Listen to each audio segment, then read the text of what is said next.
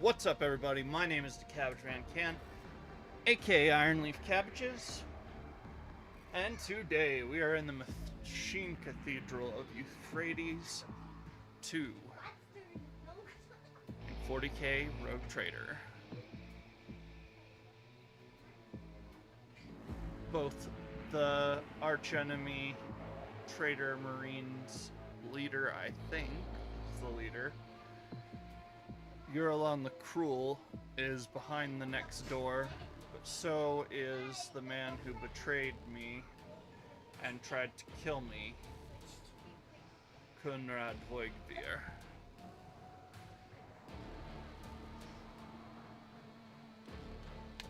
And we're about to have a polite conversation with him. By polite conversation, I mean nothing of the sort. We're gonna murk this dude.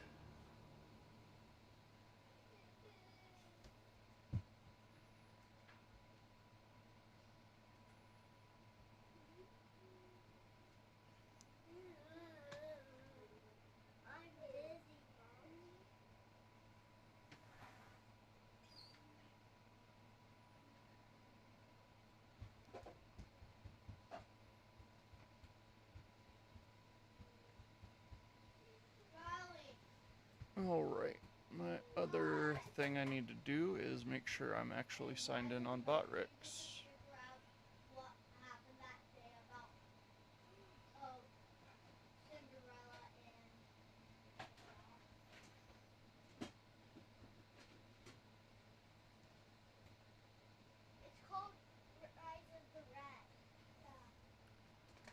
Now, Friday, Void won a battle pass and the V-Bucks, right?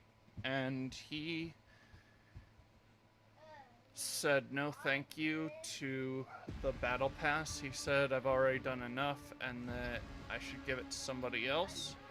So if you guys know anyone in need of the battle pass for Fortnite, let me know. I have it budgeted. I plan on doing it.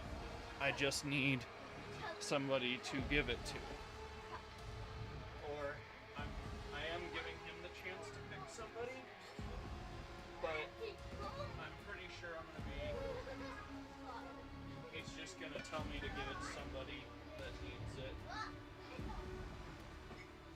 Oh man, we're gonna jump from one 40k game to another, and it's gonna be great. It's a good time to be a fan. Let me grab the Tech-Priest voice of the game.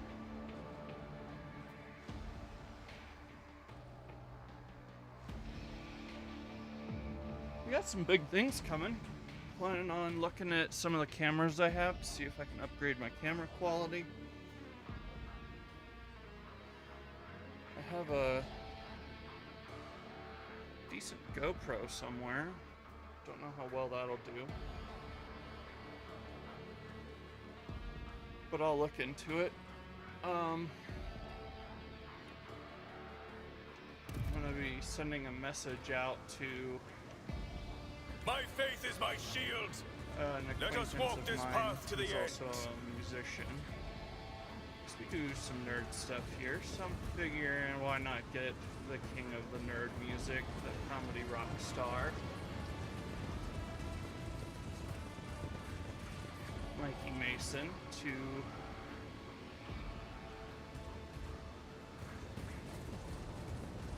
why are we not lining up properly? Oh, I have it on a different thing. Alright, it's not two columns.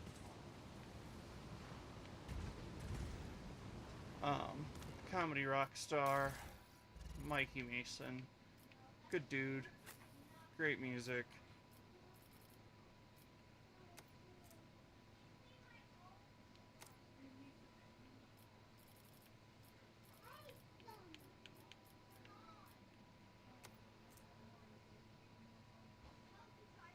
$35 to $40. That's the thing. This thing. Like, the bolt pistols are alright, but man, if plasma don't get the job done for armor pin. 5 to 35, 30. I mean, a Storm Bolter's decent too, but I mean, the Annihilating Astartes Bolter is really good. Even the Heavy Bolter isn't that great in comparison. This is somewhat tempting to take.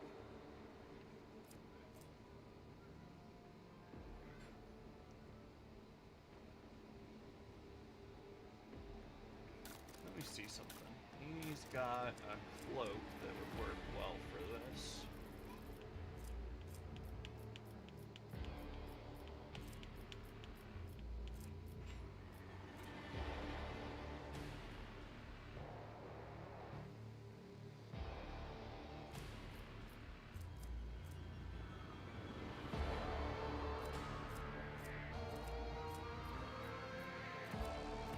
Wait, is it a cloak?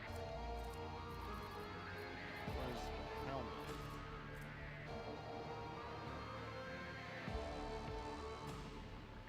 Ah, yes. Each time the wearer inflicts burning from flamers, that burning level is doubled.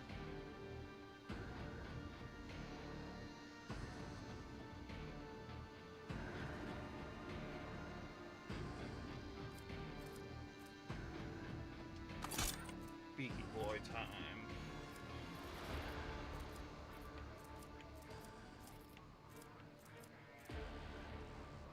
Alright. Now this is where we're gonna change it up just a little bit.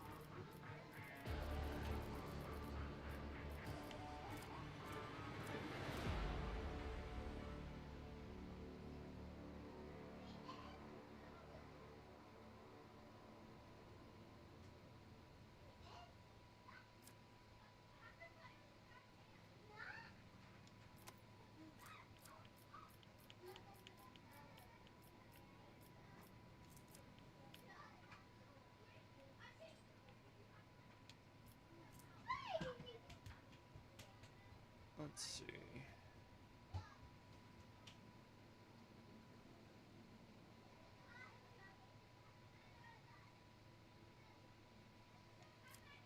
Let's give him a better AoE attack. We'll try it out. Worst case scenario, we revert back to the other, and there's a bunch of big crowd here, so let's do that. Alright.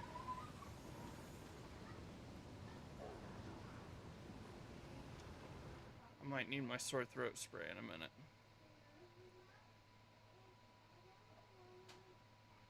If I'm a little bit low energy today, it's because I was not doing well. And I also wanted to give a shout out to Foxware Gaming. He dropped a follow over the weekend, said, "You're very welcome for the follow. Welcome to the Kick family. Love giving other streamers. Love to other streamers. Keep up the good work. www. W. Let's check him out.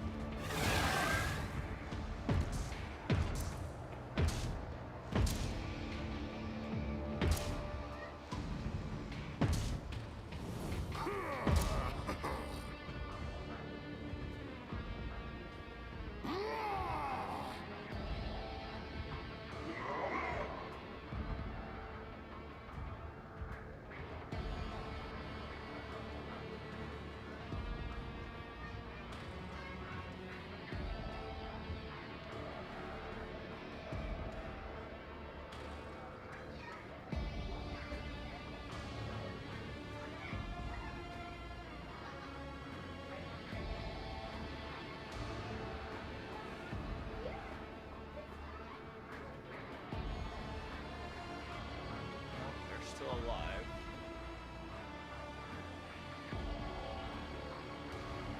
Oh, you fools. You had the high ground. You should have kept it.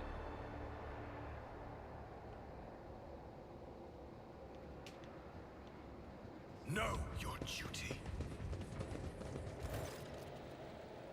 My victory was predestined, for you were outnumbered. You are a handful of fools who worship a dead fallacy. I have the Great Four on my side. May they revel in the blood that spills from the veins of the heathens.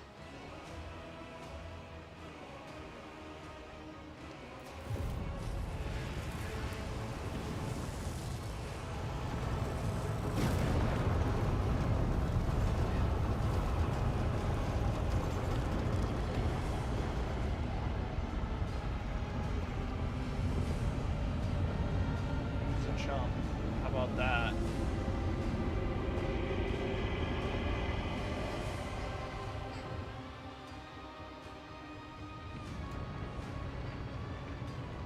You are too late, Uriel. Your allies have fallen. Perhaps it's time to admit your defeat. If you do, I promise. No, I won't promise you anything. Whatever you choose, you will die a slow and excruciating death. The wounds left will look at this fallen spaceman. The wolves left by Eurolon's blows are dire, but the Emperor's angels are known for their hardiness. You've arrived just in time to stop the profane sorcerer from finishing them off.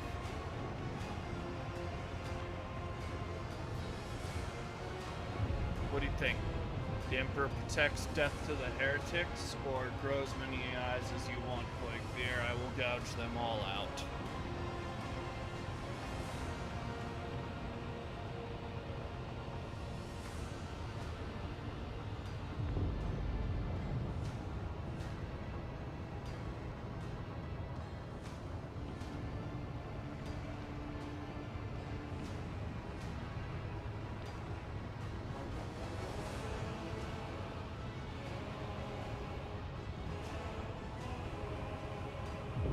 I will go with 3. I did the other last time. Grow as many eyes as you want, Fear. I will gouge them all out. Let's see if you will be so insolent when I slit your throat and blade and bathe in your precious bathe your path. Give me a second.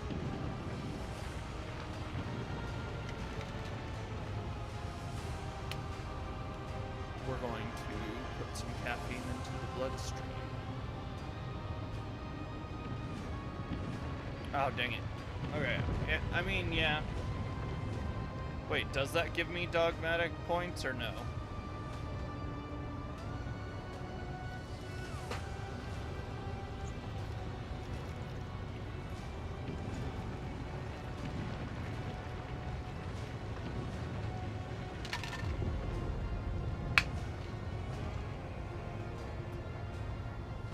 I can be dogmatic.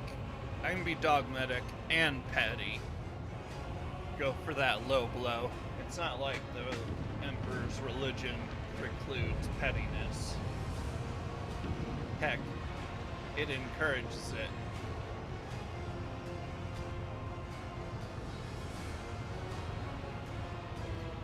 I mean, yeah, I did it last time. I figured I'd do it this time, the other. Because, I mean, hopefully this doesn't do the same thing as last time. That would suck. Let's see if you will be so insolent when I slit your throat and bathe in your precious warrant in your blood.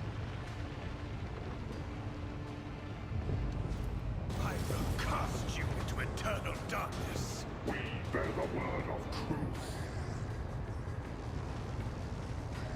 Y'all finna start griping about how you was done dirty at Monarchia, but let me tell you something about that. That's a load of poop, and you know it.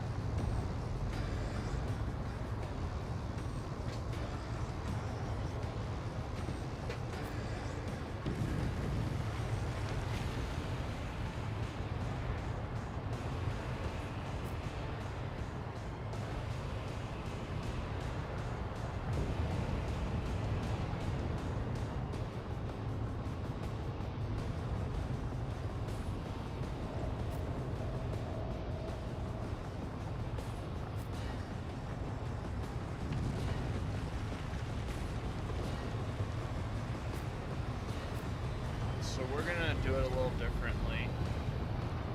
We're gonna swing this direction, work our way around. I'm gonna use the Argenta as the rear guard, and then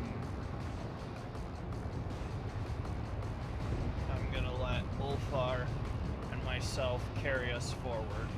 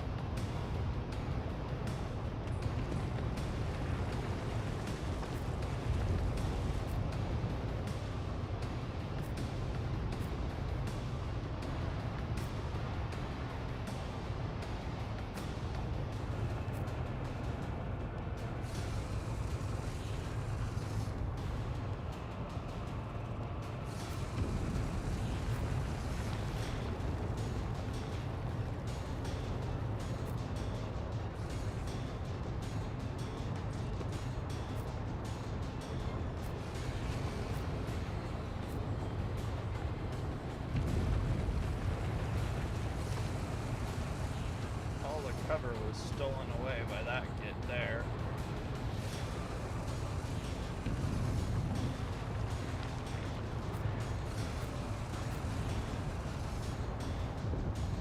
Cynthia, I just need you to get down behind all that. Good. Let's try our best here, guys.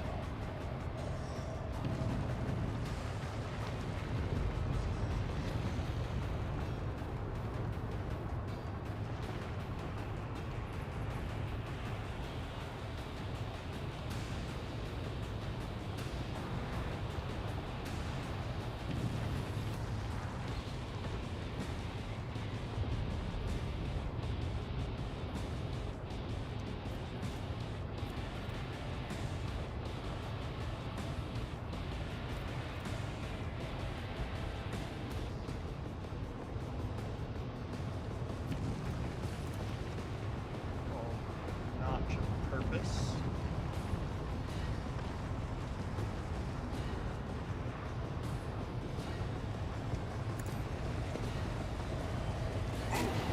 Round them up.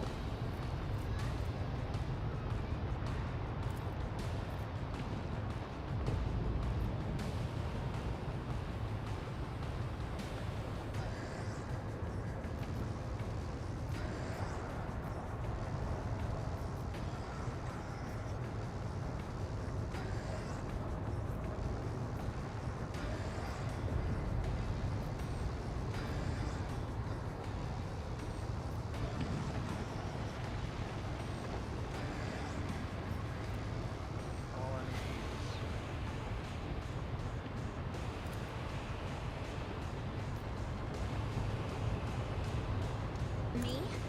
If you insist, Lord Captain.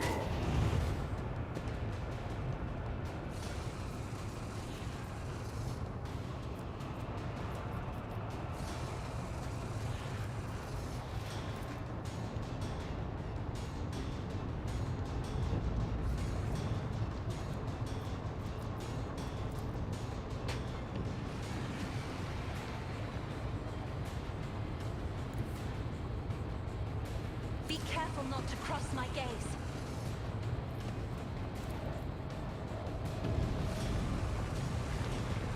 I'm not accustomed to being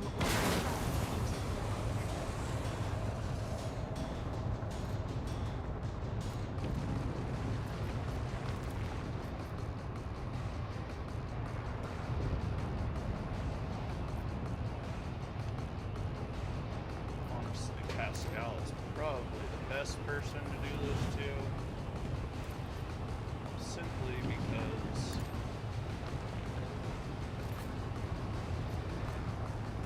you can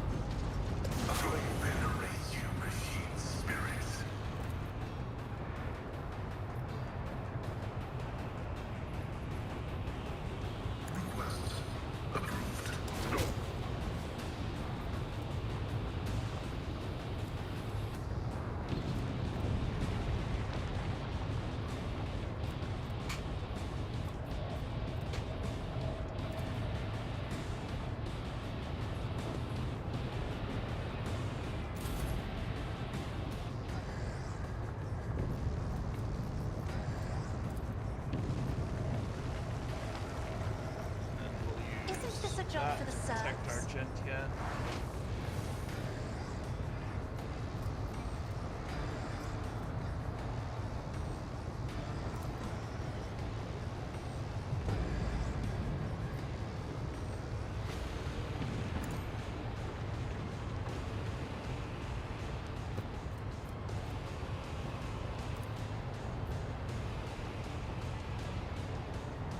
I'm afraid not.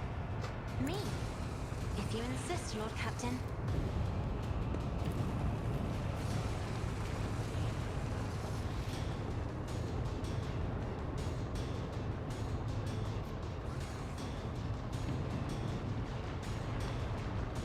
I am a navigator, not a servitor. And we'll protect Cassia with Rebel Strategy.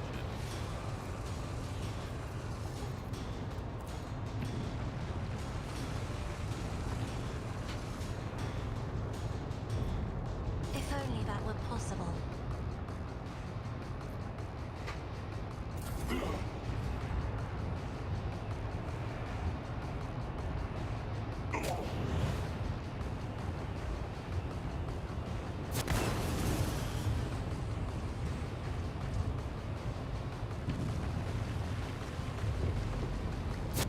Not a fan.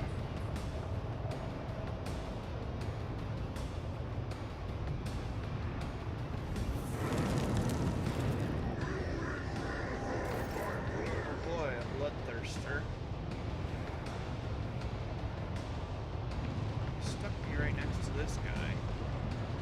What am I supposed to do about that?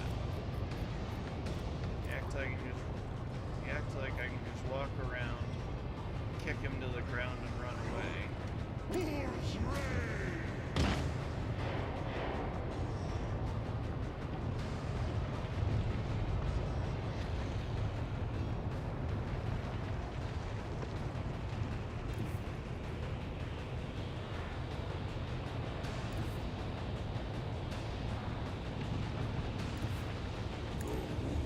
Is on the hunt.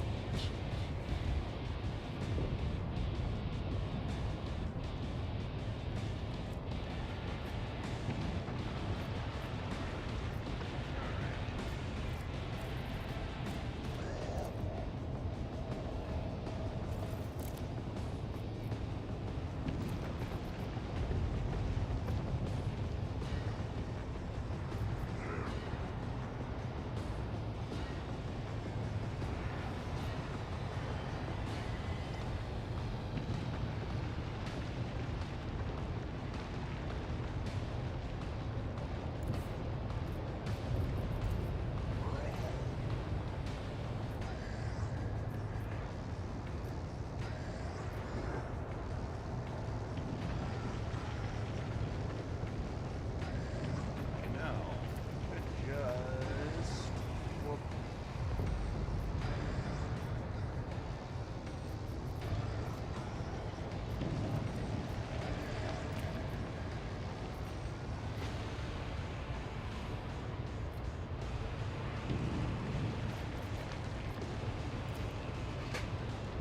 See how the target discards.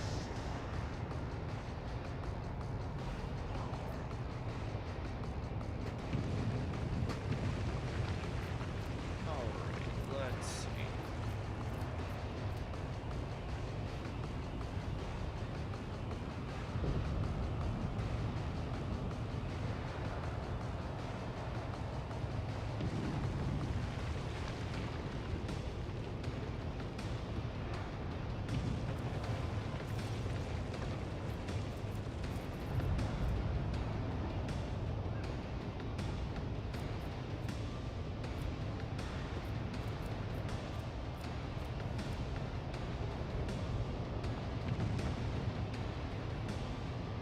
I want to spark that boy there up, but I could also see the value in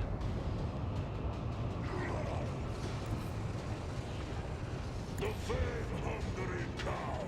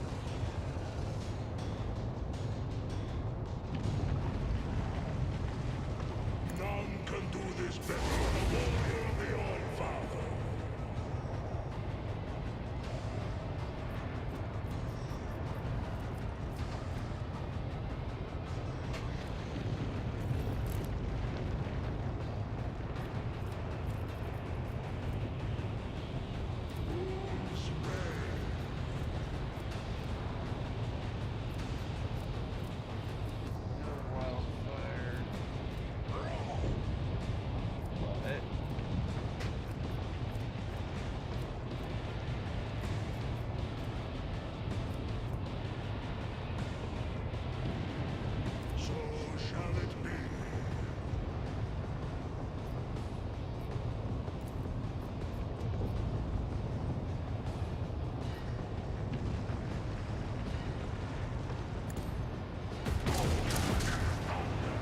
My strike is ruin!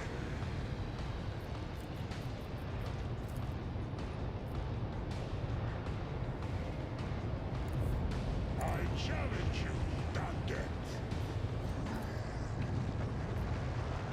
Yes, You become the All-Father's worthy instrument! what?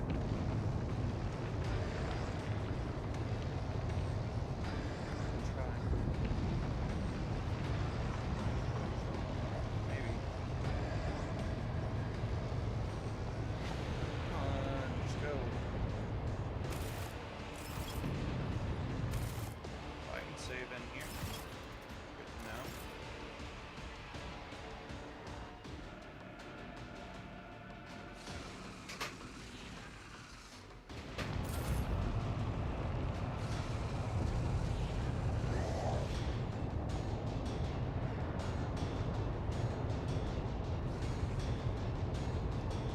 Let's go with that guy. What is it that he has? World burn.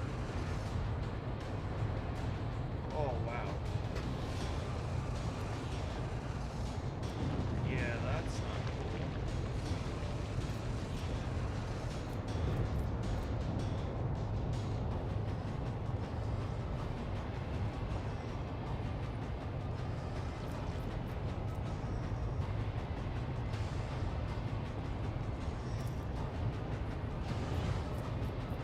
I won't object to it.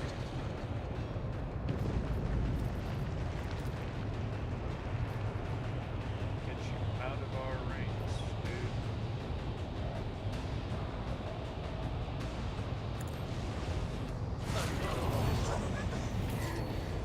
I was born for a greater fate.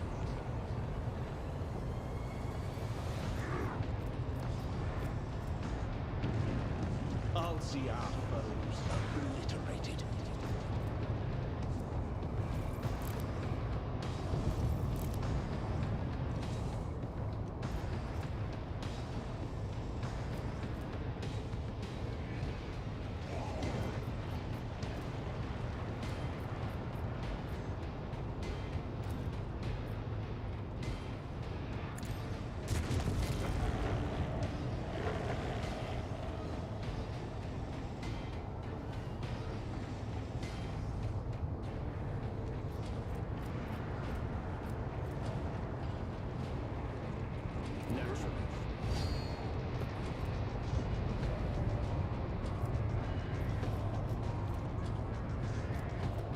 Can't really do that. Nobody in range.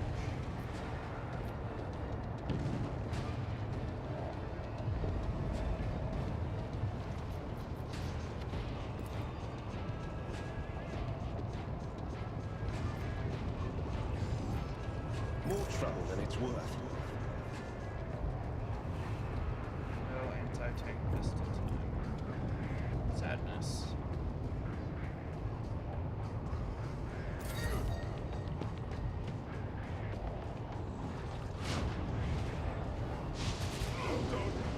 Vengeance will be swift.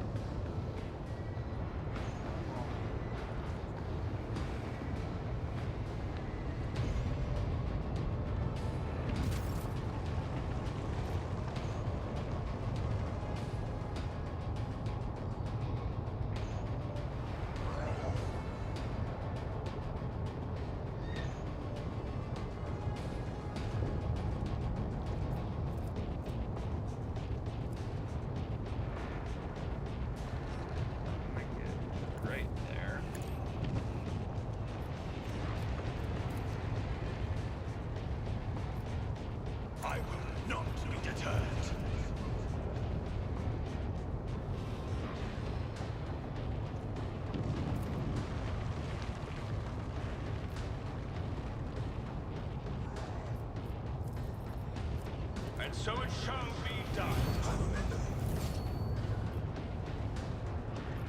Actions will speak louder than words.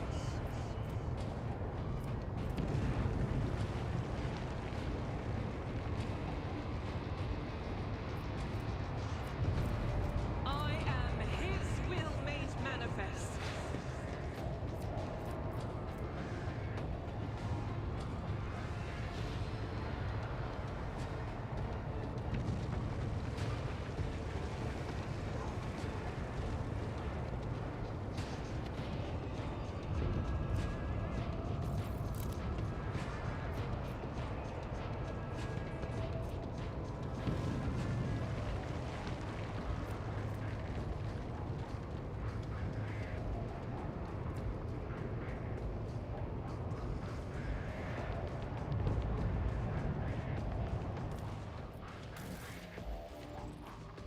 Okay, what are my abilities here? Each kill increases rate of fire, which is good, and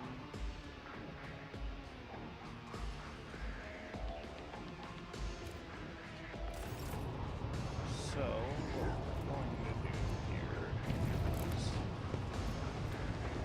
run and gun this to make sure we're hitting people behind him.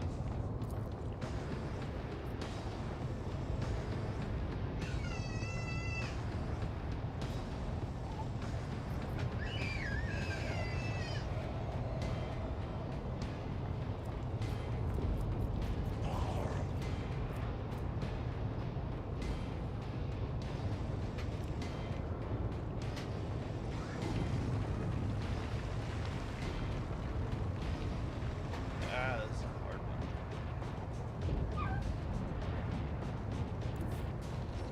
I will bathe this battlefield in righteous fury.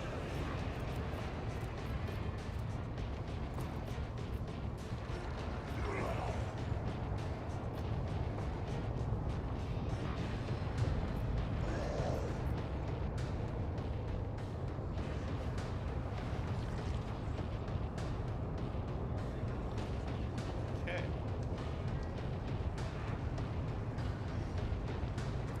Now we're gonna spice things up. Faith without deeds is worthless.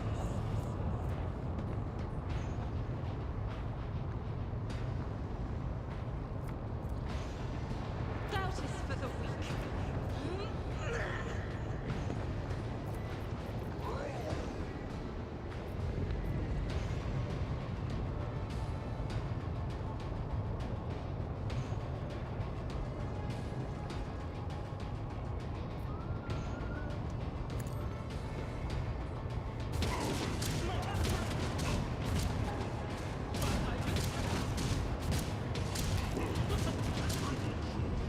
Not falter.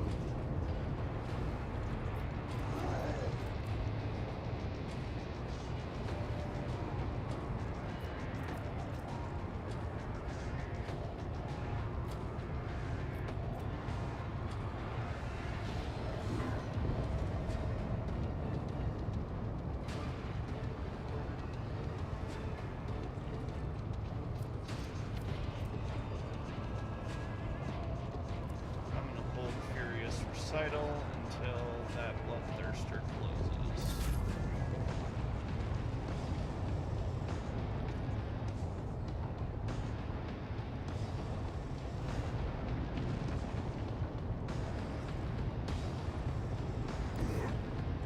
May the Divine's will be done.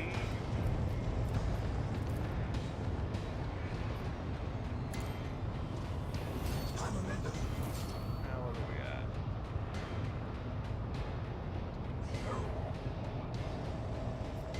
16. But wait, there's more.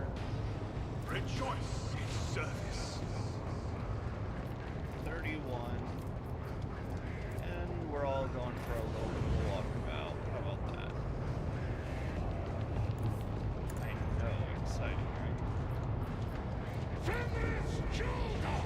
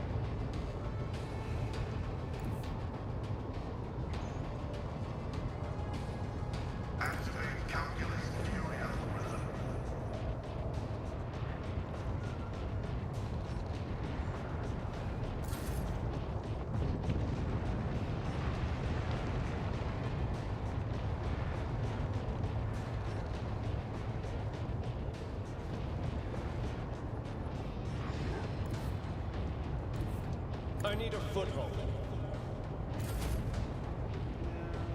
I'll just casually walk over this way.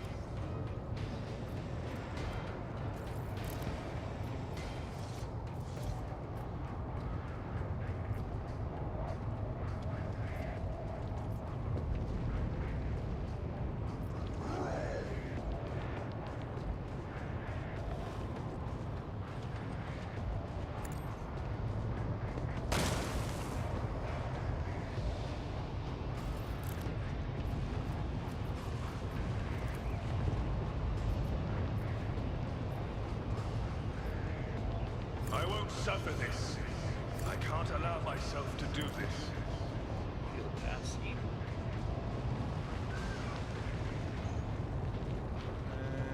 And tuck in right there.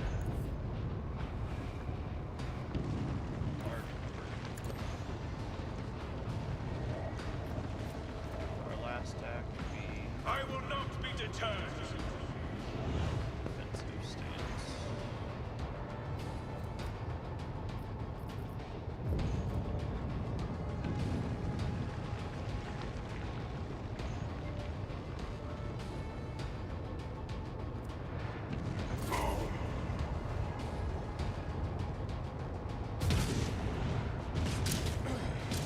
Focus, Van Kellogg's.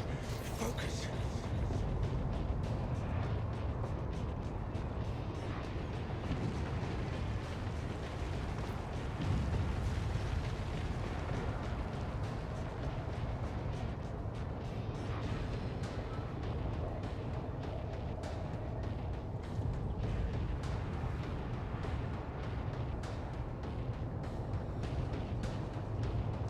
Pass down.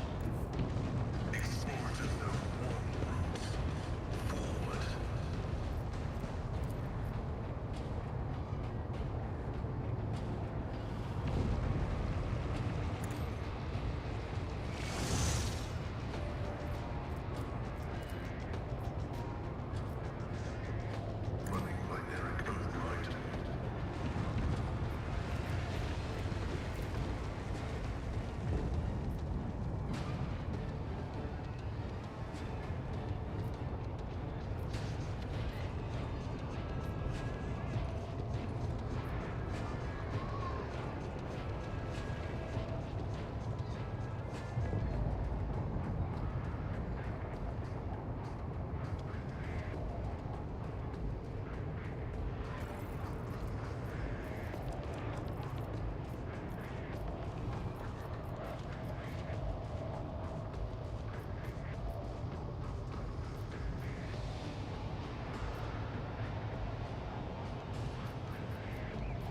Forget what this does to somebody.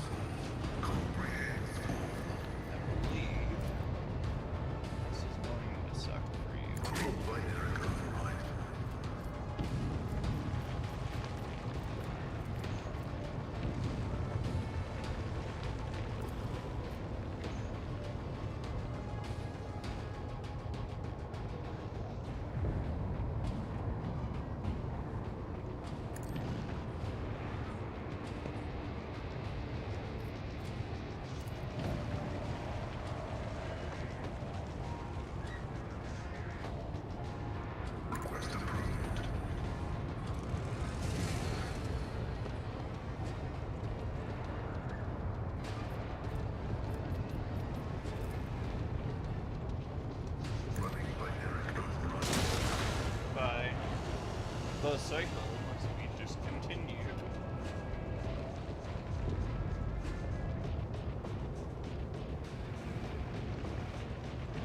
Pretty sure you're dead this turn.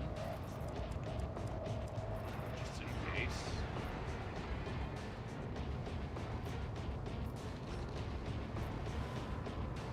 Blinded, burning.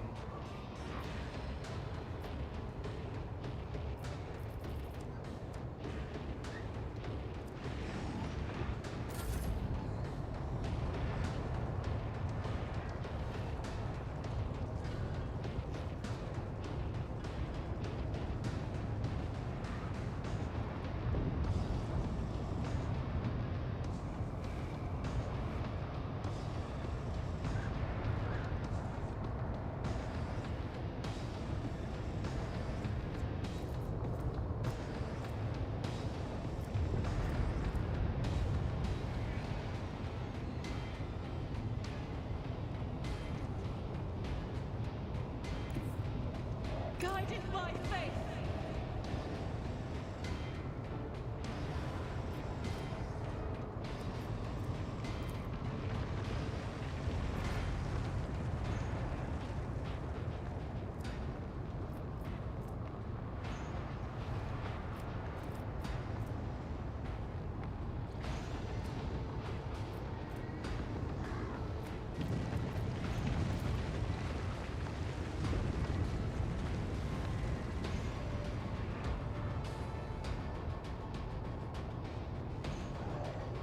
As the Emperor commands, I act. This is why I was chosen.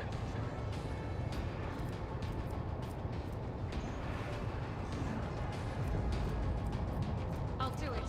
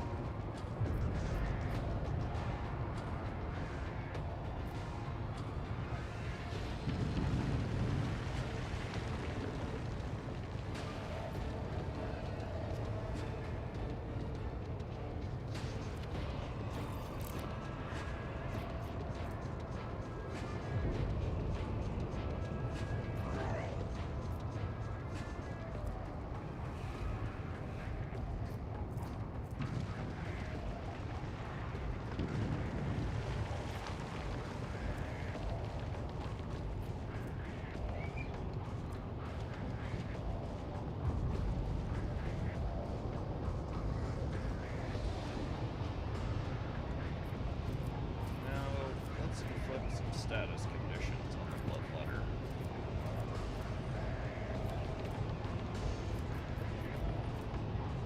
As the Emperor commands, I act.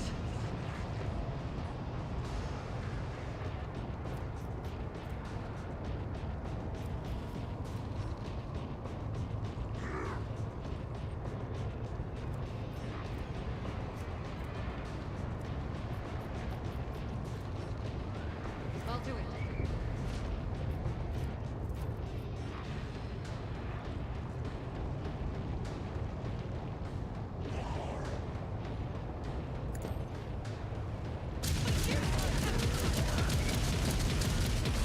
Whoa. What the heck?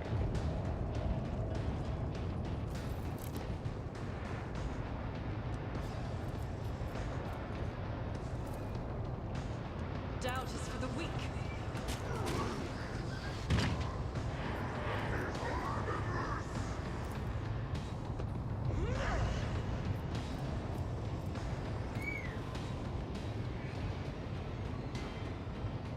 I'll do it.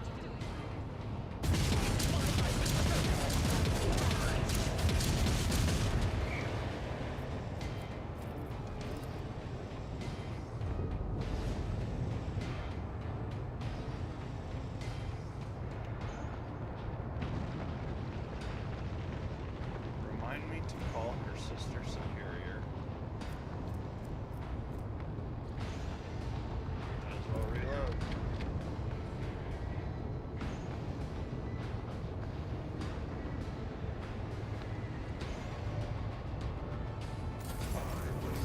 Wounds out of your bones!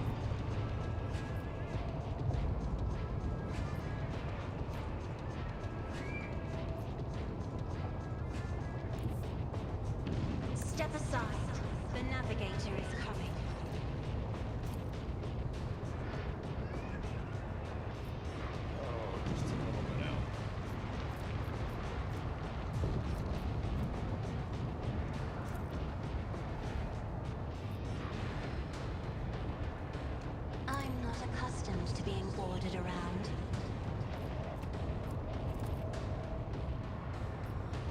That is foolishness.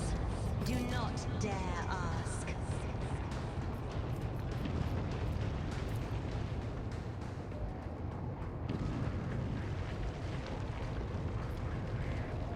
I'm afraid not.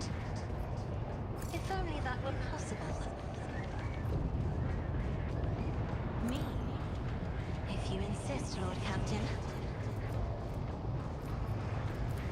If I may.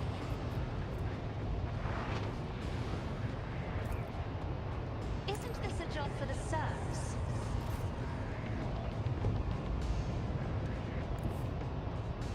Our foes reek of cowardice.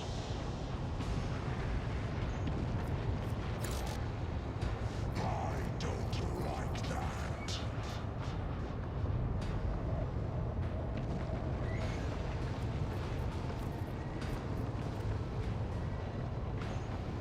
So it shall be. Wolves reign.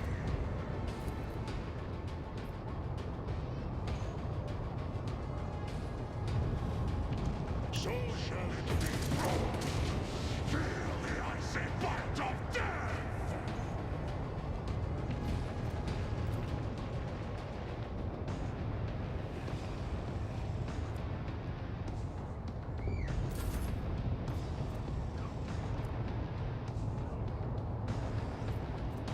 Let's see.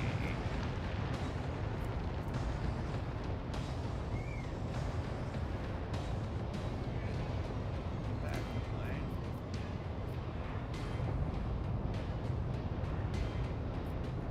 Right there. Me? If you insist, Lord Captain. Rear. Do not dare ask.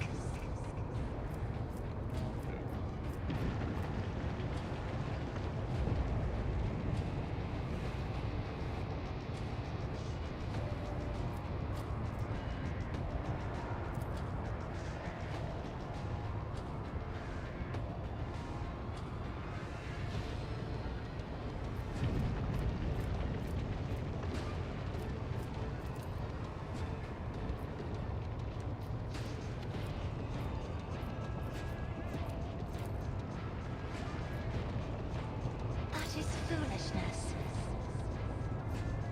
I am a navigator, not a servitor.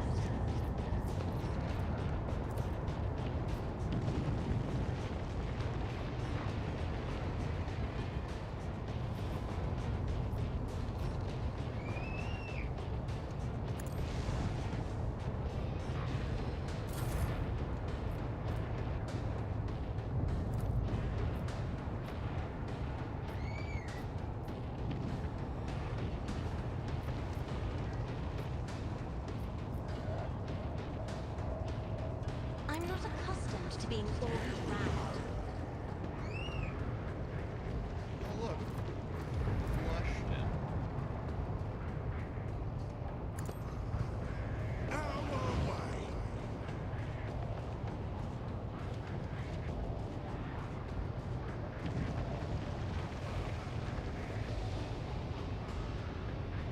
If I could see me, I would find us here.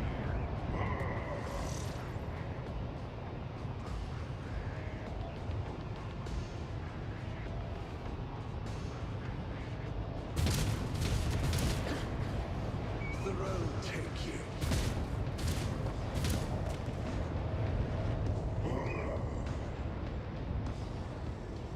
Your sacrifice won't be in vain. Heinrichs! No!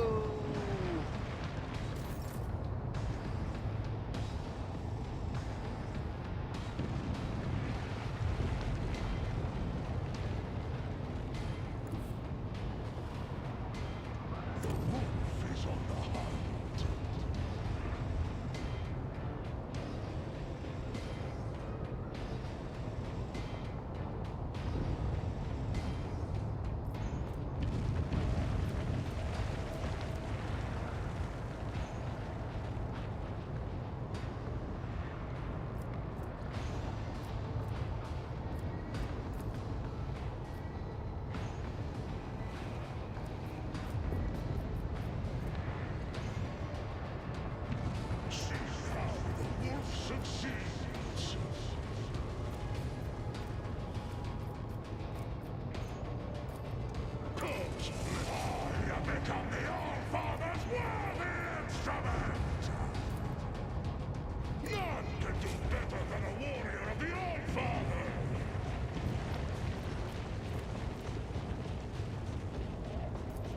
sword. Feel the icy bite of death. See how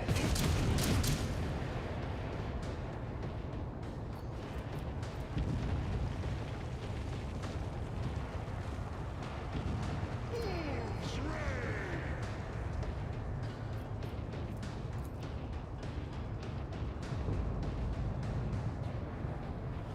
So it shall be. My hand is thunder. My strike is ruin. Oh, I should know that. I'm not. Playing as smart as I could.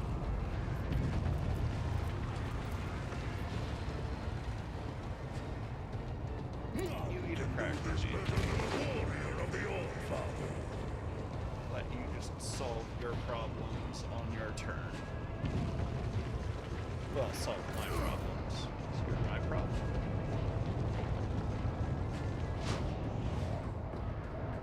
Let's get to it. Right, a crippled body and corrupted mind.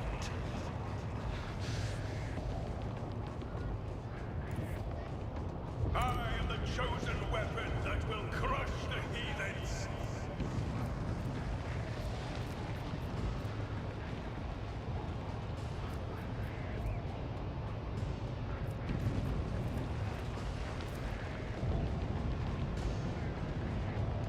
This is beyond me.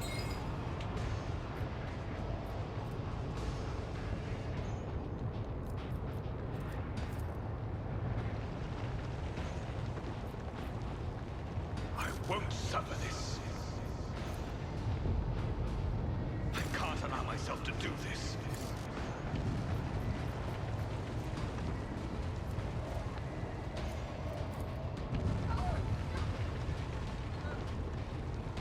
Rejoice in service. Actions will speak louder than words. The Emperor commands. And so shall it be done. Disgrace.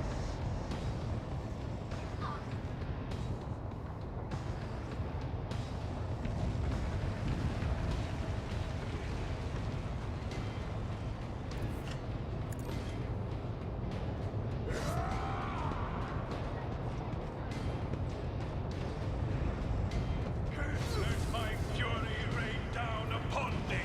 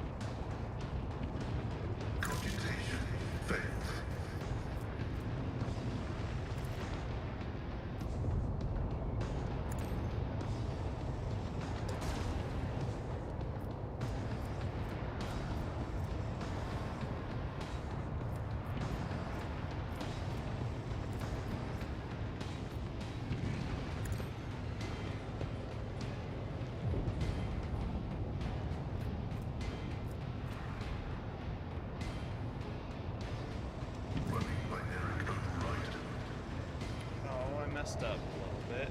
That's okay.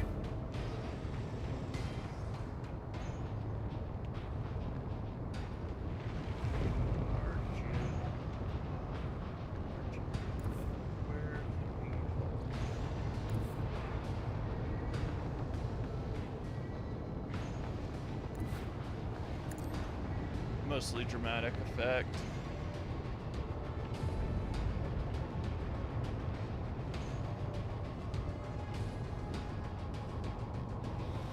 Alright, I think we're about to just lose our absolute mind on this dude with the Holy Bolter. Faith without deeds is worthless. As the Emperor commands, I act.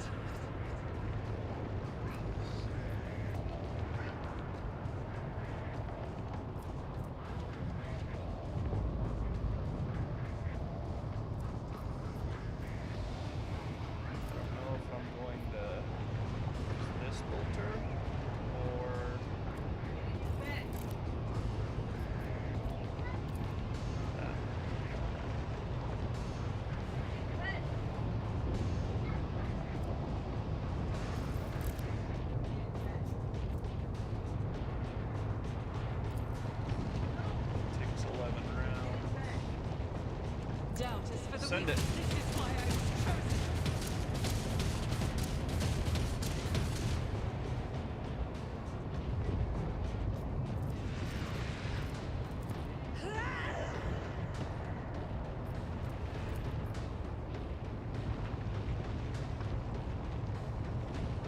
As the Emperor commands, I act.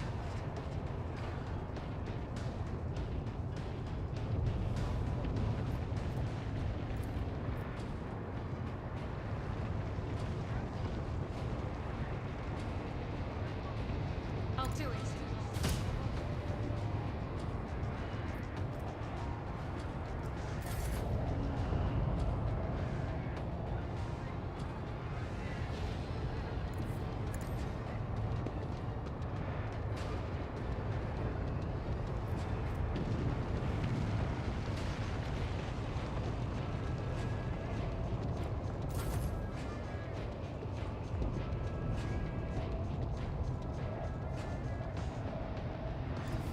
I hunger for battle.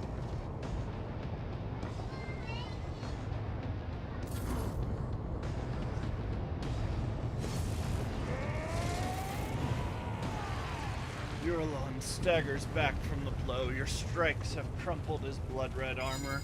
His face bears a grimace of pain. He turns his mad eyes to Voigvir, who is thrashing in his own blood. Brother Twilight, the hour that was promised to you has come. The edge of daybreak grants you the honor of serving as his weapon. Be awed by your high destiny. Voigvir's turquoise eyes widen with understanding, mixed with terror. What? Now? But I'm not ready. It's not what you promised. You said I would reign.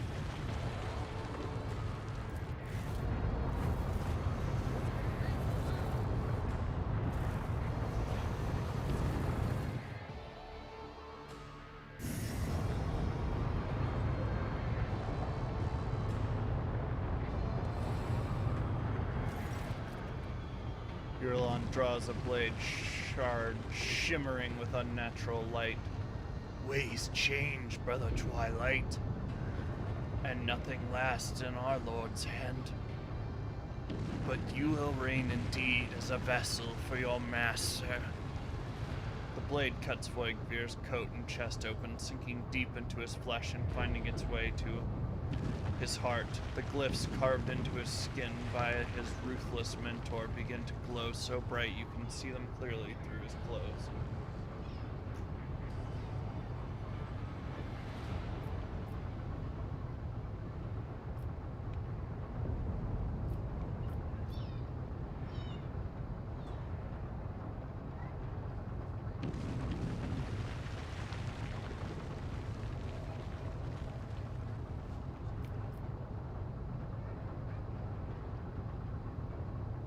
Well, this is interesting. Go ahead, Conrad. Make way for an opponent who is worth my time.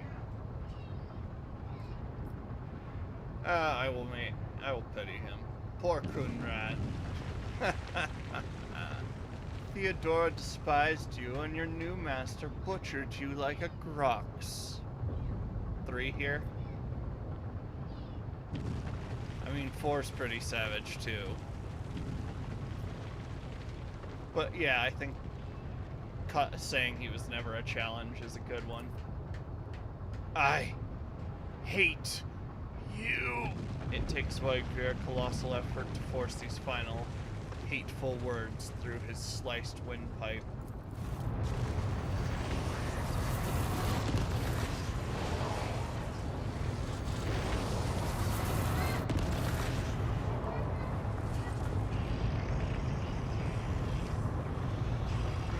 It's a greater demon of Zinj. Pernicious warp energies seep into his body, causing it to glow and flicker.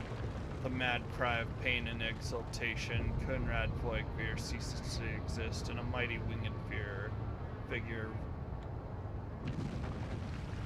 rises from his bloody remains. Edge of daybreak, I witness you. Yurlan musters enough strength for a faint, vengeful smile. Enter the forlorn halls of reality and claim them. I gave all that I had in your name. Hail the truth. His giant body goes limp, his face forever retaining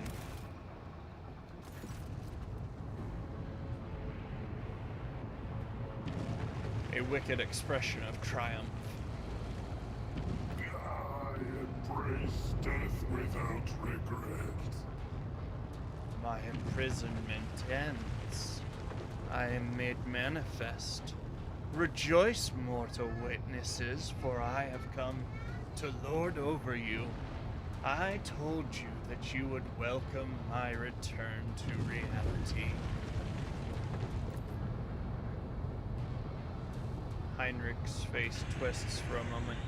He clutches at his chest as if he's having a heart attack, but a moment later he straightens and glares at the daemon with grim determination.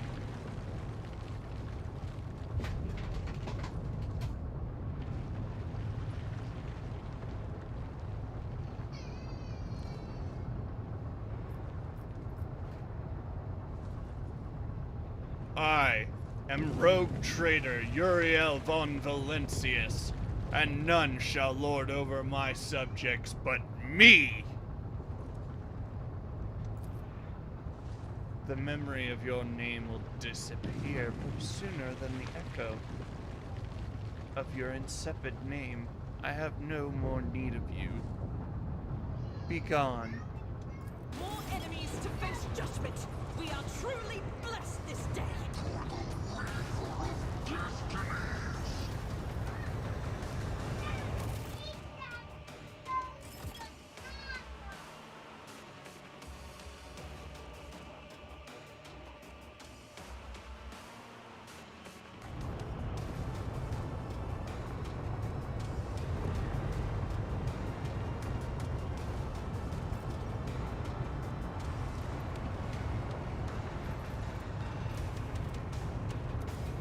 Alright. Jeez. 6,250.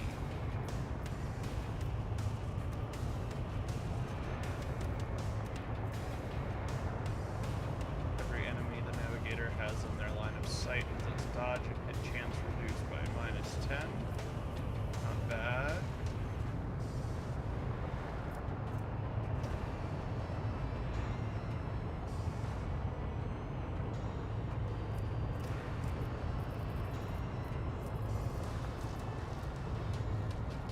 Horrors and a Herald of Zinj, Bolt of Change.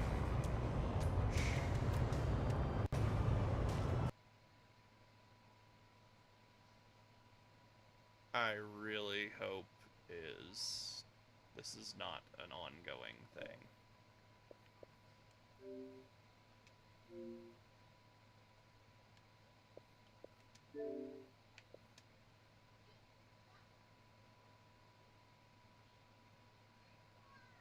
That is suboptimal, to say the least. Because that's about where we lost everything last week. And I really hope the game is not, the file is not screwed up.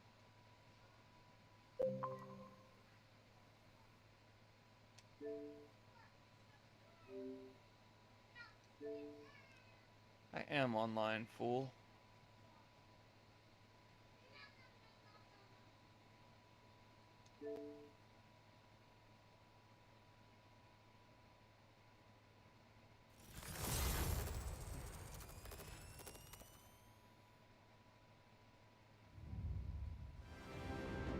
Yep.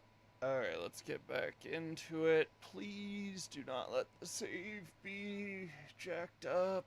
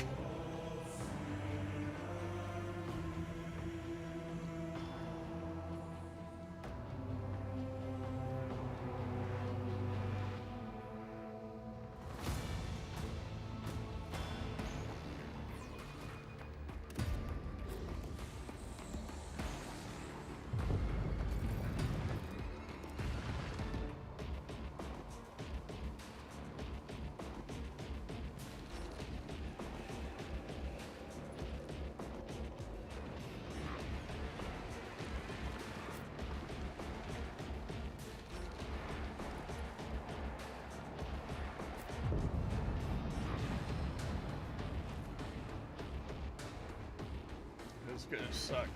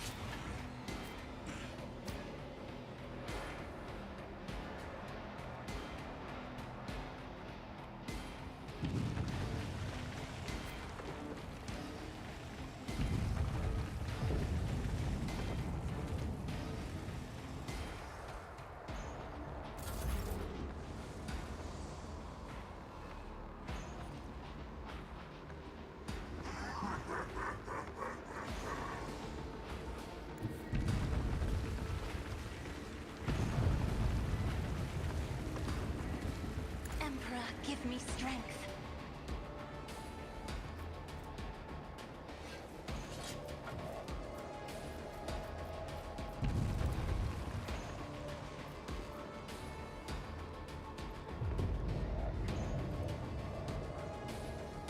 If I may.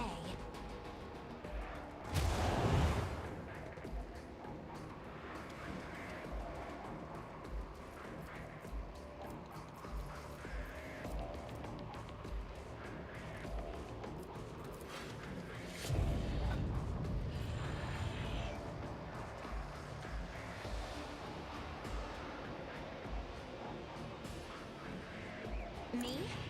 If you insist, Lord Captain.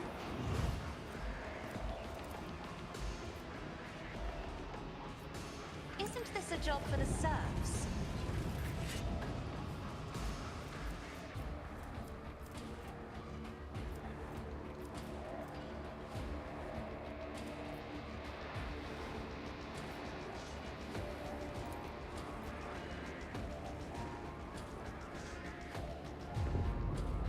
Faith without deed, this is why I was chosen.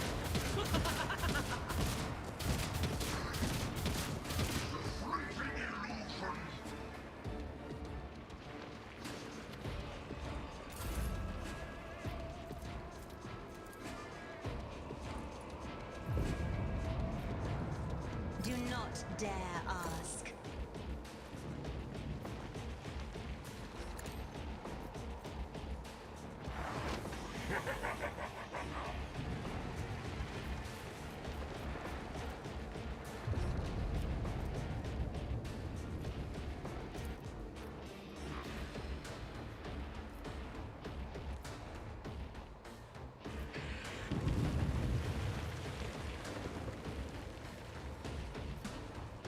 I'm afraid not.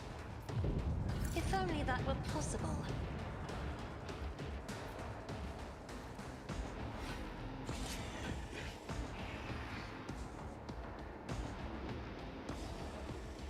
I am a navigator, not a servitor.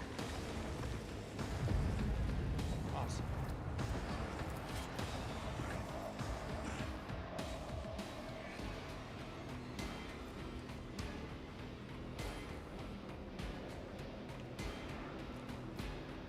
If I may.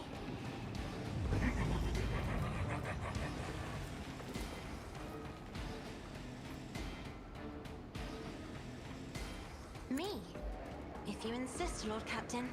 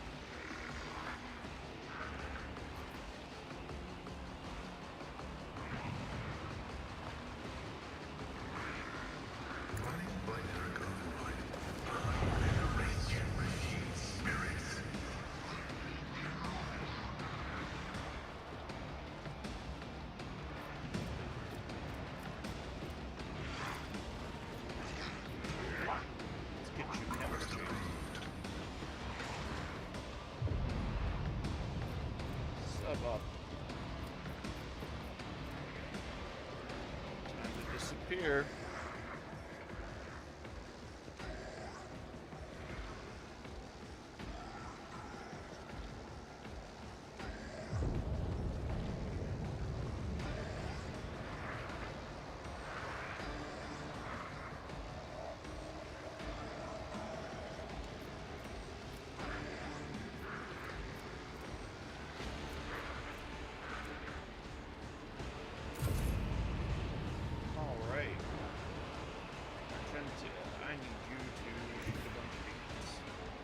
Rejoice in battle!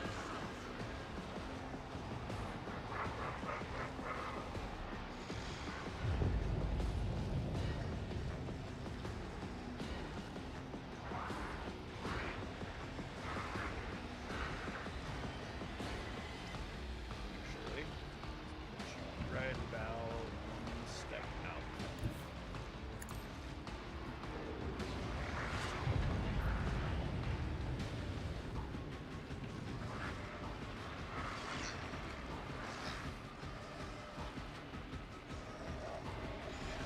As the Emperor commands, I act.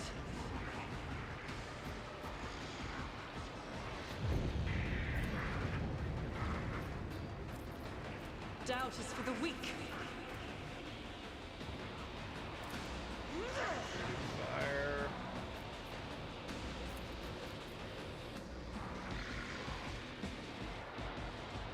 As the Emperor commands, this is why I was chosen. To you, my Emperor!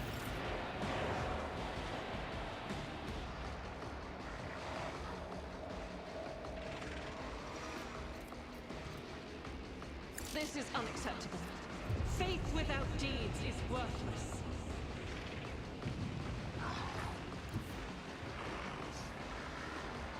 Guided by faith.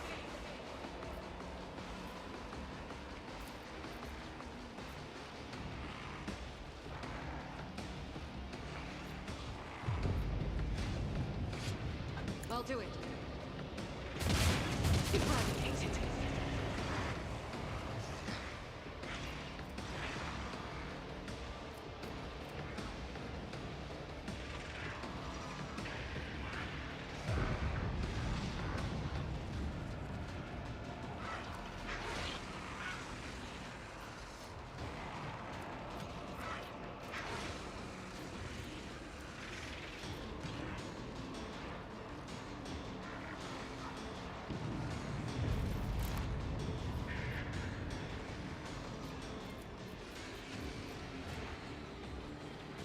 Doubt is for the weak.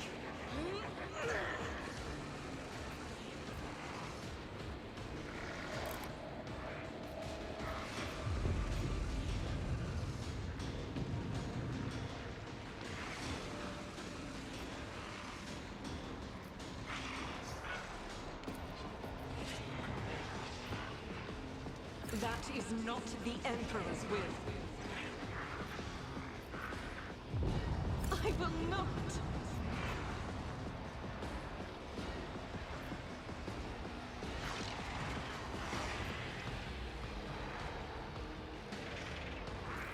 Frustration.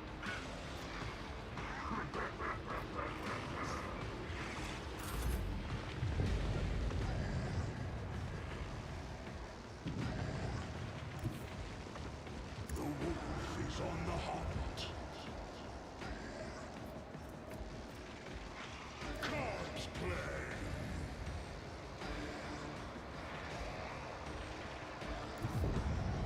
Our foes reek of cowardice.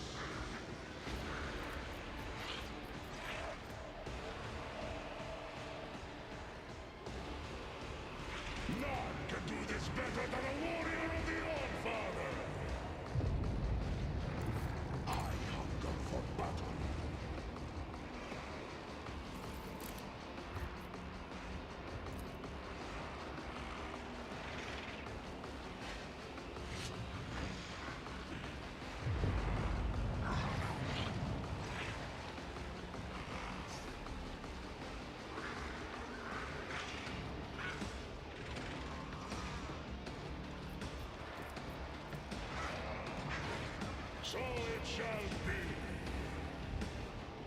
See how the wolf succeeds?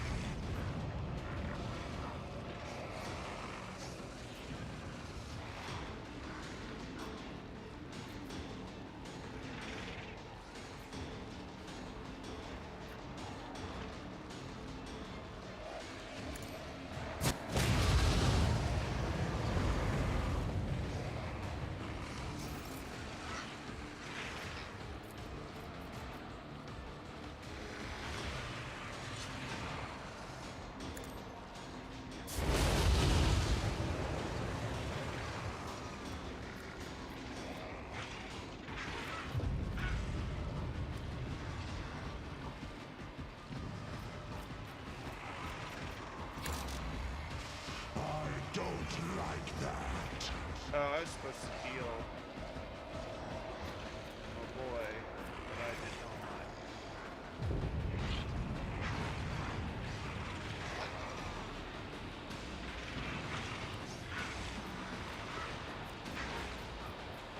So shall it be.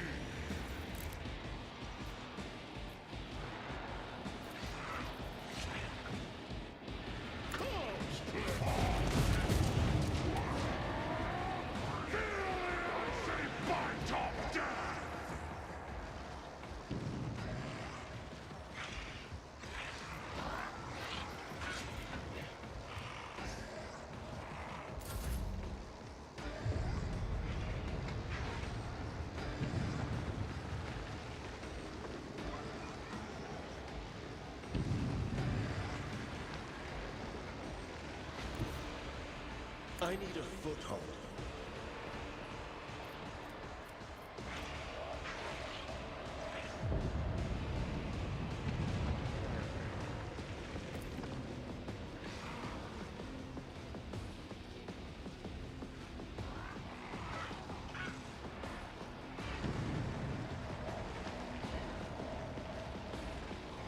But of course, Lord Captain.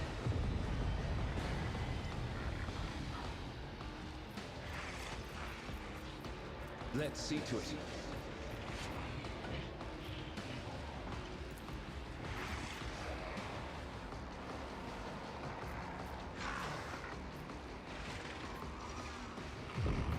I guess I'm only taking single shots.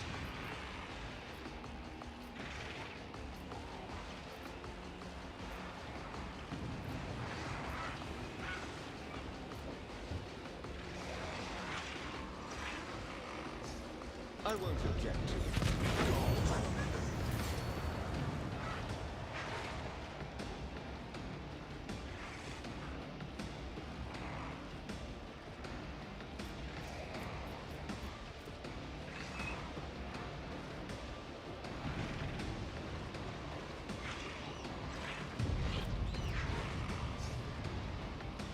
Naturally.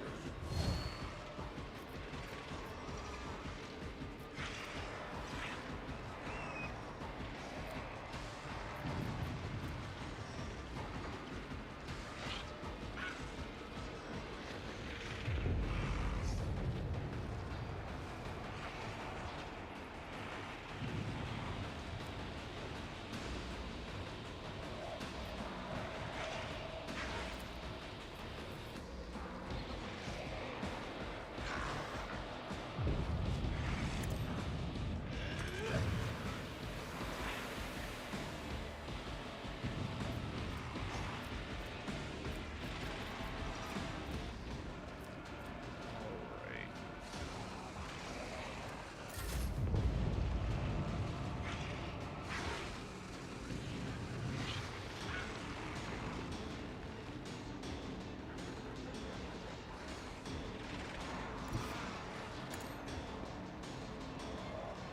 Conrad couldn't have the decency to just die.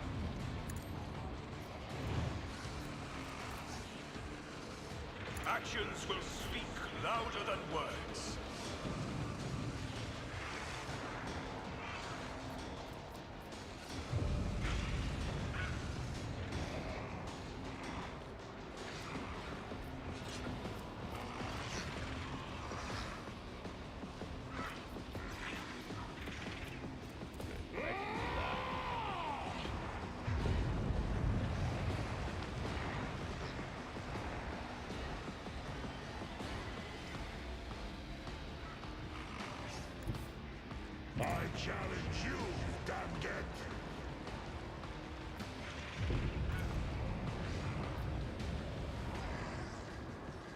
The path does not abandon its own.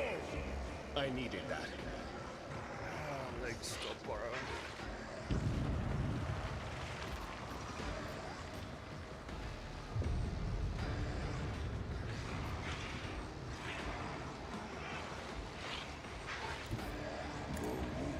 Is on the hunt.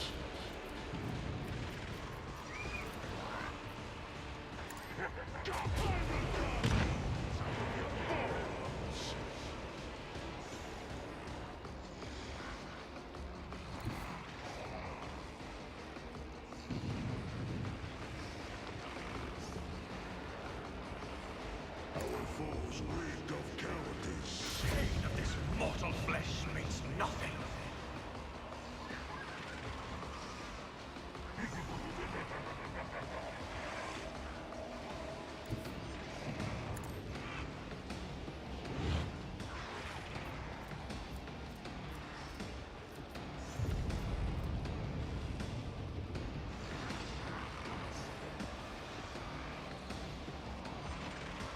I will not be deterred.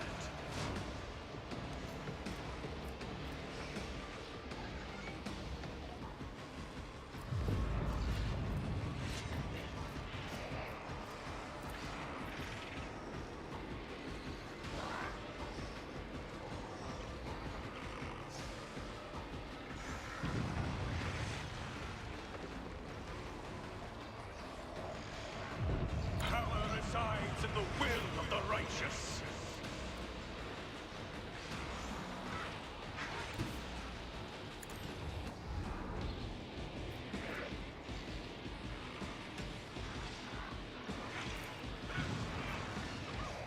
My instincts tell me to refuse. So it shall be.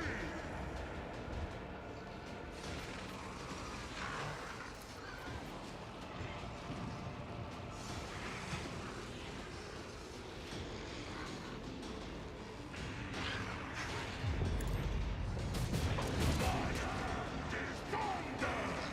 My strike is ruin.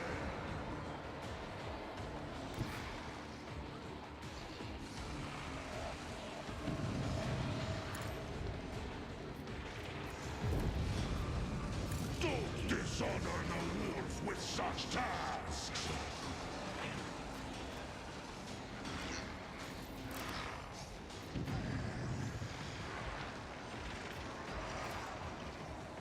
Wolves rage! I have become the All-Father's worthy instrument! Feel the icy bite of death!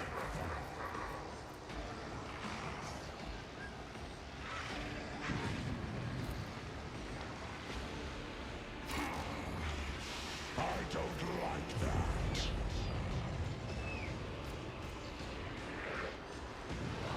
See how the wolf succeeds.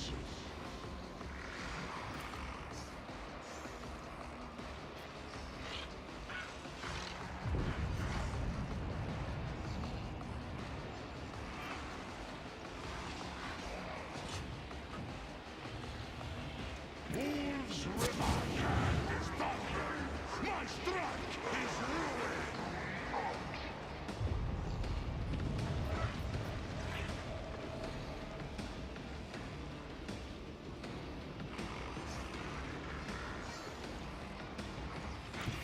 The fame-hungry come.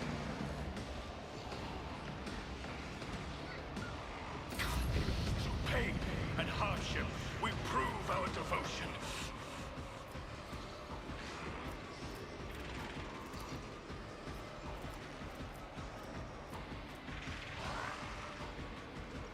And so shall it be done.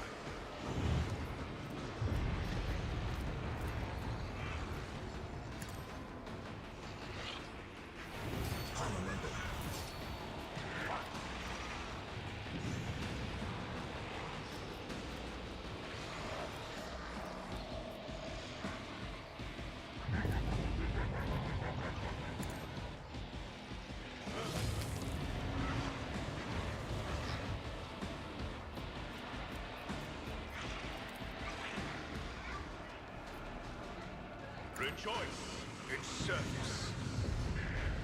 What? Give him down, and I'll give him.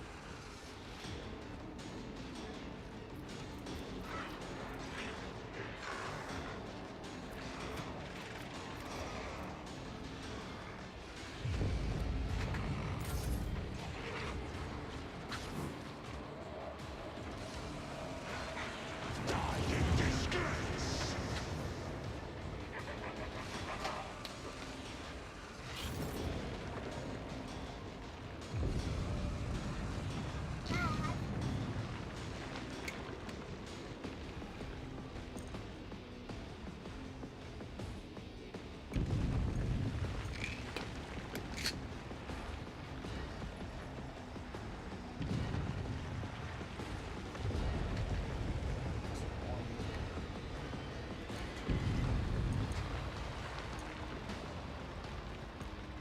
What do you mean two?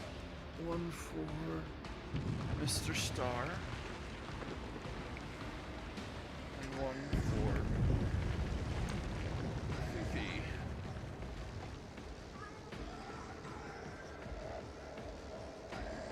Fifi.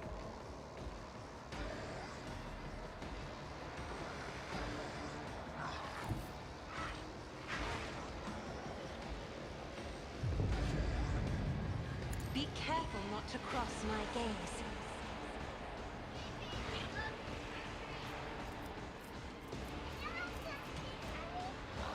Yep, right there, bub.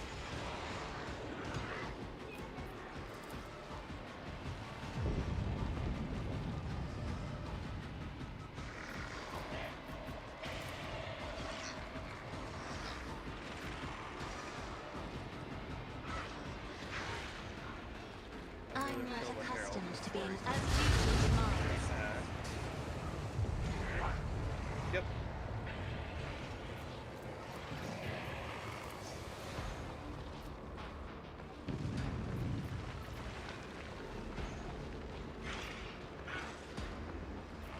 I am a navigator, not a servitor.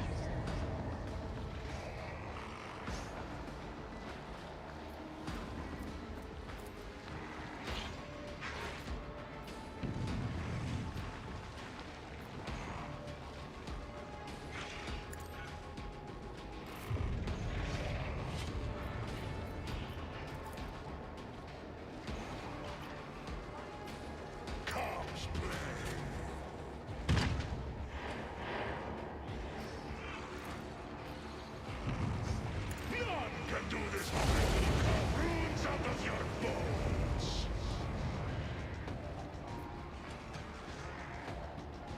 See how the wolf succeeds.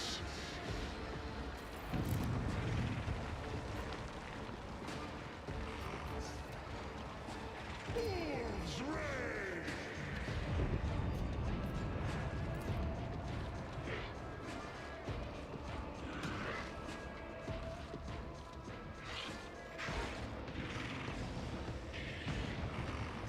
Corpse play.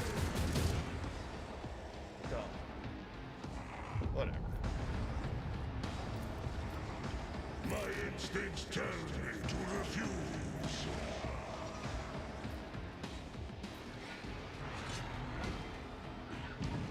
Wolves reign.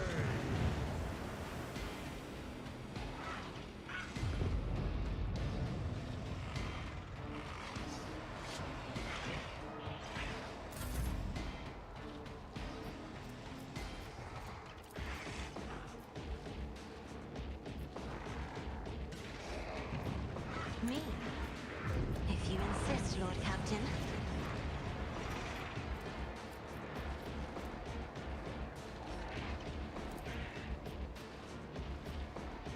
Isn't this a job for the serfs?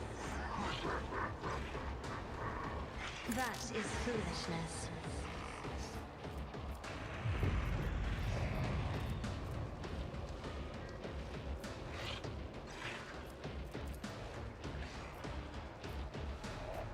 I'm not accustomed to being ordered around.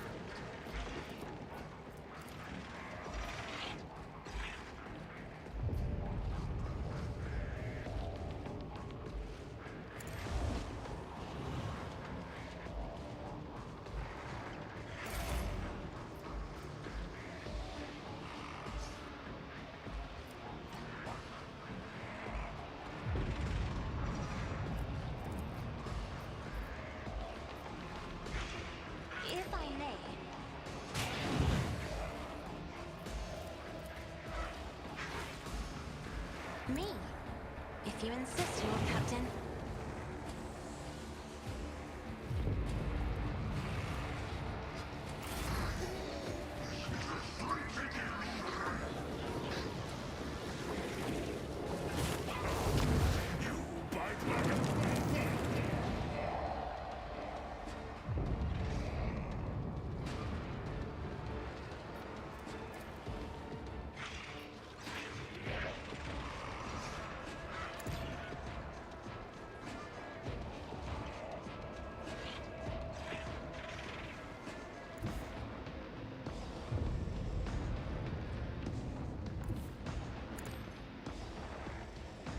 Sneaky sneak.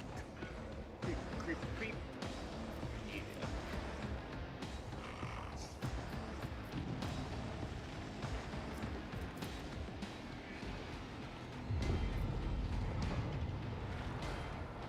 Running by Derek Override.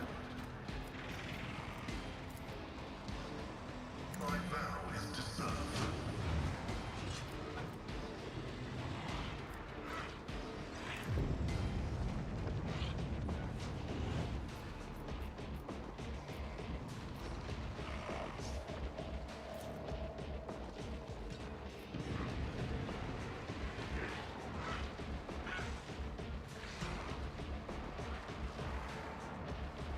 The Messiah knows all, comprehends all.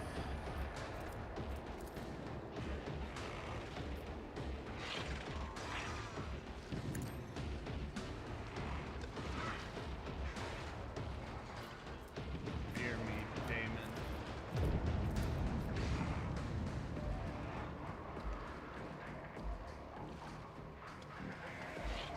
Request approved.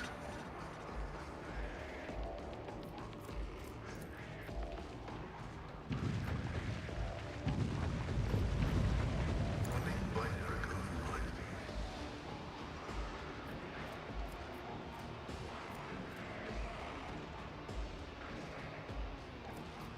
Request approved. Running binary override.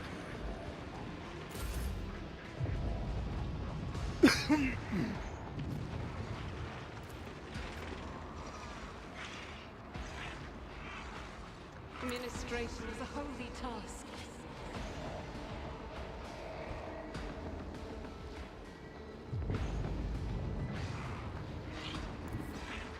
Pastrami is a holy meat. Or something like that. I'll do it. Is that what we were saying?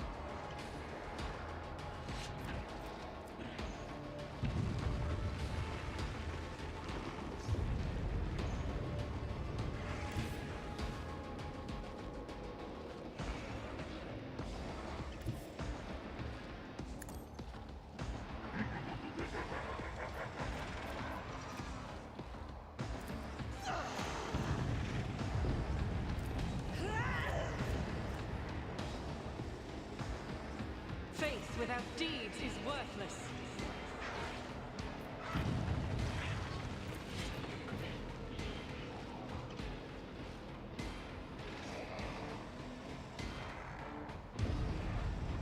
As the Emperor commands. This is why I was chosen.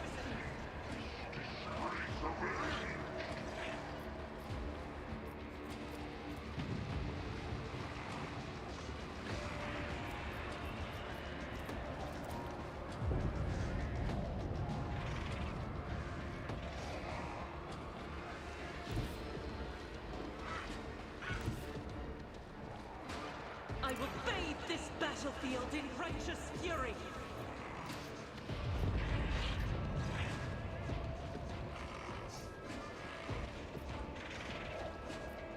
I'll do it.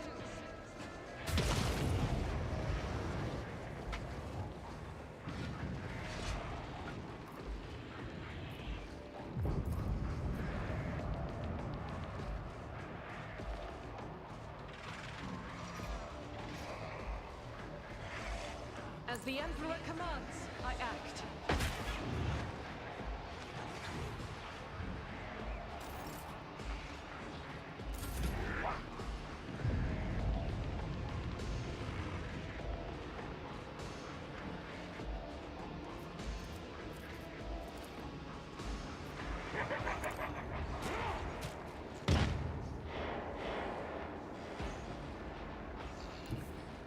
challenge you, damn Gent.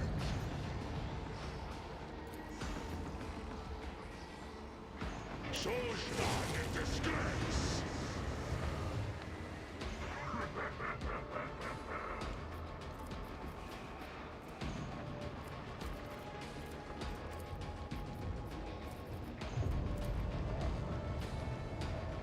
Don't dishonor the wolf with such tasks.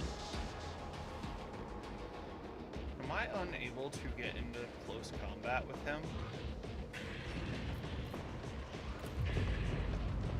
Does he have some Zinj bull crap that prevents it?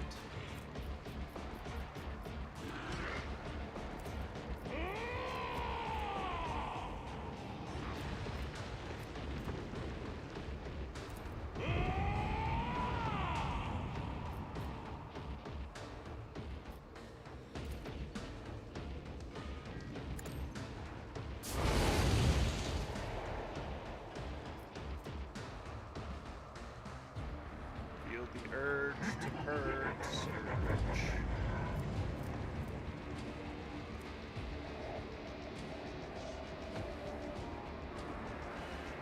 There's always something blocking. Oh, we have a way.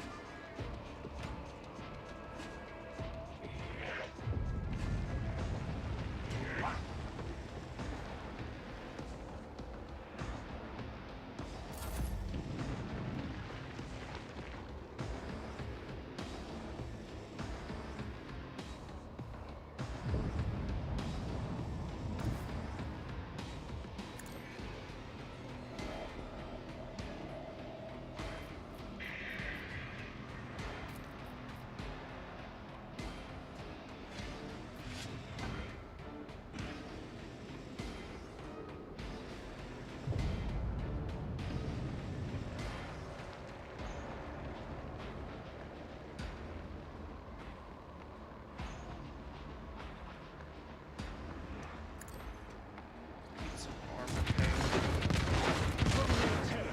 Smite your enemies. I won't object to it. Strike. Let's see to it.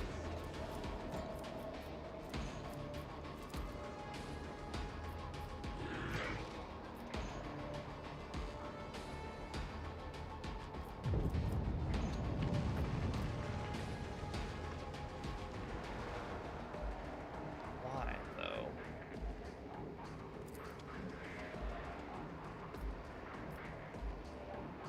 I won't do that. Alas, no. Not sanctioned to do this. I won't do that. Alas, no.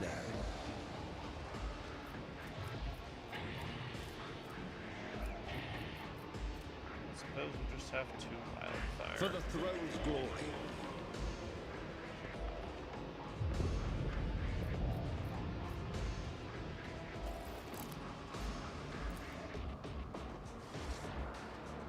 No real AP here, but I won't object to it. blessed be the shot cannon.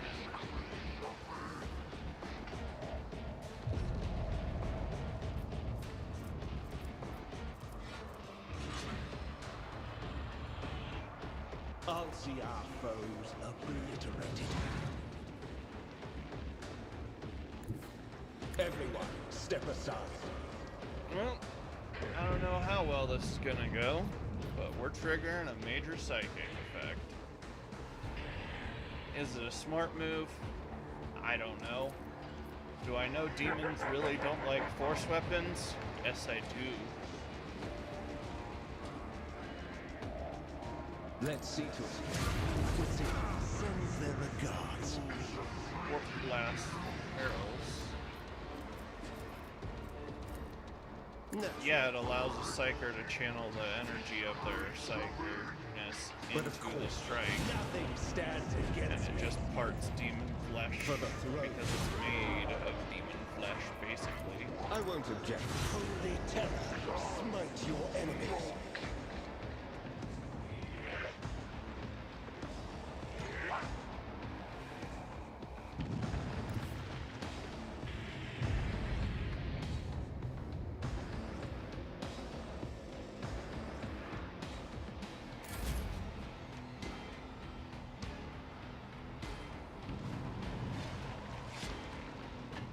I will cower.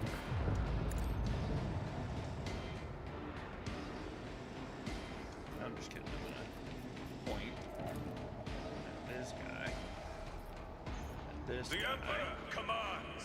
So I can get enough momentum to go into. This is beyond me.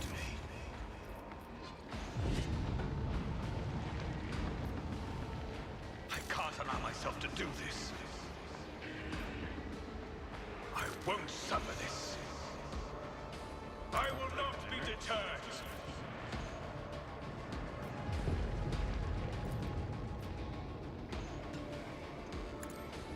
The Inquisition sends their regards.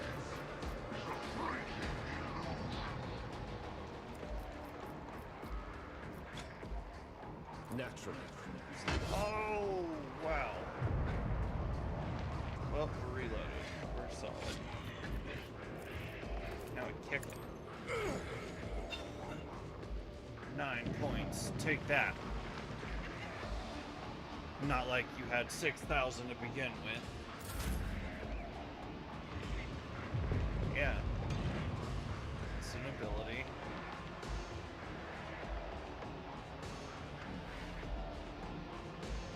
I need to get in on that.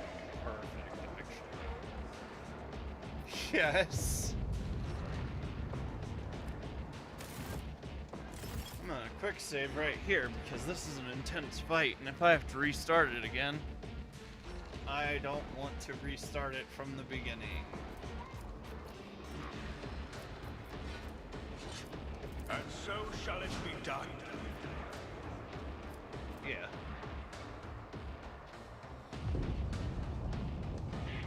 Actions will speak louder than words.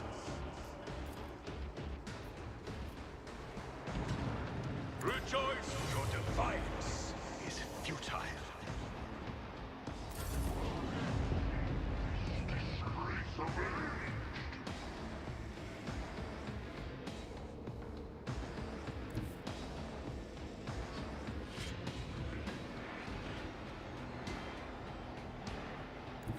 Step aside.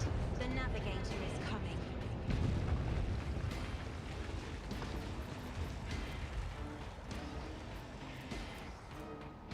Oh well, we might be able to pull this off.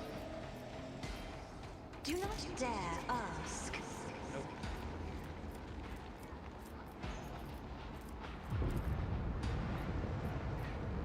Alright, time to start ripping your soul out.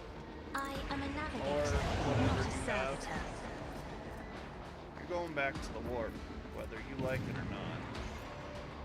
Throne taken.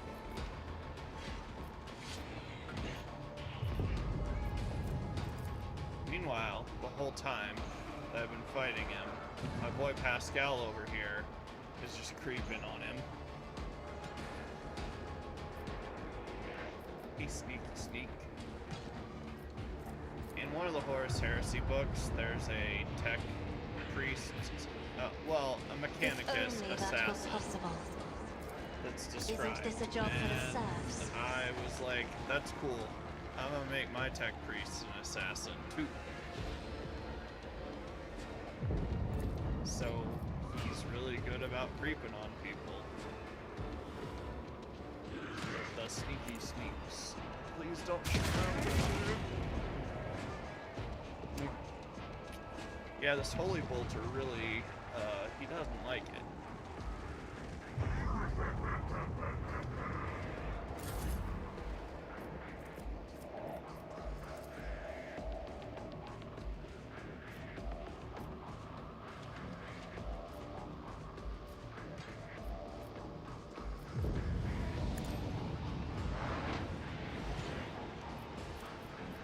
Put the front line right there.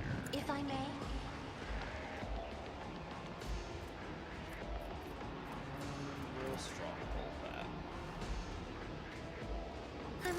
not.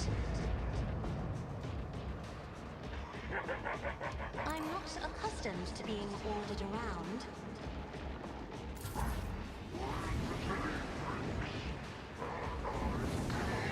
Every time, I swear.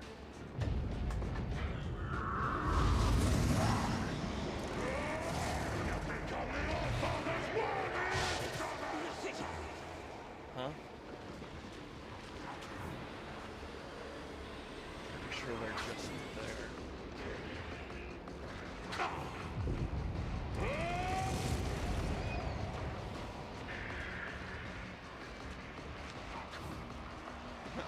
Flamer go.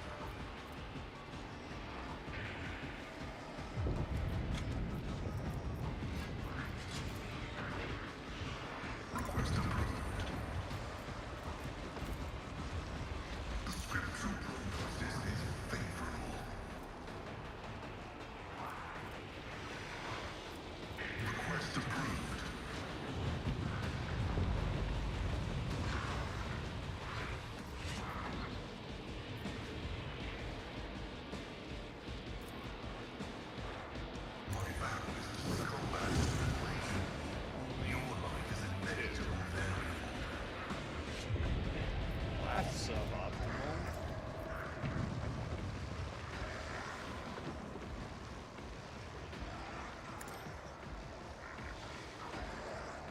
Oh, because I'm close in. The undesired council comprehends all. Haha! I'm in danger!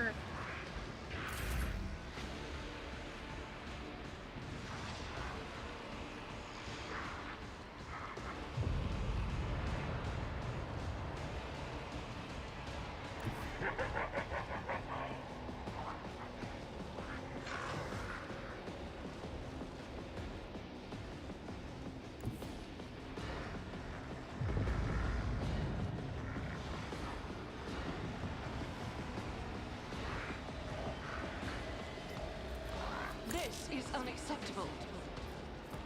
Give me more. Doubt is for the weak. Need to quickly reposition. Yeah.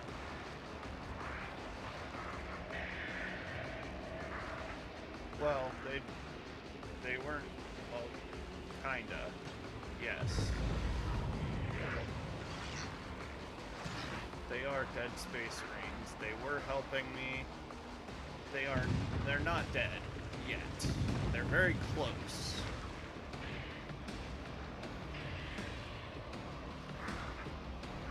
This is the rescue mission. Well, I was trying to kill a guy and it didn't work out the way I would have liked. But, you know, we're just fighting a greater demon of Zinch. One of the worst types of demons to fight, arguably, at least on the tabletop. have faced it God in 9th Emperor, or 10th move edition, through me. but back in the Be day, the they were fire the in my worst. heart. Bloodthirsters might be mean, but they're at least not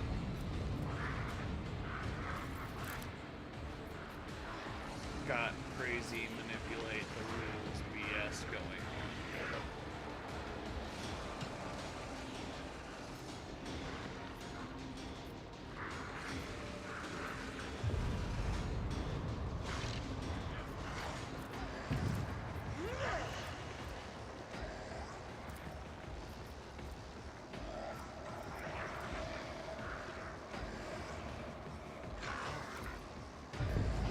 Sorta.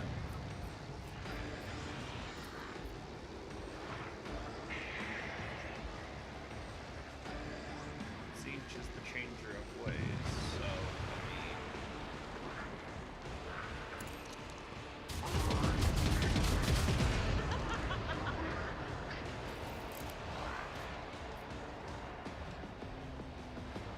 I'll do it.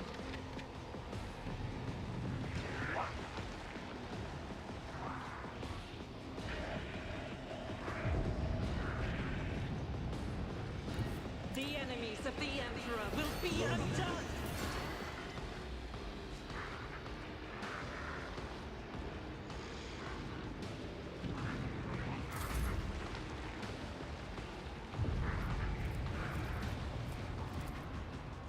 y'all finna die.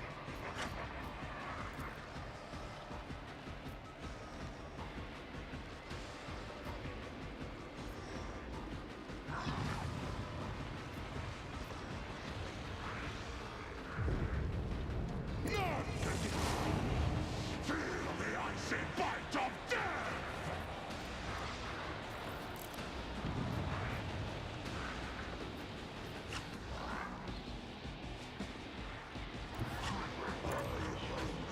Take your shots.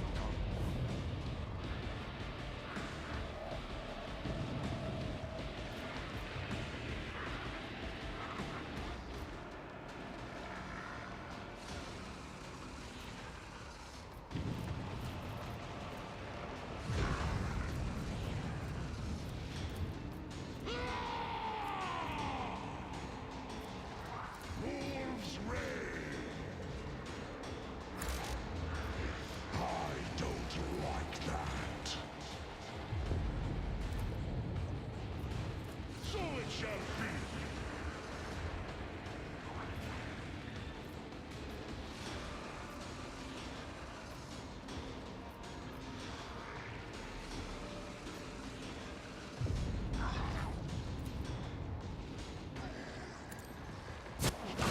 Roots out of your bones!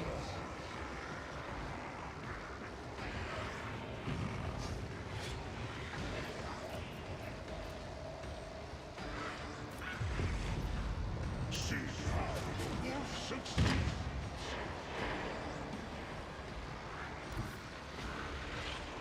The wolf is on the hunt.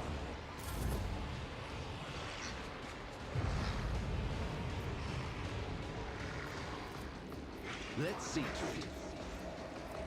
But of course, Lord Captain.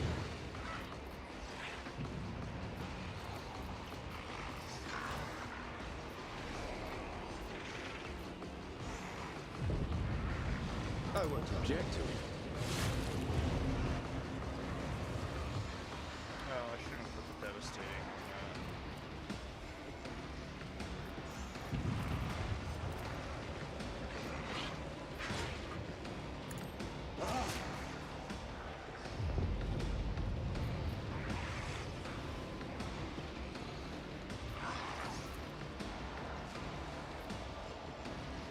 Let's see to it. Holy terror, smite your enemies. Whatever effect he has on him is usually not gonna happen.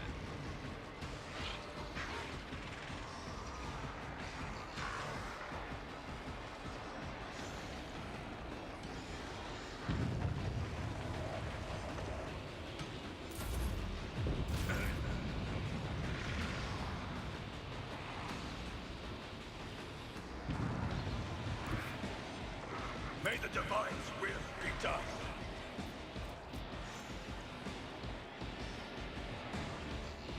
And so it shall be done.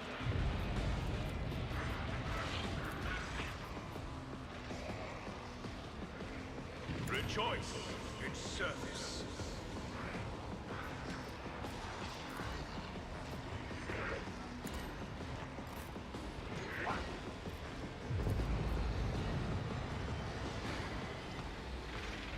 For the throne, a reckoning is due.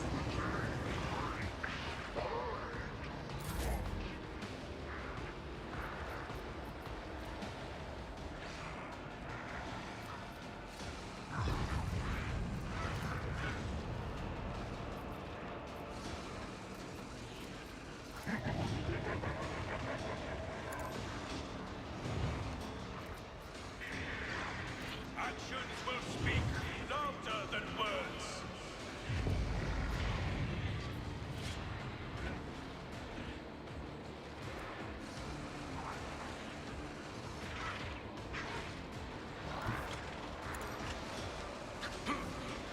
Parry.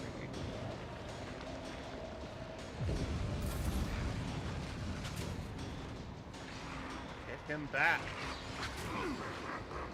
My whole thing is to parry.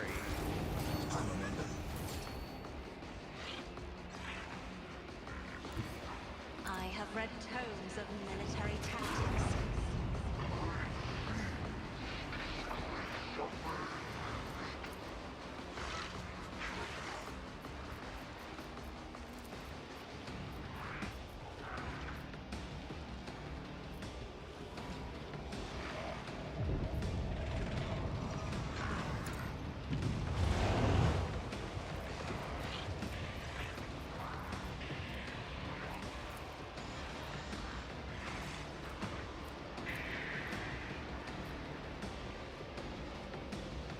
Me? If you insist, Lord Captain.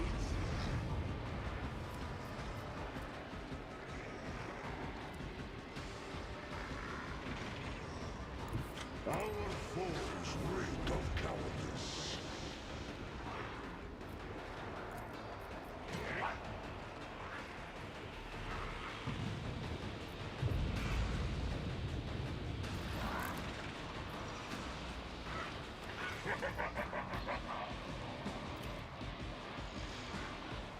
Cubs die in disgrace.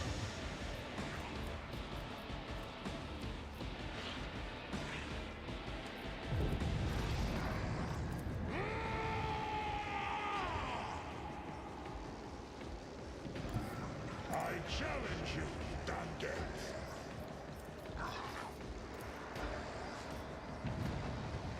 So shall it be.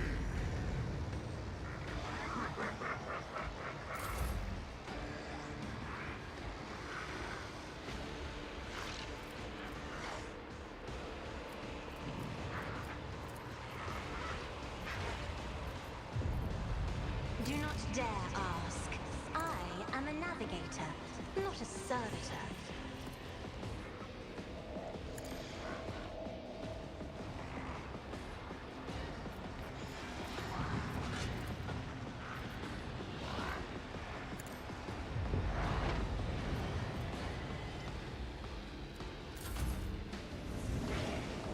Of course.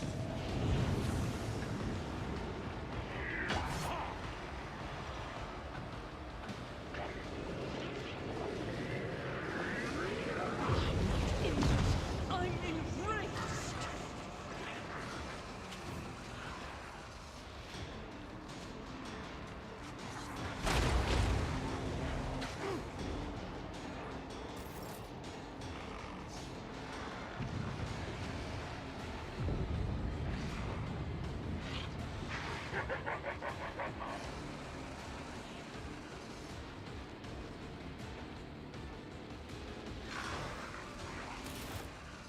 Alright, every time it's done this, it's been while I was looking at why.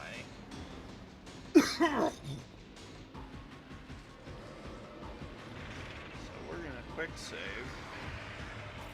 and try and inspect him again.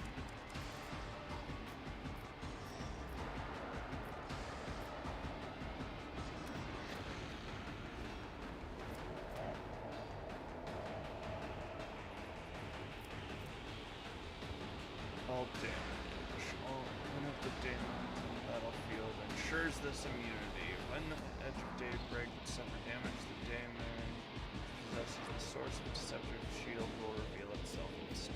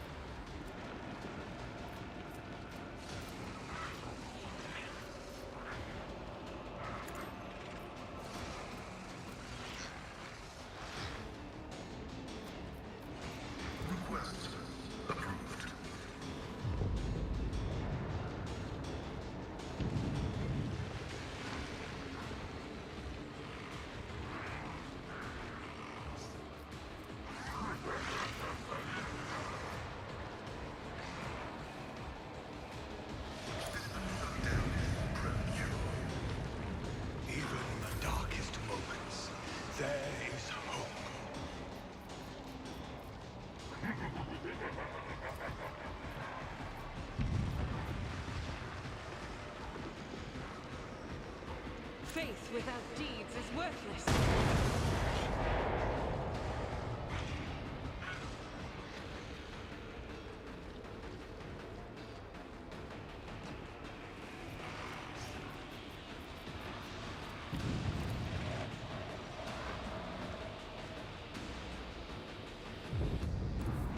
Rejoice in battle!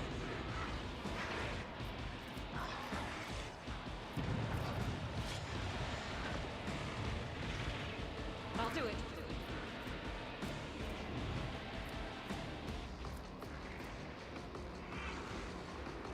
As the Emperor commands, I act.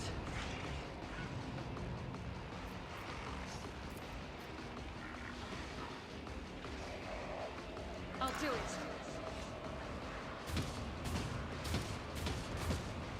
You, my Emperor.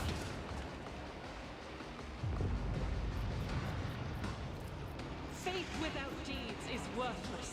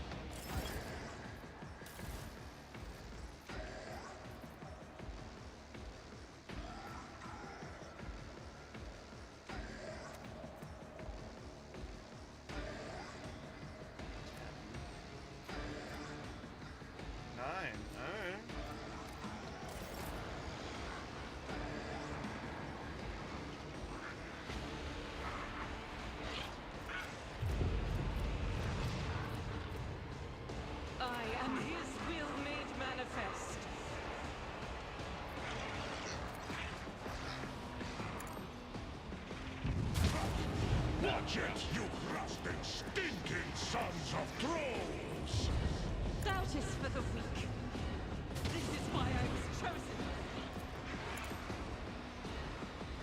None can escape the Emperor's judgment. Now we're opening up. As the Emperor commands, I act. Each strike is a prayer. I'll do it. Eradicate it. Can you take damage yet? This is why I Yes, was you chosen. can. Pump it. Faith without deeds is worthless. I'll do it. As the Emperor commands, I am. You, my Emperor! Burn, heretic. I'll do it.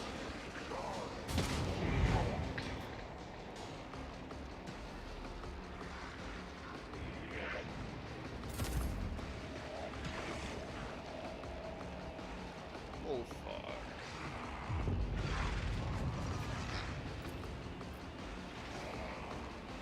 Can you kick this moon man for me? No! I will cut roots out of your bones!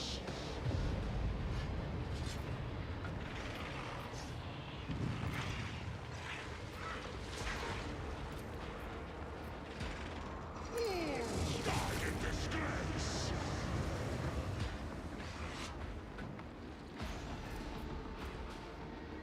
See how the wolf succeeds!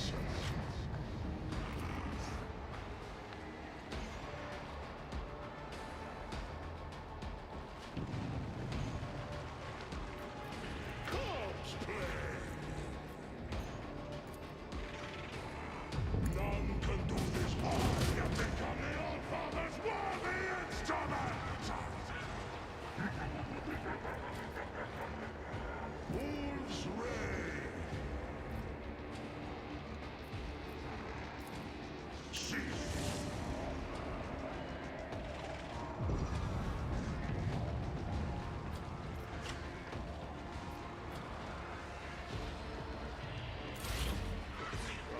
But hey, whatever.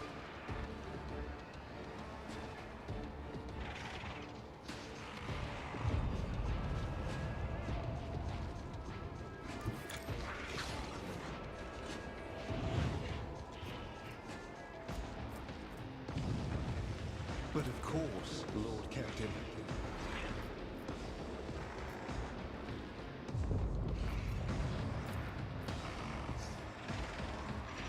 Let's see to it. Holy terror, smite your enemies. I won't object to it. Naturally.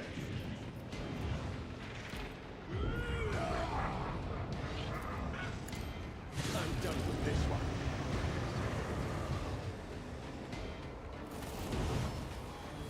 We are bound by the blood of martyrs.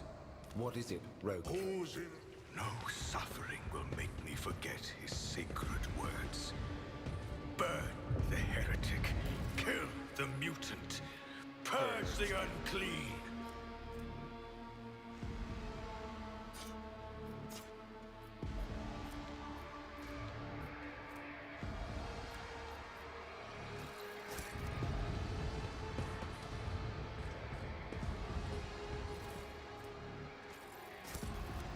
Can we not help them?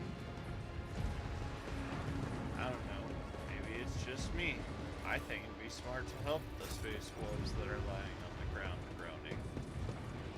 Maybe I'm weird that way.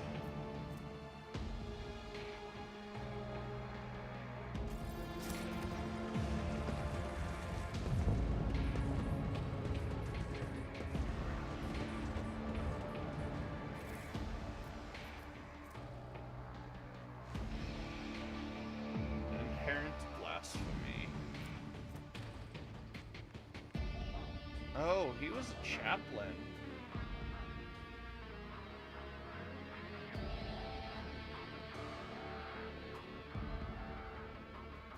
Grill on the Cruel. I didn't realize he was a chaplain.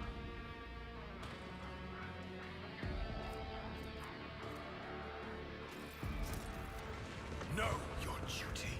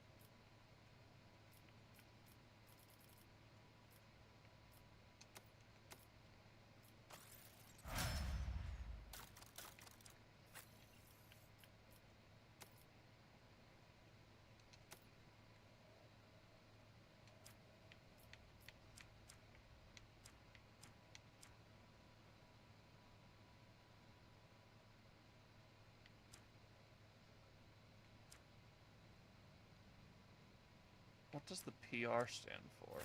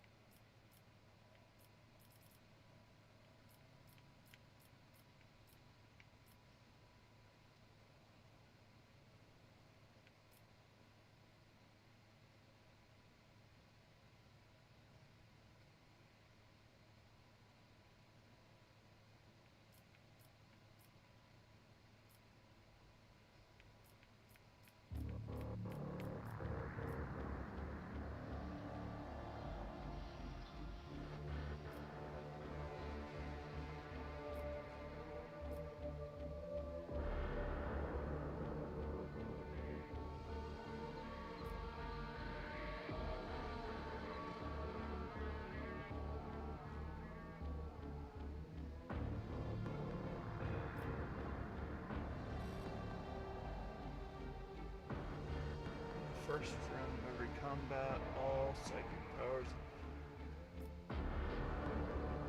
Distortion.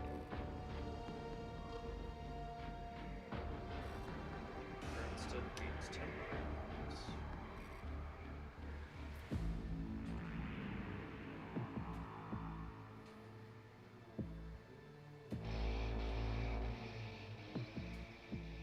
Multiple out.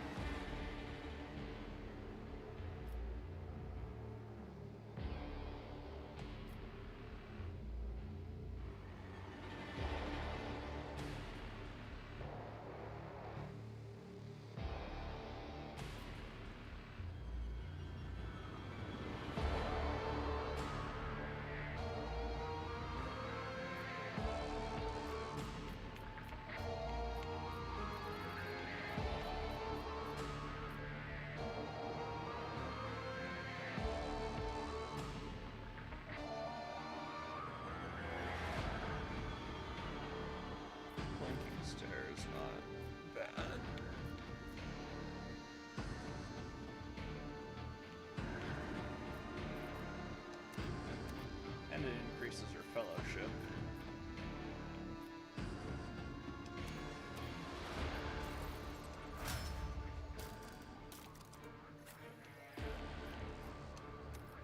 Pascal. Fire.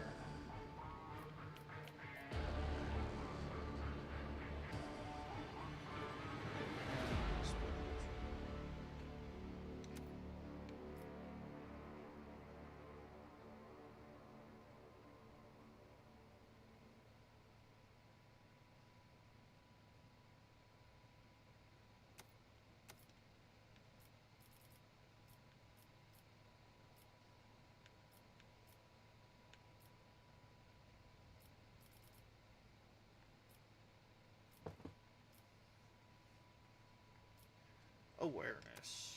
Why not?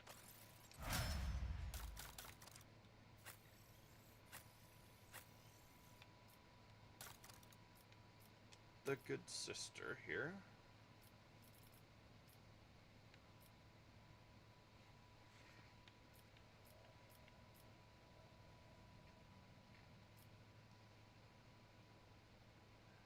Attack deals additional. Yeah, we'll take that. More awareness. I don't like walking into mines. I'm an exemplar.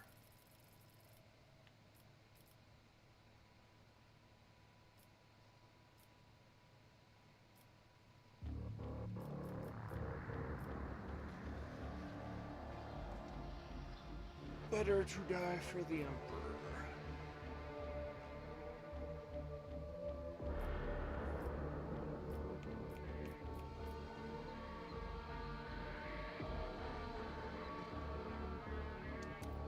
Fine.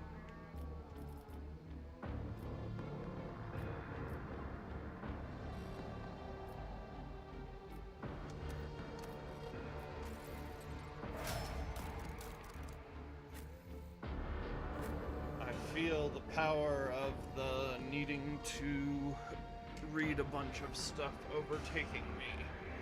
Before I do it, I will take a quick break and be right back, guys.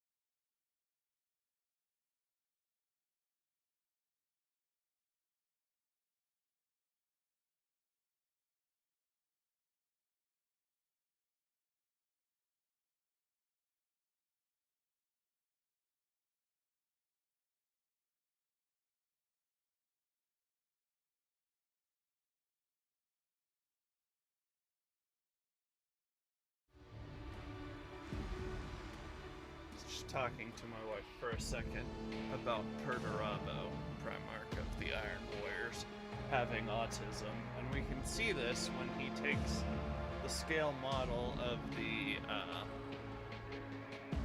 extremely detailed scale model that is a working construct of the I don't remember what kind of Titan it was, but it was a little Titan like this big. And Fulgrim's in the room with him and won't shut up and leave him alone. And Perturabo's just sitting there stemming in the corner at his desk, and when he brings up the model, Perturabo's like, but look at the detail. Telling him how well it's done, the craftsmanship, and then smashes his face into the model when he leans in. The Inquisition taught me many things. Looking into the center of the arc, we begin to hear noise. The war amplifier seeps with sorcerous energies, designed to fuel the dark rituals of chaos.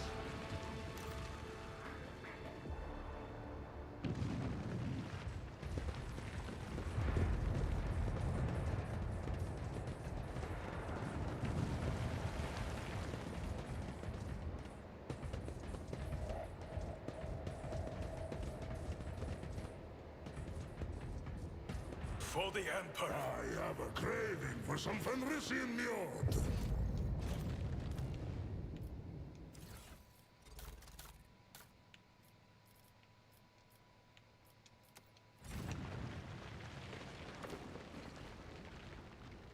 Just wanna try it.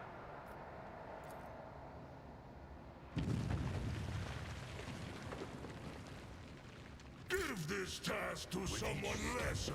I forge my destiny among the stars.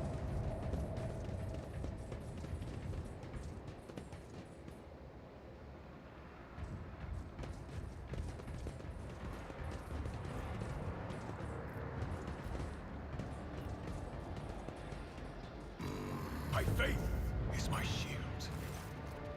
Boxcaster is producing nothing but static. Hello? Can anyone hear me? Shio's voice cuts through the static. We read you, Strike Team. This is Lift Control. Report your status. Eurolon is dead. Shio responds after a brief pause. Acknowledge, Strike Team. Beginning the extraction of the priority cargo. Am I priority cargo? If I fit, do I ship? Thorvald Ironhide. A fine victory, Uriel. They will tell sagas about the day the contemptible Eurolon fell. The Cog Priest should offer you a fine cup of mead for saving their prayer world. Thorvald nods at the two gaunt bodies in crimson robes lying on the floor. If you hadn't, Eurolon would have bathed them in 100-fold more blood. As for you, Ulfar Thunderlung, you have proven yourself. The Stormbiters will tell all about your feat and your roaring song. I thank you, Thorvald. You and your brothers fought well. You did their wolves proud. It will be my joy to share a cup with you at the victory feast, Ironhide.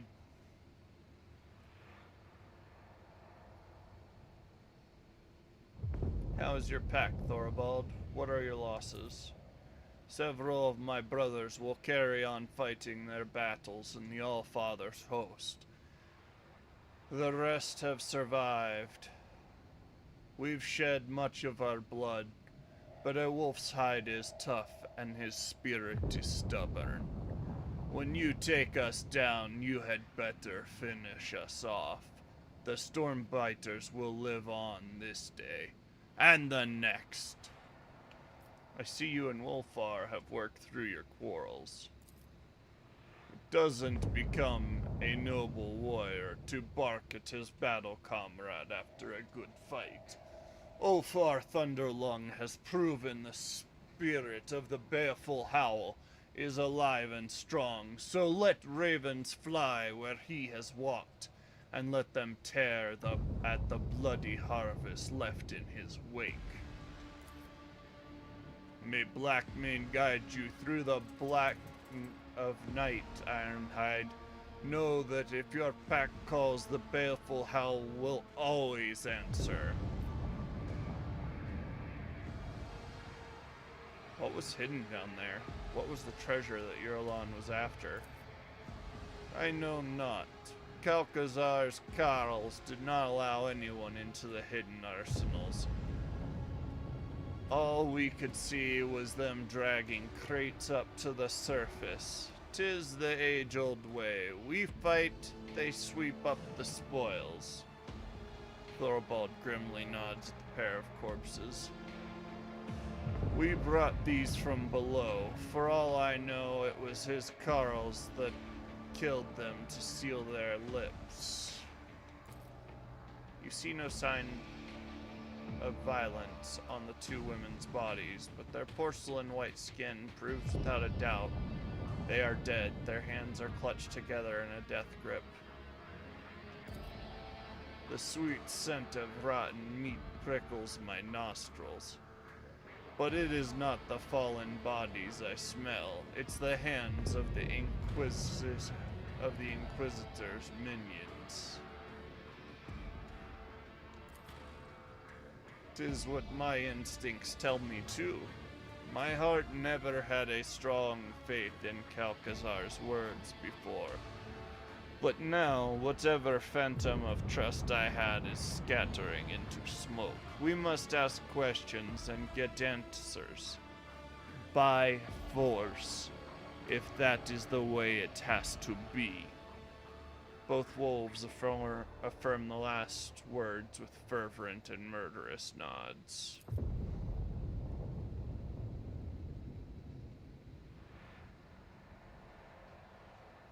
Heinrichs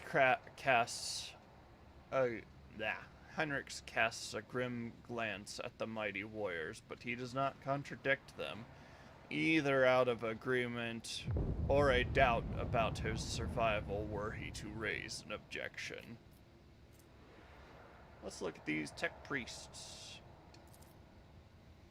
Something strange has occurred to the two women's augmetics. It is as if they had begun to grow inside their flesh, spreading webs of metal around them. After taking a close look, you realize that every augment seems to have begun mutating, developing new forms and functions, not envisioned by their creators. It seems probable this is what caused their demise. Axiomantha. Suddenly you hear a click inside one of the tech priest's bodies, and her eyes open wide. A spasm shakes her gaunt limbs, making Thorvald clutch his weapon. Her lips twist into a crooked line, forcing out two words. The yoke. The yoke.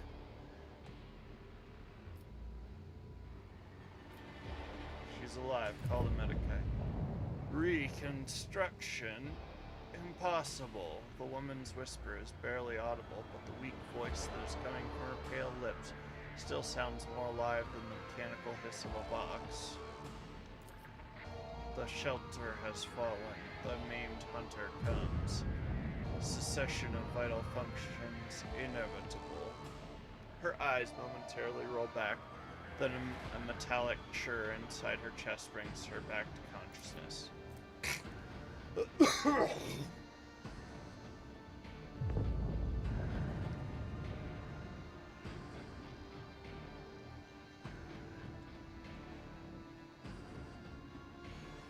Reading units misspell signature. No evidence of corruption registered in the algorithms. Detecting substantial logical disruptions within the augments. Threat level low. Inspect the tech priest's wounds. There's not a single wound upon her white skin, but there is no doubt she will soon perish. Her augmetics are failing, as if they have been sabotaged by some entropic influence. For a moment, you consider it a sign of tech blight, but then you refute the thought. What you are witnessing is not decay, but transformation of the matter from which the tech priest's true flesh is made. Who are you? No, I don't know how many questions I'm gonna get. What happened to you? A pained shadow falls across her face.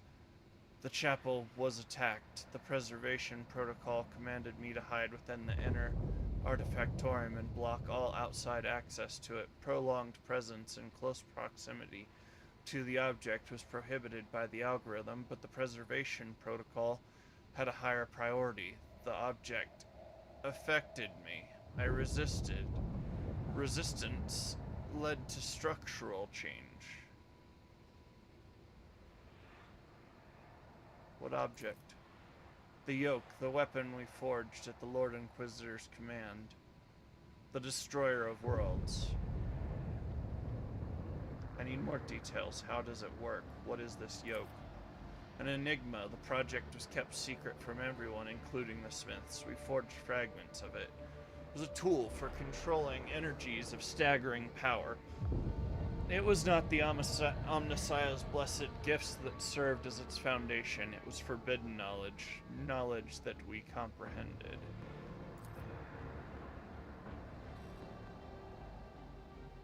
Registering loss. We were continuing the work of our mentor, Archmagos Amernat. It was his wisdom that made our toils possible. Axiomanth's words render Pascal speechless. Heinrich shakes his head in amazement. A yoke, a means of restraint. It sounds like a project on a grand planetary scale, and this is the first I'm hearing of it. Perhaps there was a hidden purpose to my assignment, besides combating the cult and accompanying you, Uriel, but why?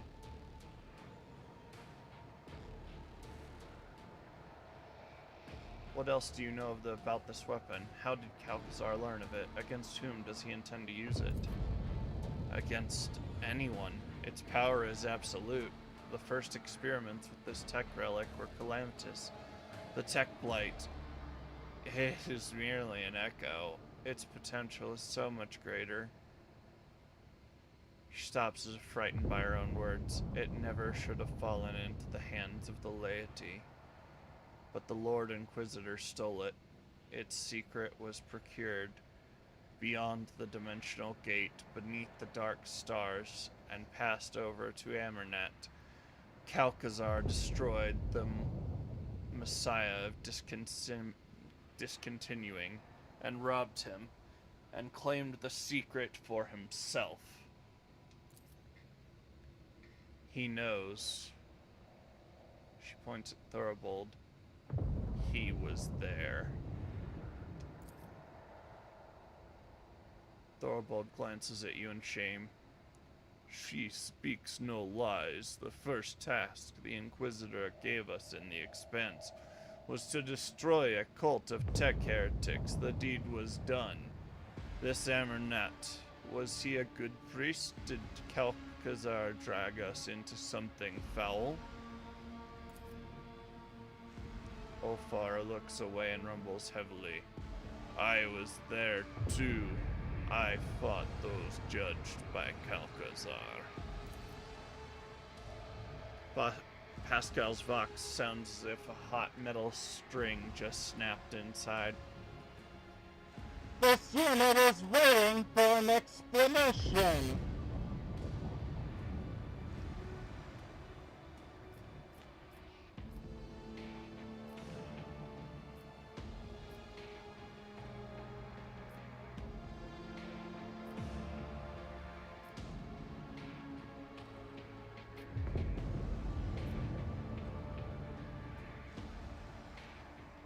Why did Calcazar need you to do it? At first, he tried to do everything swiftly and quietly, but his agents and the Cog priests loyal to him failed to capture the leader of the Tech Heretics. That's when he realized he needed indestructible warriors. He needed us. The Cog Carls were powerless against the Wolf's might, and we brought carnage to the explorator ships and worlds. What else do you wolves know about Amernat?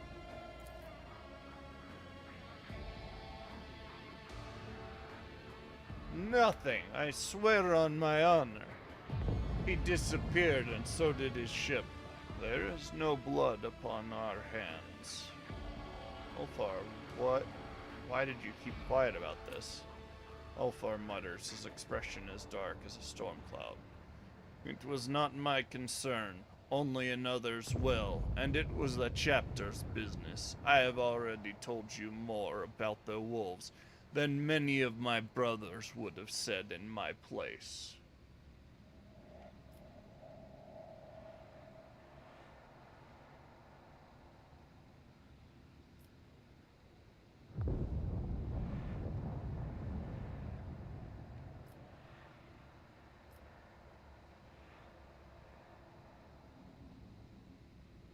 I respect your oaths and do not think less of you. Thank you. Ulfar looks away and you can just make out the string of Fenrisian curses he utters. You can surmise who their intended addressee is. Unit Ulfar claims that he is a tool in another's hands. This statement has been archived. Then let the tool be treated as befits its function. You are a worthy ally. I never meant you or your brethren harm, Cog Priest. As befits its function.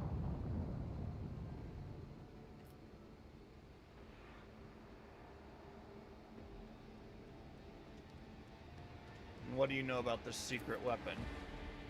I never even knew there was a weapon. I was told of traitors. I tracked them down. I claimed no trophies. I took no part in any dark intrigues. You think I have wished that sneaky, scheming Viper to get his hands on something so powerful? I wouldn't even trust him with my axe.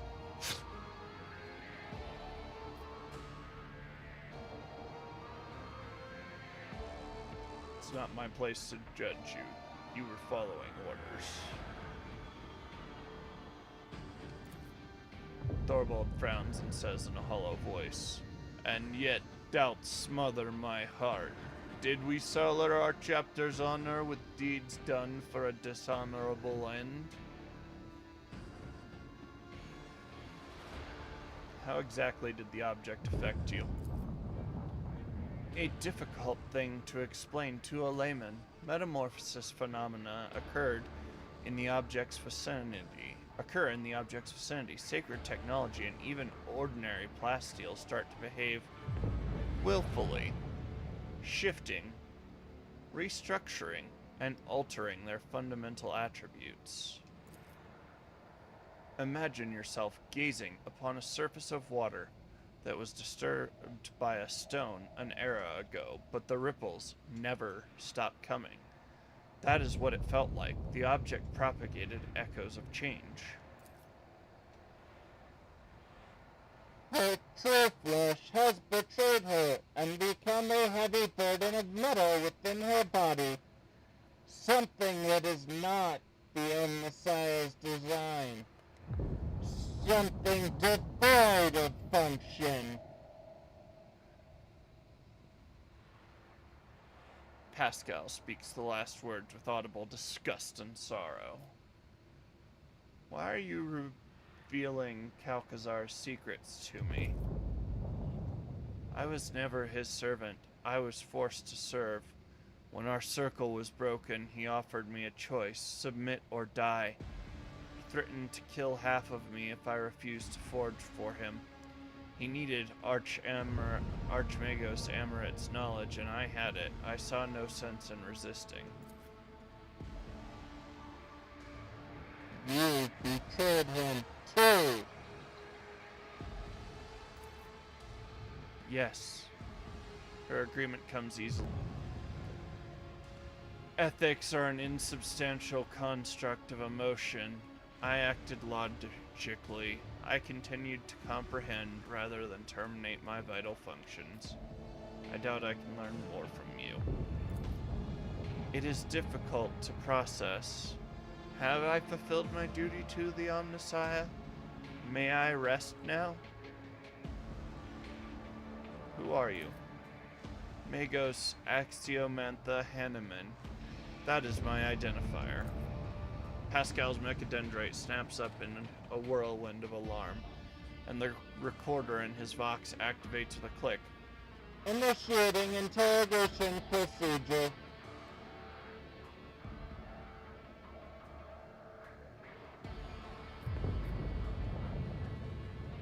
You are not the first servant of the Omnissiah I have met that goes by that name. You have found yourself at the center of a tangle of paradoxicality. You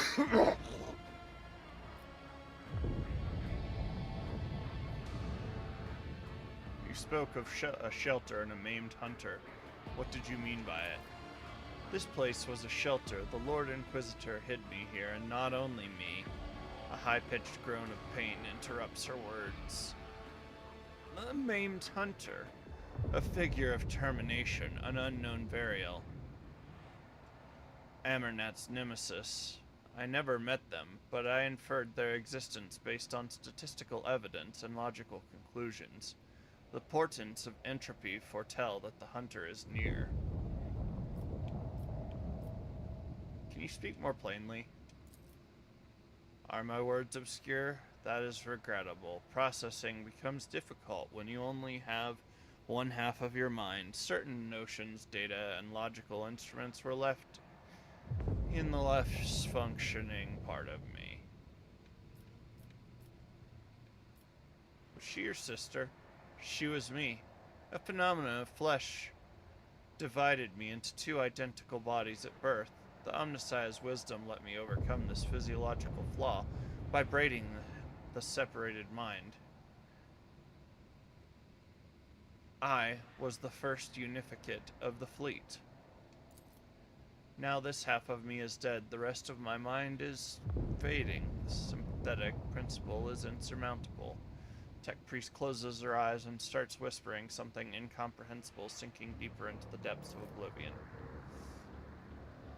Creation of unificates is dangerous knowledge that has long since been denounced by many as a procedure not blessed by the Omnissiah. It is based not on direct prototype envisioned by precursors, merely on loosely connected technologies. Knowledge will have the capacity to be will not have the capacity to be absolute until the coming of the Omnissiah. We do not know such pre-technology, but can we claim with certainty that it never existed? Do you remember stories about the Gemini cults, the twin magi who join their mind in the devotion to Mars?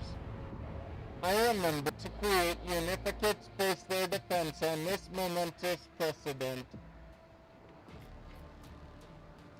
How do you know about Amernat? I was a disciple of the Messiah of Discontinuing. When he was laid low, I found myself here. I hid from my reckoning. I reached out to the Omnissiah's wisdom as I pondered and considered.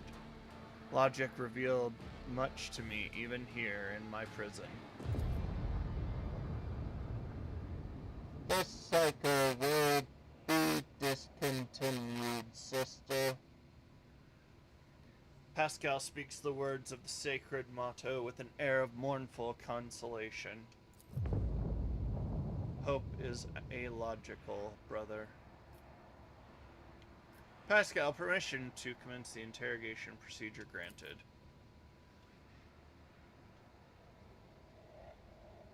Pascal switches to rapid binaric trills, but Axiomantha merely shakes her head. Pascal demands loudly, Our identifiers are identical. State the reason for the duplication. She closes her eyes and whispers, almost deliriously, a portent left by the Messiah. A cog pattern in which the righteous may see the Deus Mechanicus. After this less than coherent response, Pascal continues sharply. I seek Archmagus Internet. Where is he?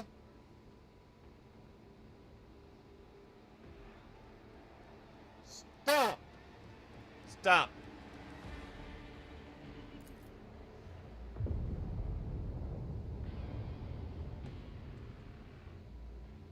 I hear the machine spirit's voice.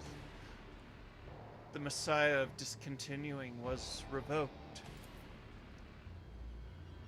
Pascal says nothing for a while, then inquires thoughtfully. The named hunter. What are the unit's status and parameters? Coming, concealed, proceed with caution, for the hunter too sees the Messiah's signs. Pascal, what have you learned from your conversation? The unit lacks clear answers. Her cognitive abilities have been damaged, but analytical data suggest a high probability to identifiers being an exact match. It is not a consequence of malicious falsification. It is more akin to an act of purposeful direction.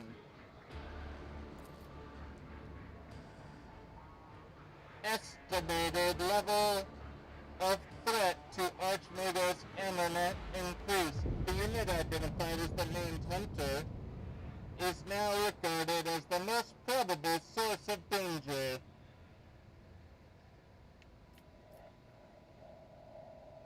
I have learned enough about you.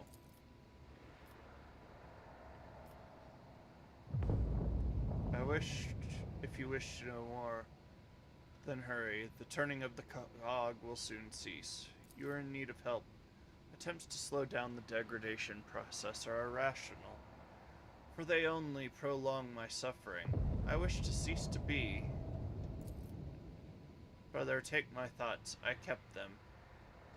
Keep them now. Her final words are a faint whisper.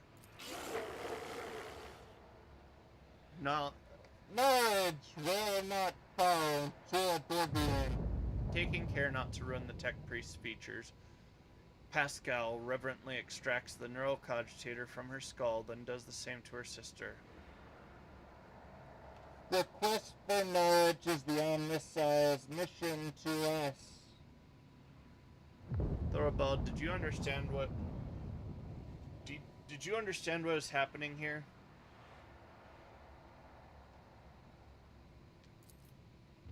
Something foul. The Inquisitor seeks to use us to obtain a mighty weapon. That he kept this design even from us, the All-Father's warriors, sows suspicion in my heart. Does he keep his lips sealed because he knows that we won't support his game? Does the worm of treason lurk within his mind?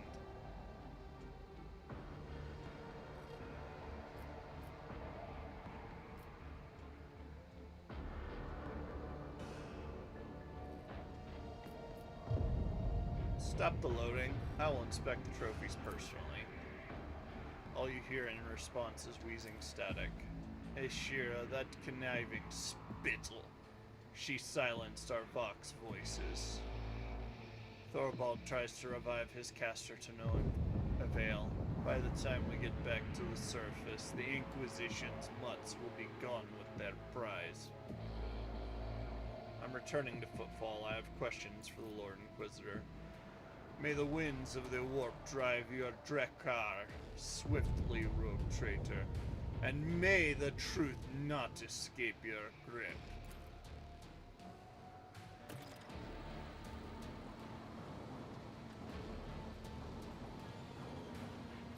Let us walk this path to the end.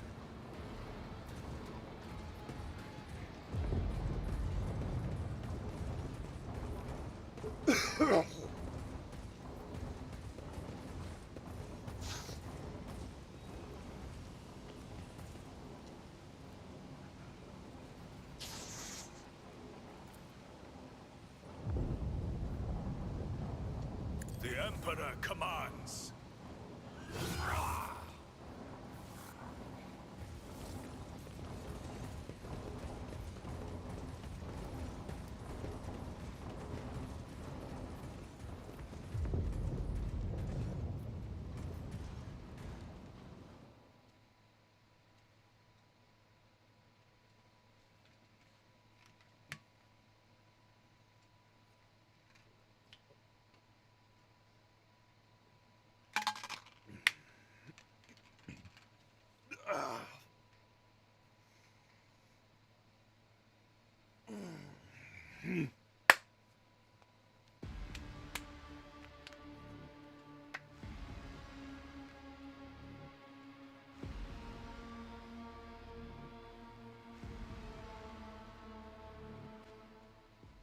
That was a really fun fight. Yeah. So we meet again, Ulfar Thunderlong. Thorvald gives Ulfar a stern nod, then turns his steely gaze on you. Live long, rogue traitor. Business has brought us to your Drekar. Halbrand. The traces of Halbrand's encounter with Ulfar's rock-hard forehead are still fresh on his face. The young wolf rests his hands. Holmgang time. Greetings, brothers. What brings you here? Ulfar returns Thorvald's look with an equally fierce glare. For some reason, he has foregone his magnificent armor today, and stands on the bridge, clad in little more than the physical perfection inherent to an angel of the Emperor.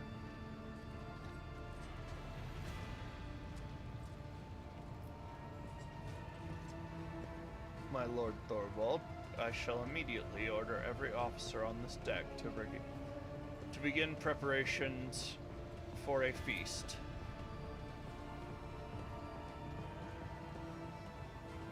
The leader of the Space Wolves raises his hands imperiously with the hint of approval of an approving smile about his lips. Wait, Uriel. Before we revel in victory, the deed must first be done. Thorvald's face breaks into a wide grin, the affected severity vanishing from his face. He rumbles solemnly. Brother Ulfar, you swore that you would stand for the honor of your pack. The baleful howl. Did you descend to Euphrates too, with your brothers? Did you fight? That world my boots did tread, in fallen halls my victory cries I roared. The day the All-Father asks for a reckoning of my deeds, I will not be ashamed to tell of the siege of Euphrates. Who will bear witness to the truth of this wolf's words? I will bear witness. We know you, Uriel. We have seen you in battle. We believe you. Show us the scars, Brother Ulfar, that we may seek the mark of your deeds in the flesh. I did not acquire my scars to show them off, Brother Thorvald. Show the scars, brother! Show the scars! Thorvald's cry is echoed by other wolves who bang their fists on their armor in time with the words. The ship begins to vibrate.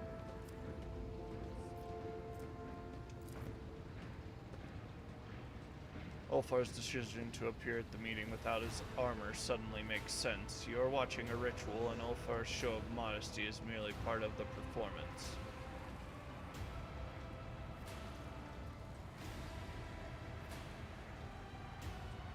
Join the chorus. Show the scars! Ulfar turns with ostentatious reluctance to let the light fall on the fresh marks he received on Euphrates too. You had no idea he had suffered such deep and grievous wounds. The crowd erupts in roars of approval. Thorvald raises his voice to shout over his brothers. Did you take a glorious trophy in that battle that is token of your valor?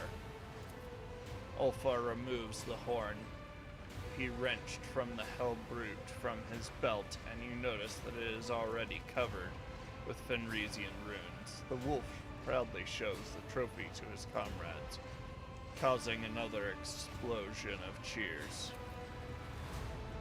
Proudly thunders the baleful howl. Praise the Allfather for sending us such formidable and valiant warriors. Thorvald makes a gesture, and Hellbrent removes a magnificent axe from his belt, presenting it to Ulfar with a deferential bow. Accept from the Stormbiters this gift in honor of the battle that was fought shoulder to shoulder. Thorvald, will you now tell Ulfar where to look for his brothers? The wolf hands you a data slate. The coordinates displayed on it are a monstrous distance from the inhabited worlds of the Expanse. I will not stand in Ulfar's way if he chooses to go searching, but, brother, you have proven the glory of your pack. Is it not time to sever this weird thread? With respect, I once again extend my offer to join the Stormbiters. The pack's plasteel marks are resting on Thorvald's outstretched hand. Forgive me, brother, but I must decline your offer. Though my heart fills with joy at the thought of fighting alongside you, Ulfar draws a knife adorned with scarlet runes and slices his palm. I, Ulfar Thunderlung, swear before the Black Mane and by the blood of Fenris that I will not cease to seek my pack until my own eyes behold them alive or dead. I understand, brother. Thorvald sighs with regret. May Blackmane run beside your path. Fortify yourself. Stoke your rage. I see that your heart is darker than the waters of the world sea. So I ask you, take care that you do not join those whom we must not speak.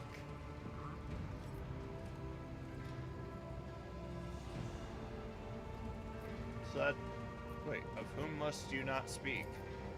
Halbrand clears his throat and opens his mouth to reply, but he catches sharp glances from Ulfar and Thorvald and swiftly changes his mind. It's the Wolfen. You do not need that knowledge, Veter. There are paths in the forest only wolves ought to tread.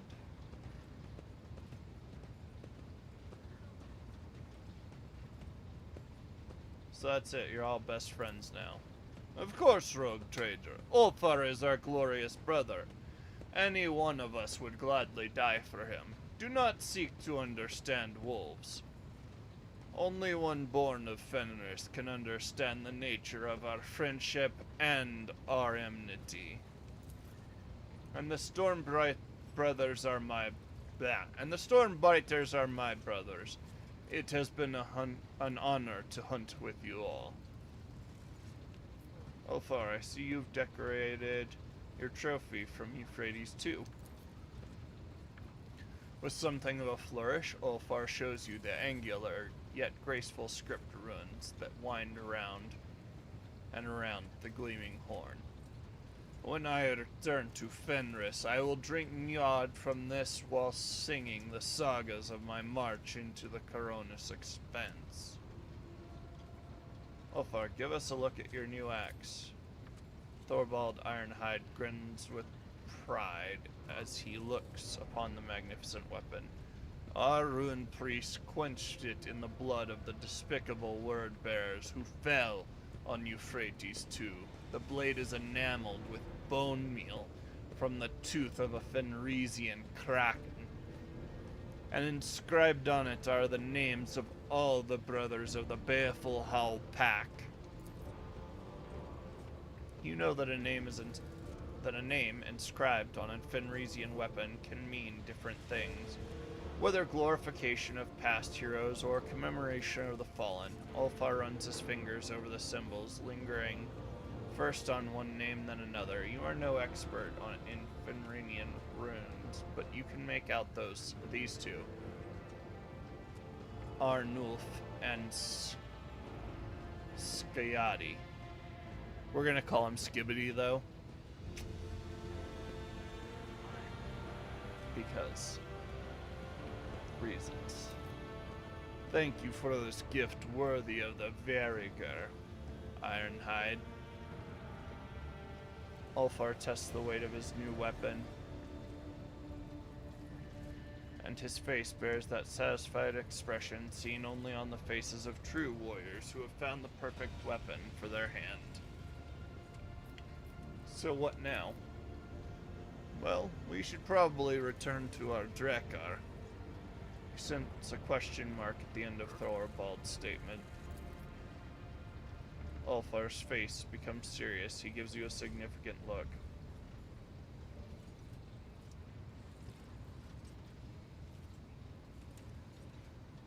I can hardly let the glorious wolves of Fenris leave without first treating them to a fine feast. The wolves burst into shouts of approval, and someone, the gravelly voice, starts singing a merry song, no doubt one about massacres and glorious deaths on the battlefield. The kitchen servants here are certainly no match for those serving in the great hall on Fenris. But the masters of this Drekar are not lacking in hospitality or generosity. The small group of space wolves is enough to fill your entire magnificent ship with a clamor, shouts, and other portents of the coming feast, a formidable feast, in which eating, drinking, and singing will be done the way wolves do all things, to their last gasp.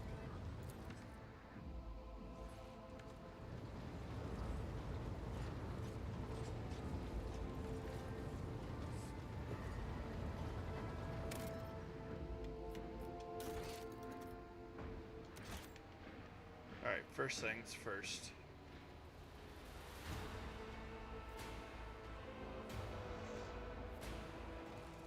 Abelard, I missed you. I'll never leave you here again.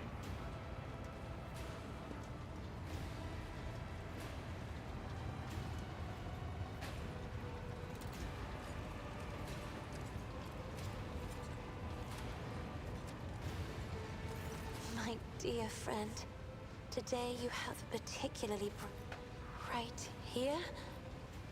Are you sure?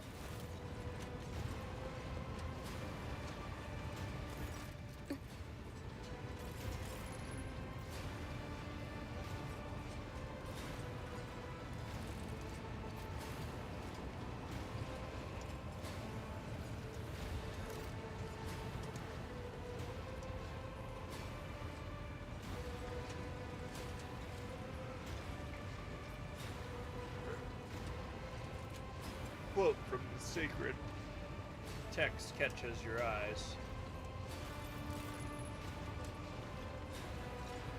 Ruthlessness is the kindness of the wise. Greetings.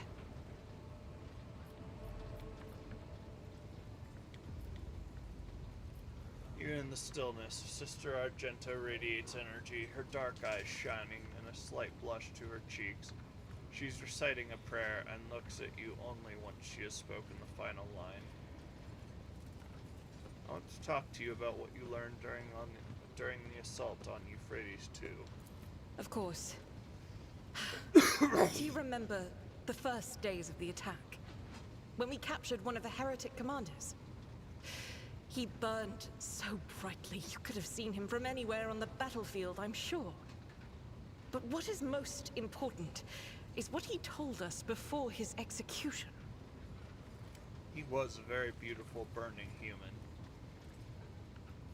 Or subhuman, I suppose.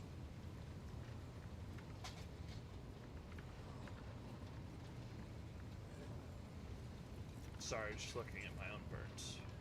The heretic was one of Conrad Voigtfir's closest henchmen, and he revealed, screaming through the pain, what I had wanted to know for so long. The markers of the route to Salis Prime.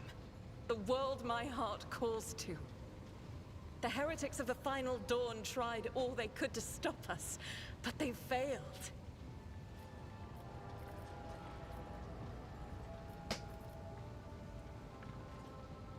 Tell me about this. Gladly, there are none more faithful to the God Emperor than my sisters.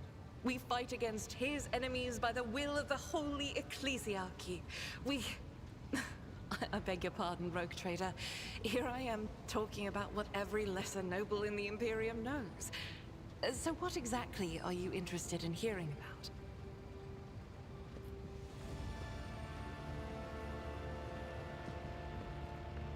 Hey, sweetheart. Hey, Potter.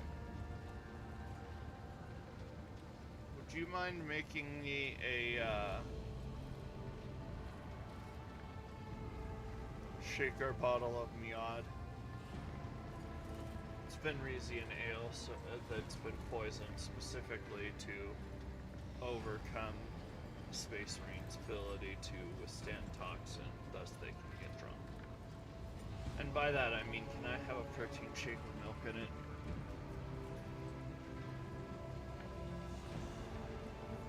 But I come from the battle. You let there be no milk. Can I just have a regular protein shake? What order are you from? Once I had completed my novitiate, I was sent to the Calixian branch of the Order of Our Martyred Lady, assigned to the Order's Pronatus. The Order's mission is vital and noble. The Sisters Pronatus protect great relics of the Imperium. We guard them, preserve them, escort them when they are brought onto the battlefield or presented for pilgrims to venerate.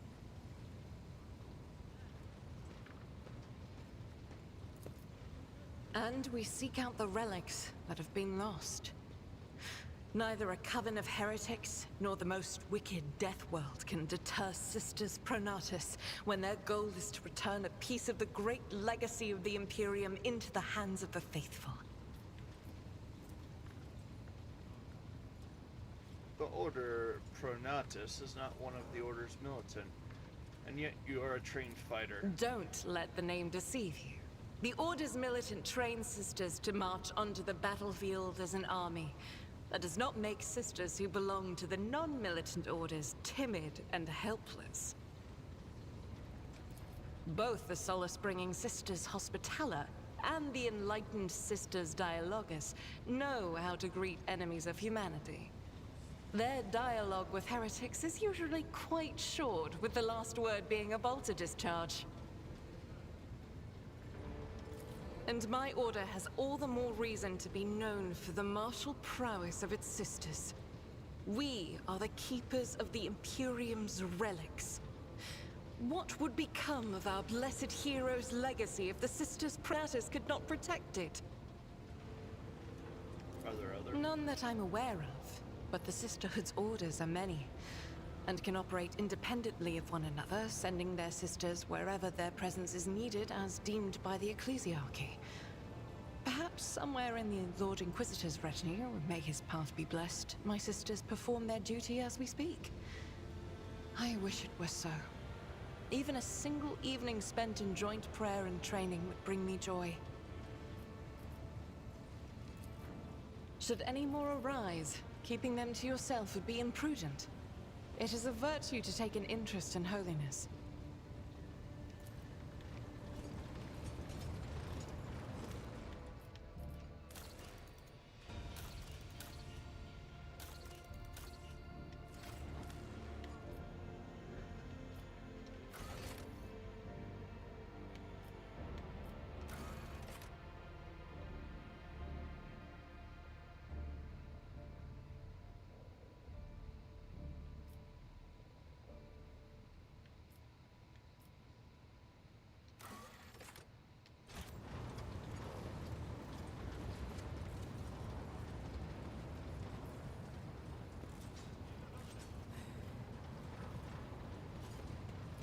Sorry, I'm being a little,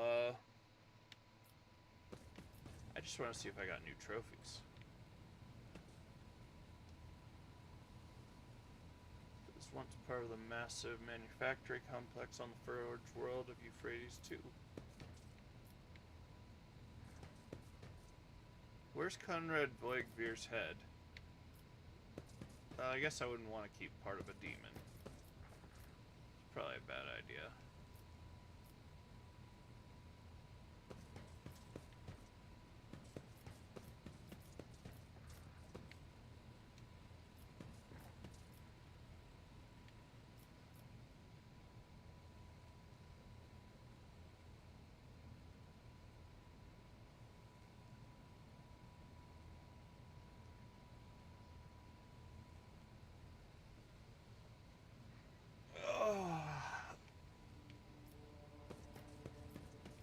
Pining for the fjords.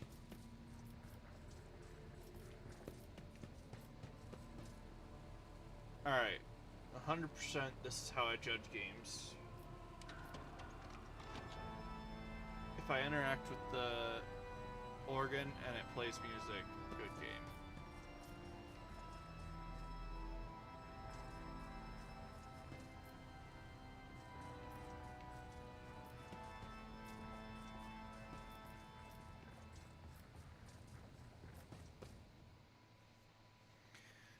Alright, Cogman, let's go talk to ya.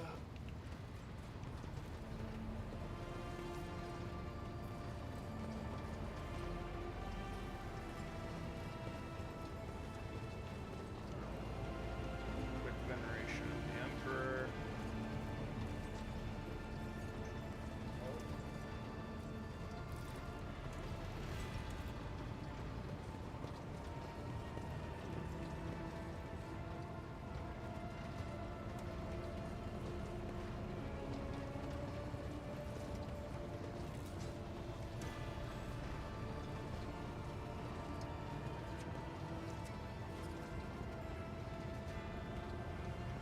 The Omnissiah knows all, comprehends all.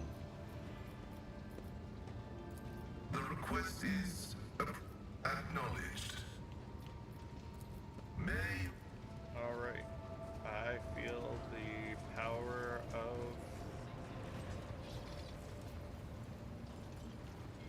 hitting the warp.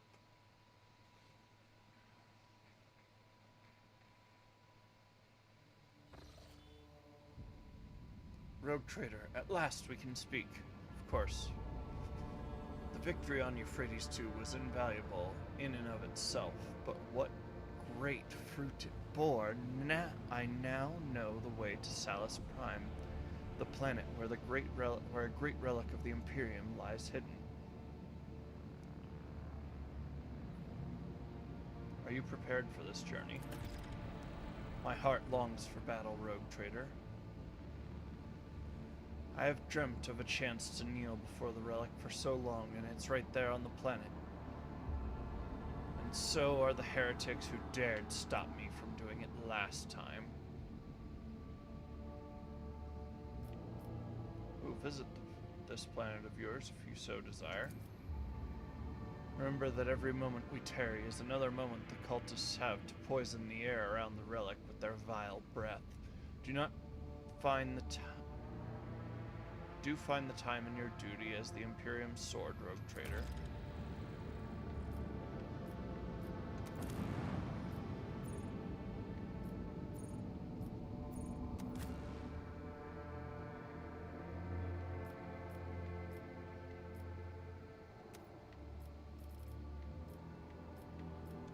Actually, I need you. So I can go back to the Machine Cathedral whenever.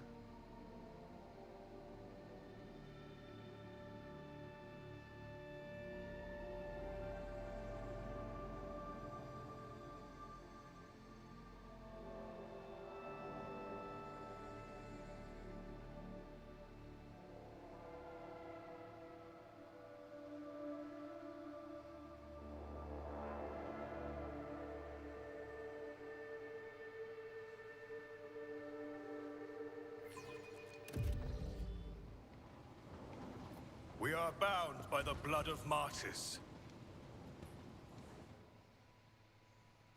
We are bound by the blood of martyrs.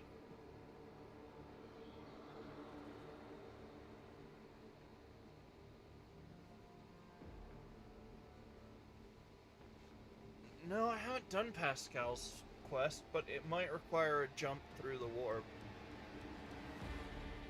Sometimes that's the sort of initiator. That's the game trigger. So we'll hit the Cronus Expanse map, and then I'm sure somebody will want to talk to me sooner or later after 1 or 2. It took 2 weeks to get through there. I want a recharge on my grenades and stuff.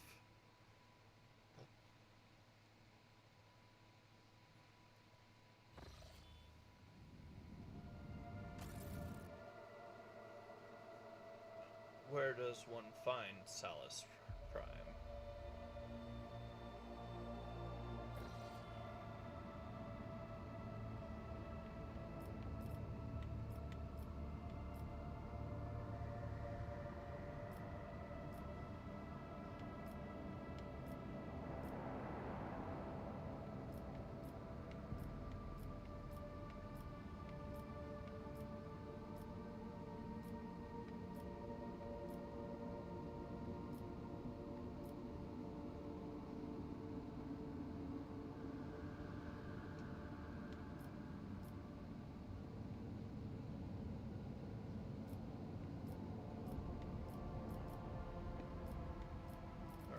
So we're going up the main wood route there.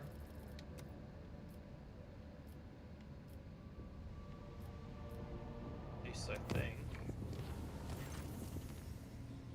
Lord Captain, the Security Watch reports Lady Orselio is on her way to your chambers. I will see to it that no one interrupts your private conversation.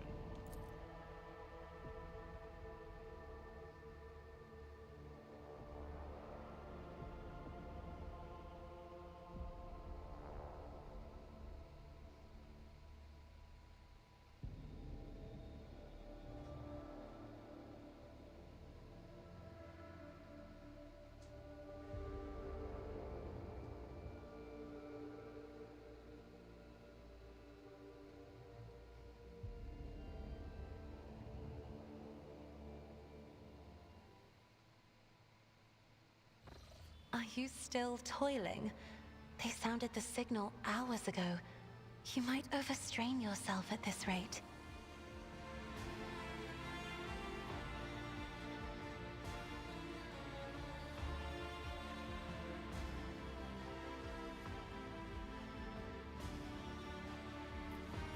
I have missed you too, my lady.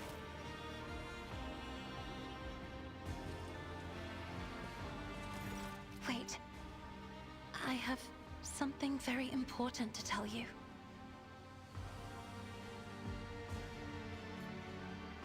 I'm intrigued. The time I have spent with you has been the most cherished time of my life. You have freed me from the shackles of fear and disgust at myself. I no longer look away from the mirror. I am not ashamed of my powers, and I do not intend to hide from the world inside the cocoon I once built around myself. You have shown me the world without pretense, the way it truly is. Cruel, unfathomed, treacherous, and full of the most beautiful things.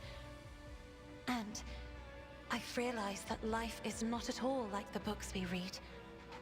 Each one of us writes their own story, as best they can, be it with ink, blood, paint on a canvas, or a blade that cuts the air. And I want... by the resplendent throne, I want to write my story together with you. Somehow we pulled it off. Without giving her the library. Huzzah for my profit factor! We got the girl and didn't spend the money. Victory is ours. Just think, it could have cost me like 0.000000001% of my profit, but we've made it. We Scrooged our way into her heart.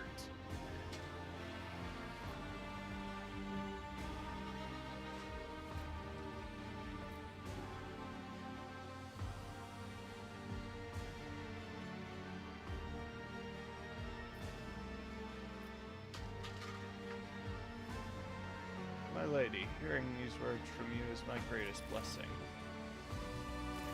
Do you promise to love me till the end of our days? Till the last star in the galaxy fades to nothing. Tonight is a special night. Let's make sure we never forget it. We're gonna play Regicide. I think. I don't know.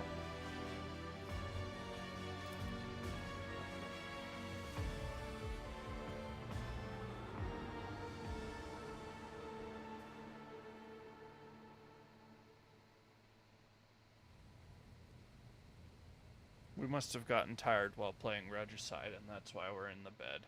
Oh, I wish I could stay with you a little longer, but duty calls us both. Until the end of watch.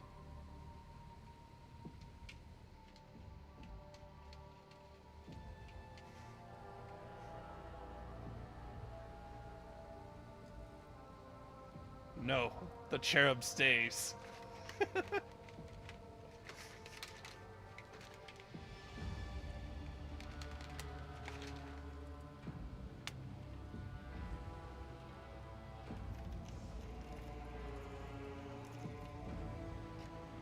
Way for the way god. Plates for the plate throne.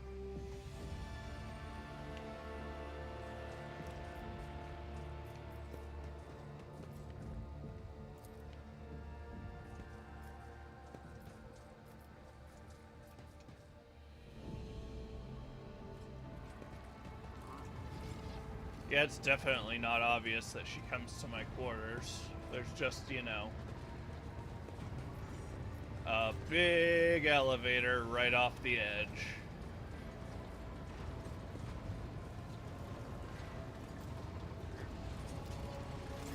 My dear friend, today I have enjoyed...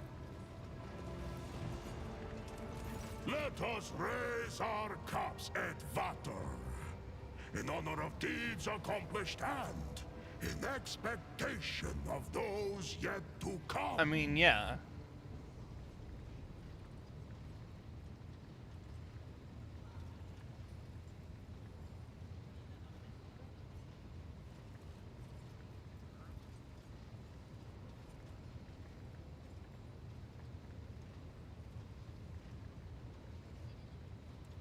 I mean, for that matter, I'll need Abelard there too.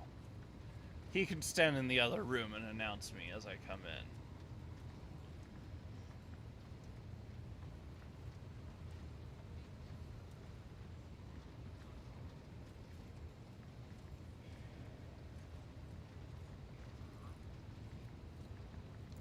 Help you to deal with the enemies who besiege your home.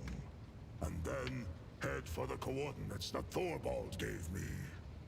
Well, I know, Edvater, that you are dauntless, and if I but say the word, you will join me in my seeking.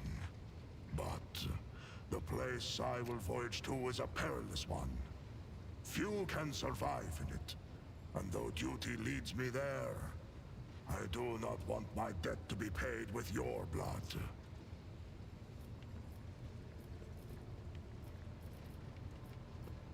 If you are willing to talk about yourself now, I am listening. It is wise to hide one's past from a stranger, but shameful to hide it from a friend.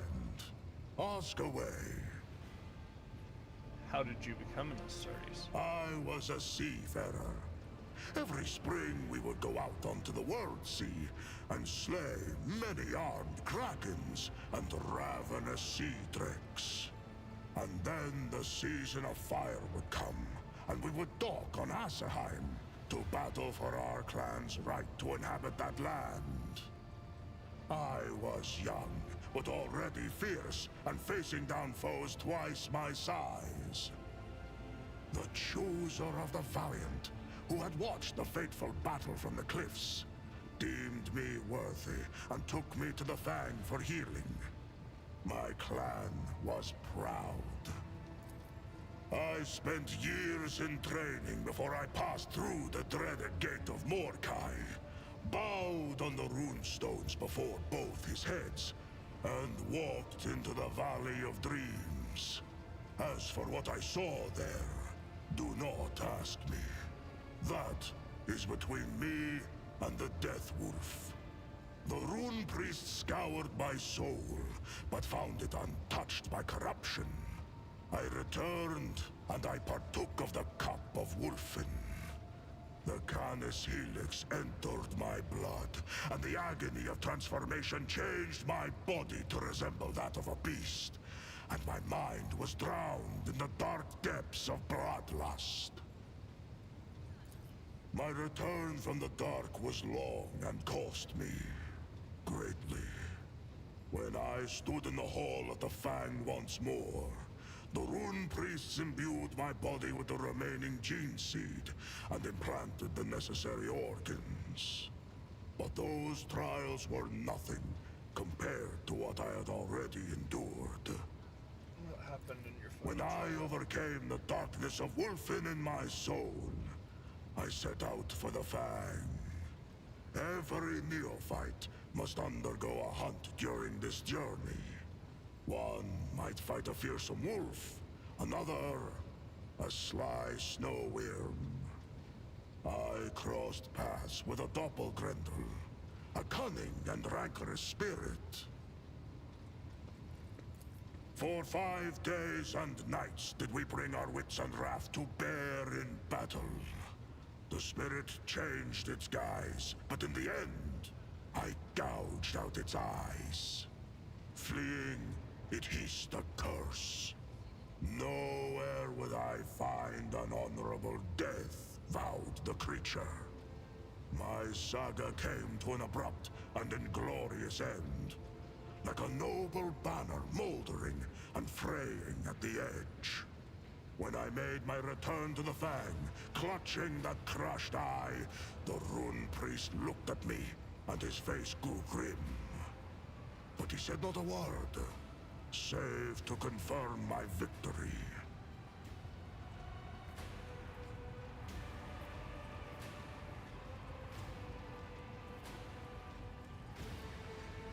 Do you believe the creature's curse holds any power?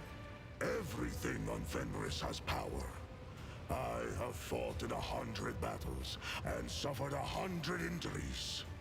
Even wolves are not certain to survive such grievous maiming. But I always survived. And with each new victory, my thoughts took a darker turn. What if I truly am destined never to die with honor? What if my death will be foolish and inglorious?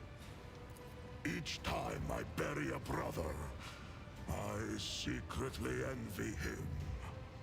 Ulfar's mournful words land heavily like cliff rocks cleaving into the sea. His face darkens until it resembles a grim idol hewn by a primitive people.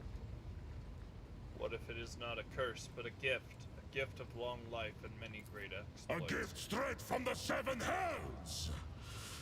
What is the valor of a deathless warrior worth? Where is greatness in the exploits of one who shrinks from death? When the wolf time comes and my fallen brothers march into the final battle, where will I be? Sitting alone in the Fang, beside a fire that went out long ago? The ages weigh heavily on my hands and heart, and one day I will be too tired and feeble to wake up and rush into the fray. What will they call me then? Ulfar, who slept through the battle? Ulfar, Mordecai's unwanted. You subject recruits to heinous trials. Why? The path of Astartes leads into the fangs of horror. Any threat that can be endured by the mind is one that mortals can handle. But we are needed where the unthinkable begins to happen. Things that understanding cannot help to bear. Things that, once beheld, turn minds into bubbling, pulsating dreck. An ordinary man who encounters this evil will go mad with despair. But we are incapable of feeling fear. It is simply not in our nature. Instead, we feel unbearable rage. We must select the neophytes who will look into the eyes of the unthinkable and roar. That is why we need our trials. Many times I have heard the clinking of Mordecai's fangs next to my ear. But I have never allowed him close enough to sink them into my rump.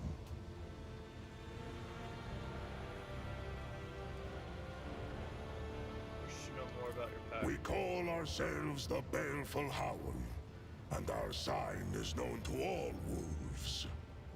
We are old wolves who have seen much and endured much. This is the Great Black Mane Wolf, patron of slayers and totem of our great company, the Black Manes. All know that we are fearsome and hungry for a struggle of war. That we are cunning, deadly, and show no mercy. Speak our name, and thunder rolls. Even among the brothers, my pack are counted as the most rabid glory hunters. When we were young, we knew no taboos or limits to our pride. Years passed, and suddenly we are veterans. But our avaricious hunger for exploits is undimmed. Tell me about your path and the wolves. A complete accounting of all my deeds would land like an avalanche upon you. I earned this mark of endurance when I slew a chieftain of an Eldari tribe. He dealt me a serious injury, and the wolf priest said I would not survive it. But it has not killed me yet. 2 years I lay in a delirium after that battle. When I awoke on Fenris, I set out for the wastes at once.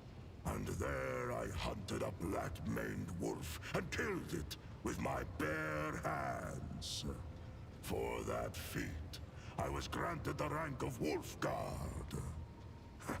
That fearsome beast remains with me to this day, and I carry his furious spirit. And Jarl Ragnar carved this one when I beheaded a despicable sorcerer, the archdespot of Tyrannica II. Many brothers fell victim to him. I don't want to and we do romance not sing that Abelard, I just saga want him before to announce mortals me as I for walk the into my preservation bedroom. of their minds. Alas, I failed to behold my own glorious deed.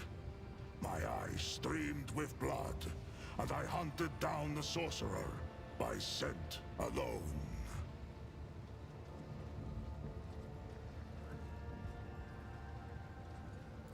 And of my glorious victories, there are many more. Besides, not for nothing did the Jarl grant me the accolade of Terminator.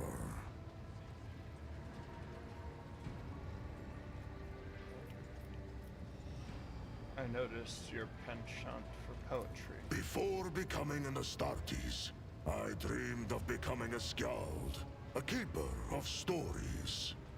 At feasts, I often sing of my brother's exploits. Thousands are stored in my memory.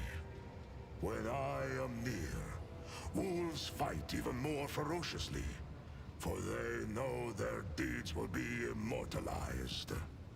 One of the tech priests theorized that our songs contained hidden psychometric codes to increase courage. Maybe there is such a thing in other places. But on Fenris, our sagas are spun from memory, from respect, from pride.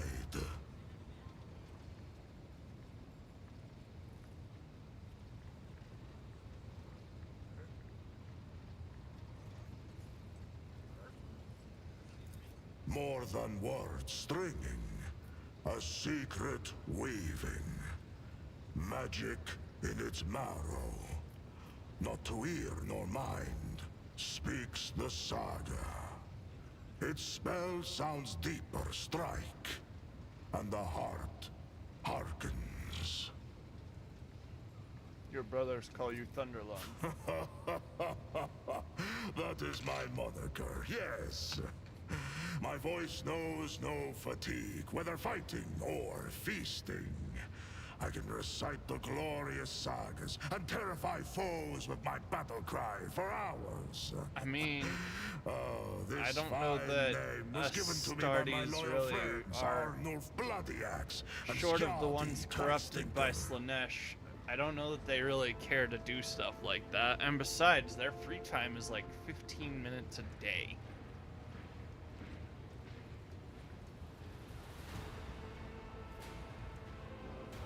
Actually, hold on a second. I will tell you exactly why. Oh, they do get a day off. Once every 100 years. A whole day to themselves. Some chapters make it a year, but on average, let me see if we can find this thing.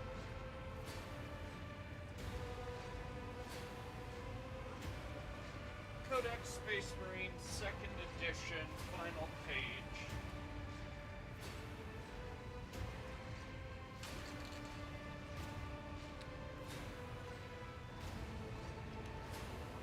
Legions Astartes, daily rituals. Oh, 400, morning prayer. Day began.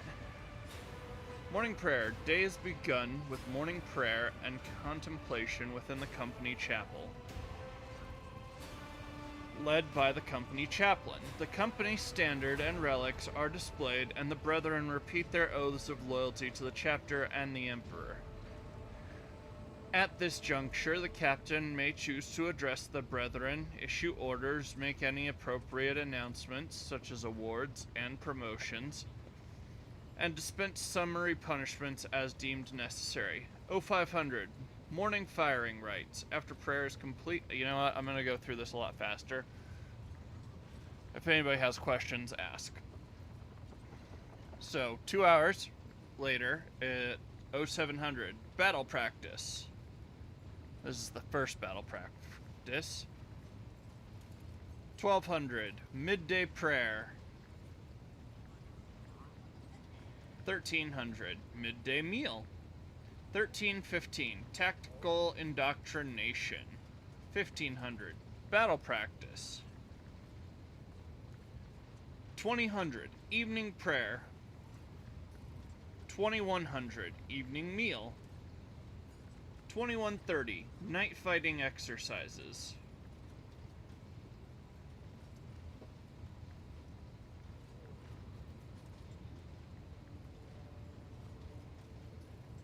Which I'm going to just briefly touch on. Chapters based on worlds where there is no perceptible night segment, or on ships in the void, use this opportunity to practice combat underwater, in zero gravity, through dense fog or smoke, or in other exotic conditions. 2315, maintenance rituals. Each Space Marine is expected to maintain and repair his own armor and weaponry, according to standard rituals. 2345, free time. This is where I will actually get into some stuff. Some chapter masters view this period of free time as an unwarranted luxury at best and a dangerous distraction at worst. It is maintained in most chapters out of reverence for the Codex Astartes and Robot Gilliman's words. Consider the magnitude of your duty at your leisure, but act without hesitation when action is required. In honor of this, Space Marines are permitted a short period of leisure each day to consider the magnitude of their duty to the Emperor.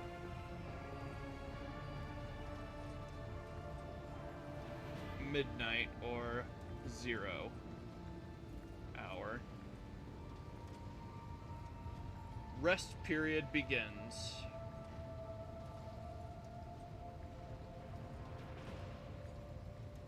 Space Marines do not truly need to sleep thanks to the catalepsian node, an implant in their brain that enables them to rest half of their brain at a time while still maintaining awareness with the other half. However, extended interference with the circadian rhythms of sleep has been shown to impair the efficiency and induce personality disorders. To prevent this, Space Marines enter a dreamless fugue state for 4 hours per day when not on campaign. The longest recorded incident of a Space Marines unit going without sleep was during the Rin's World incident, when the Crimson Fist's remnants, led by Master Cantor, remained operational for a period of 328.7 standard hours.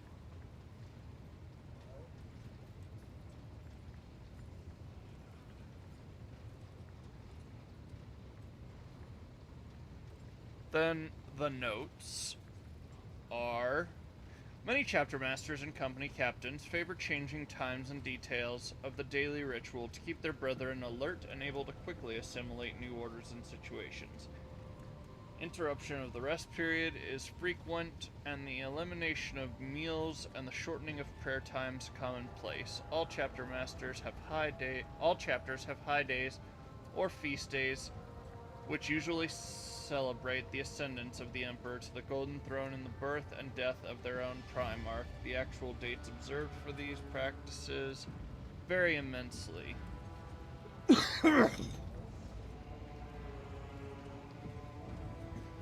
On such special days, all members of the chapter who are present at the fortress monastery will gather in the Similarum for prayers led by the chapter master, followed by a day-long celebration which traditionally includes contests of skill and strength. This is also the traditional time for the acceptance of neophytes, the elevation of neophytes to initiates, and the elevation of initiates to full brethren.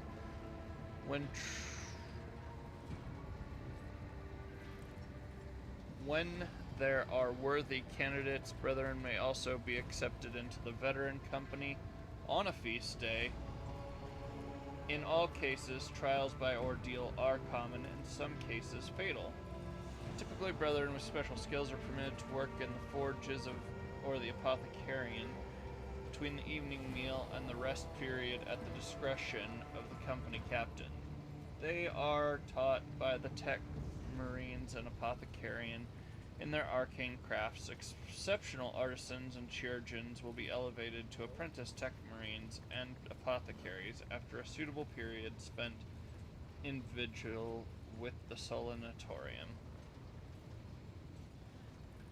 The honor of guarding the chapter fortress is generally rotated between the 1st through 5th companies according to which are present at the time.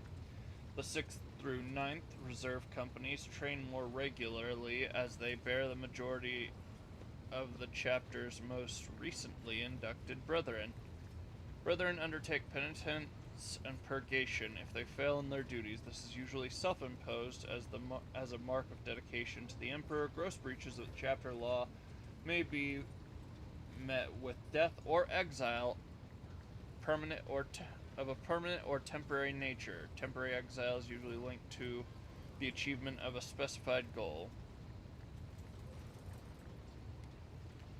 So, last little bit. Compiled from information supplied by Black Consuls, Salamander, Flesh Terrors, Ultramarine, Silver Skulls chapters. Additional notes are culled from the Codex Astartes. So, of course they're not going to be romanced. They don't have time for it. B,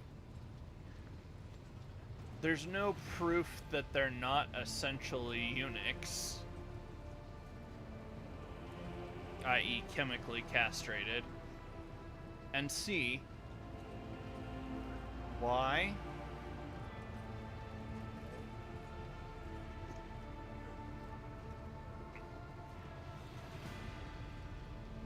And realistically, that relationship would be really disappointing. You get to see your Space Marine for 15 minutes. He's working on the bridge right now, but at end of shift, he probably goes to somewhere to practice fighting. It's pretty common for ships to have some kind of automated fighting training cage. Tell me about Arnulf and The bonds between Skibidi. us were many. Arnulf was my sworn brother. It was he whom I faced down in the battle where the chooser of the Valiant noticed me. Arnulf too was deemed worthy. We went from bitter foes to setting aside the enmity between our clans and becoming close friends. He gave me this blade to show that the past was forgotten. Quick to laugh was Arnulf, and fearsome in a fight. Almost as fearsome as me. Skjadi Twice-Thinker. Skibidi, sir. He was sent to us by the Allfather to see that we did not meet our deaths as young pups. He had enough thoughts in that head of his to make do for me and Arnulf both. It was Skjadi who taught me to compose verses. The spirits prized his wisdom, and the runes hearkened to his voice. When the Xenos took me prisoner, Arnulf caught up with them and slew a score of them with his fine axe. And Skjadi called down a storm so mighty that the abomination's jet bikes were whipped into the wind's furious currents like leaves. But even that was not enough to take them all. We were captured. Tarvantius took Skjadi first and turned his body into something unthinkable. Then he took Arnulf, and during the many hours of torture, my brother's only response to the freak was a disdainful laughter. And then he fell silent.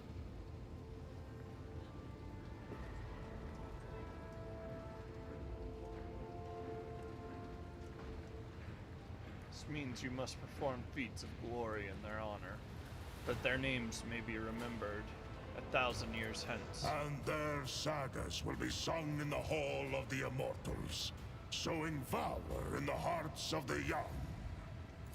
I enjoy telling stories. What do you want to know? I enjoy Fenrir.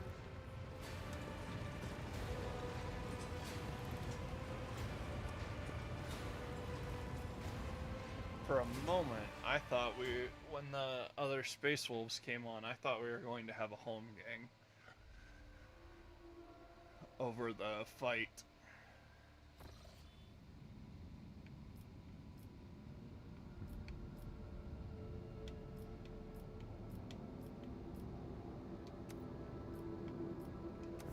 The headbutt. Your Lordship, esteemed Master Zachary Wise is reporting that the astropaths have received a signal. It states the following. Arc Mechanicus Hermetico is calling the unit Pascal Hanneman. Directive, visit, priority, ahead of the queue. Purpose, discontinuing the cycle. It is followed by a set of coordinates. According to my data, the lost sacred vessel of Hermetico is the flagship headquarters and last confirmed location of Archmagus Eminent. I hereby request permission to immediately embark on an expedition.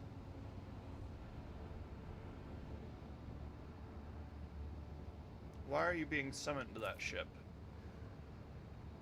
No data are available. Only hypotheses are available. Justification is irrelevant. If the Blessed Emirate summons me, I must comply with the directive. Chart the course to the transmitted coordinates. I am coming, Mentor.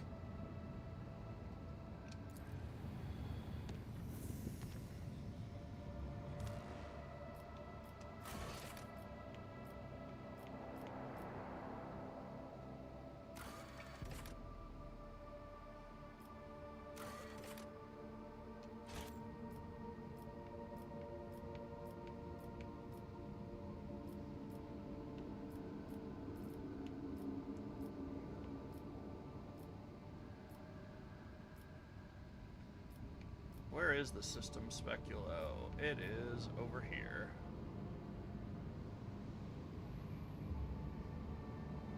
What time is it? It's 11:06.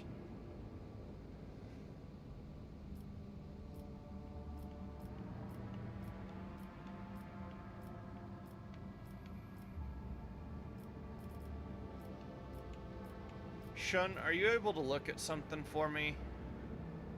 Are we... is the system speculo... Like, do I need to do that right now? Like, drop everything.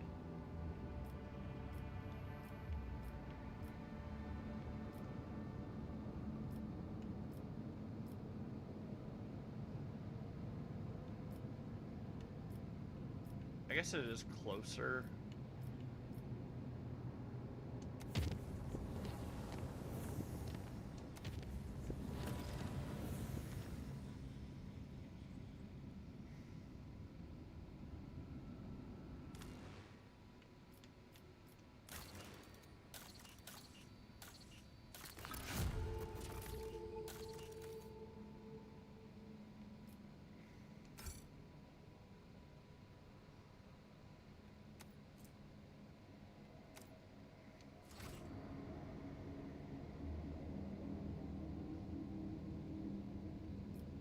Okay. Well, I guess it's time to go backwards. I want to resolve the Kiava Gamma thing, and then...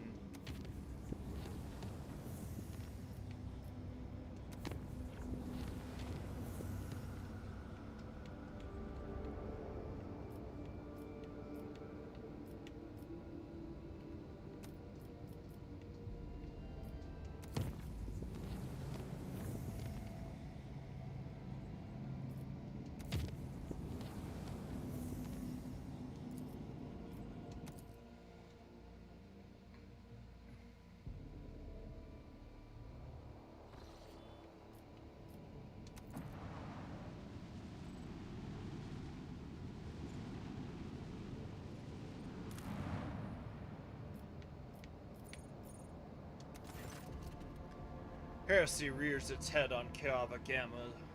Remnants of vile forces cause compulsions in workers and technomats.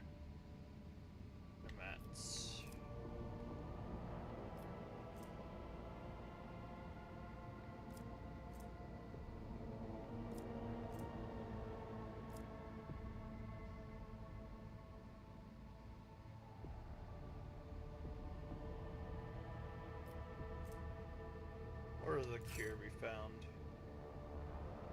While the tech priests search for a means to get rid of the compulsions, the colony's inhabitants continue to suffer their onset.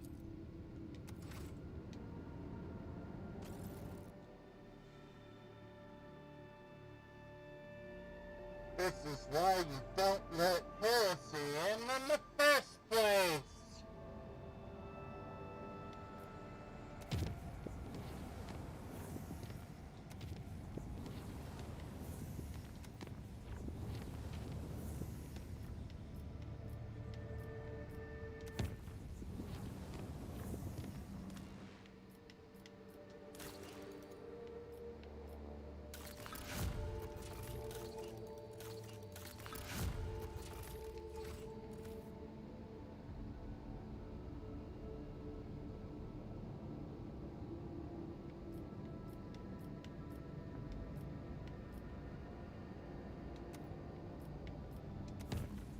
We're gonna head up towards the thing and settle out in there for the night.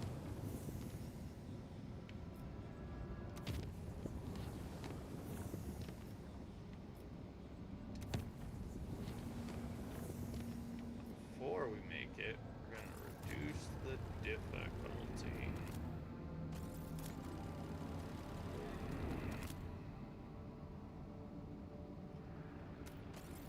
One other thing we're gonna do is sell everything we can. Try and get some new kit. A little bit of kit would not hurt right now.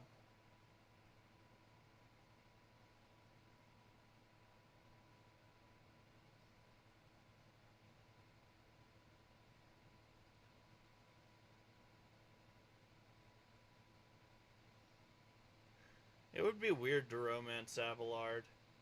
Your character is like in their 20s. Abelard is a great grandfather.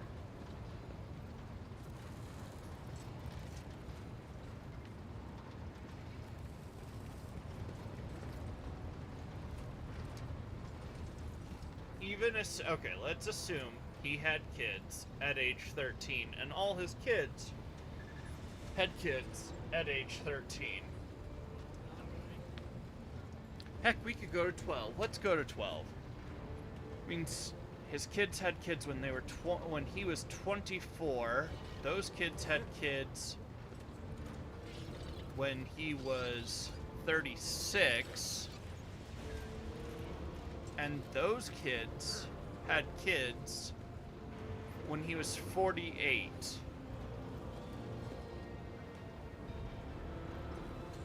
So he's at least 48, but most likely much older. Let's be realistic. They're not pumping out kids as soon as puberty starts.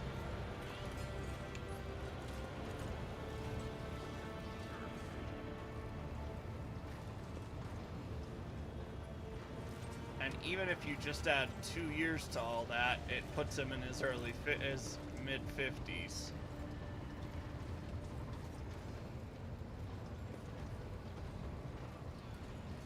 There's such a thing as Juvenat. He could look that good and feel that good and be in his mid-150s easy.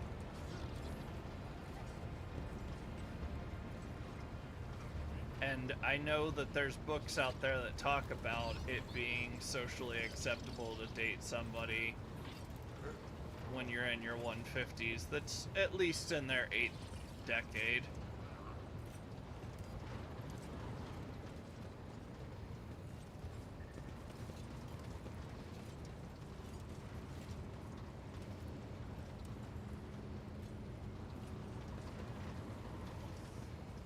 was I doing? Oh yeah, being grossed out by people wanting to date Abelard.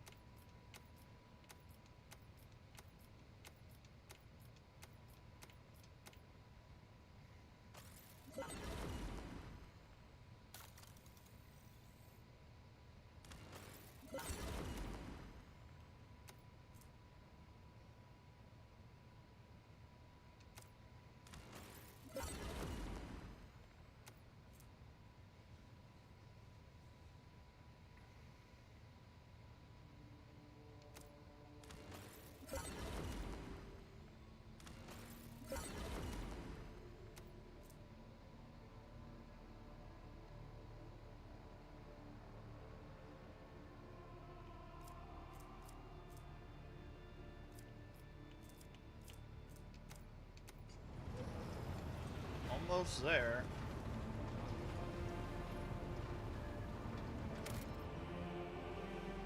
We're gonna do a full save right here. I'm gonna make the jump, but if it starts talking and I feel like it's going too long, I'm gonna end.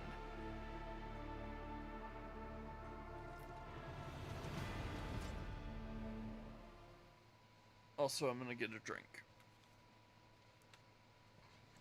I can't threaten you every night about drinking water and sit here and be thirsty.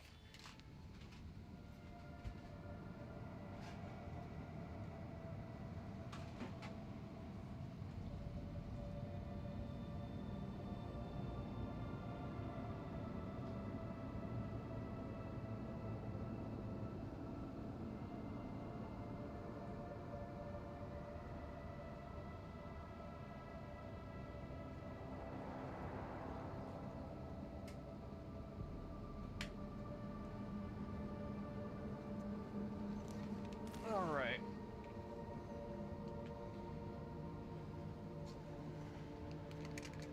Oh, I need my medicine as well.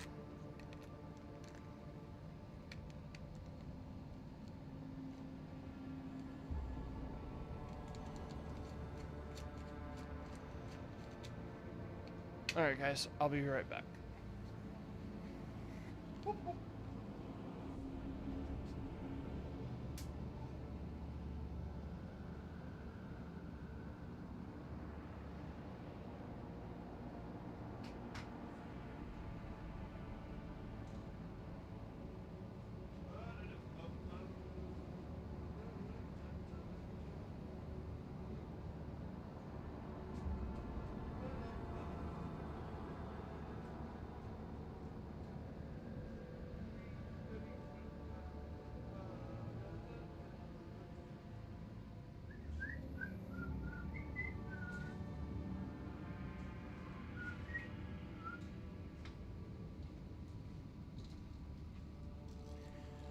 Alright, then.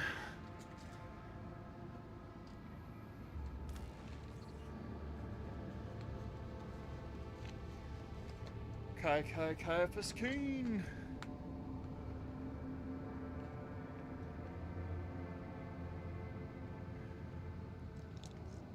That's probably who I'm going to try and emulate in the next playthrough. Or in a playthrough, but it's going to be an iconoclast one. Because I think you can come out looking dogmatic while just being iconoclast as heck. Actually, I'm fairly sure of it.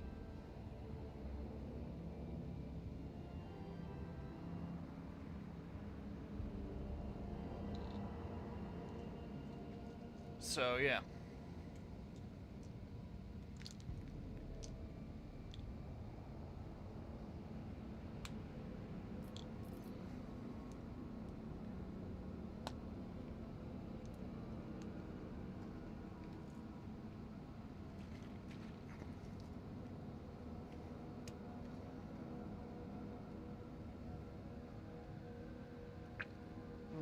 Gross.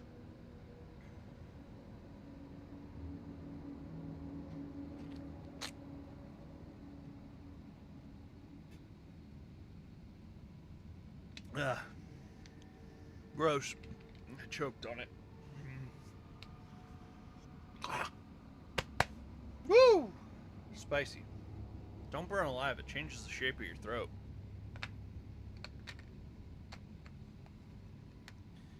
The doctor says you're not supposed to just stick putty down in it, but I'm pretty sure you could. But I'm not a doctor, so don't listen to me.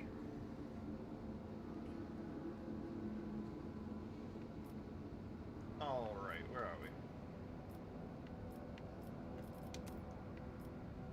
Make that final jump.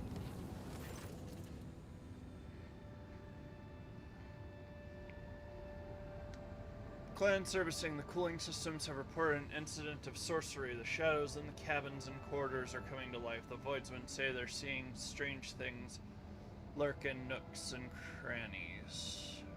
At the edge of their vision, if they look away, things spread over the room, gnawing on everything in their path and attacking the weak and infirm. Strange creatures cannot be caught. It is almost as if they sense they are being watched and sink into the many cracks between the machines and bulkheads. Send Ulfor to do the work. The controlled scorching of decks is a labor-intensive but very familiar process for Voidsmen serving under the ship's Infernus Master.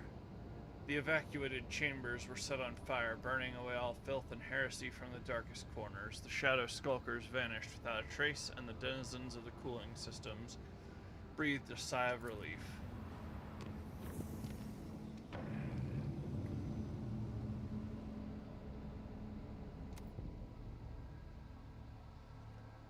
Wraith Towie. This sounds very Eldar-like.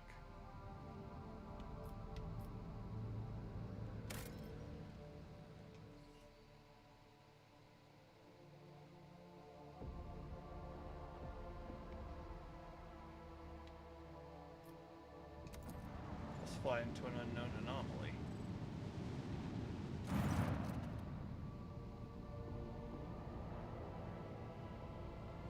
Master Helmsman Ravor reports on the giant anomaly covering most of the system. Confusion is evident in his voice. The augurs are incapable of detecting the area itself and the object within it, but it is obvious that they exist. The blurry blots of planets and space debris are visible from the bridge of the Void ship. The area distorts even the faraway stars, dim sparks enclosed in thick, curved glass. Remain in and research the anomalous zone. The ship's instruments are powerless before the apparition of Wraith Towie. Sister Argenta's face twists with chagrin and contempt. She sees the accursed hand of the archenemy at play, reaching out to conceal this holy place from faithful defenders of the Imperium. By her words, in this the enemy failed, for the servants of the Emperor are already here.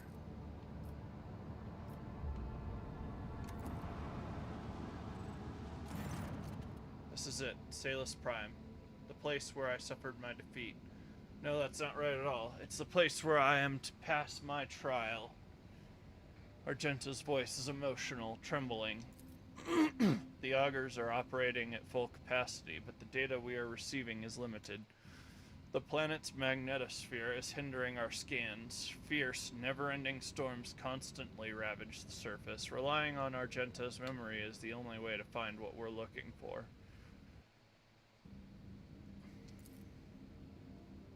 It is an easy enough task. Just look for the tallest mountain on the northern continent. That is where we're headed. The mountain. That mountain isn't a mountain. It is the very ship we are searching for. A ship that resembles a mountain? Yes, legends say the ship fell from the skies, yet it wasn't destroyed by the impact. What was it, I ask you, if not a miracle and a testament to the glory of the Imperium and its saints? The ship towers over the planet's desolate surface, encased in ice on all sides, but from up high, it looks just like a mountain, majestic and lonely. What should we look for once we get to the mountain? Above all else, our mission is to search for any evidence of accursed cultists who attacked me when I came here last. I am still one of the Sisters Pronatis, and my primary responsibility is to protect the Holy Relic. If we succeed, I hope to complete my pilgrimage to enter the halls of the sacred ship and find the relic itself, the One Star. What if the cultists are long gone? What if they stole the relic? Then I will chase them. I will chase after them to the ends of the universe, through darkness, fire, and all the horrors of the warp. Her voice vibrating with anger, but a moment passes and she calms herself surprisingly quickly.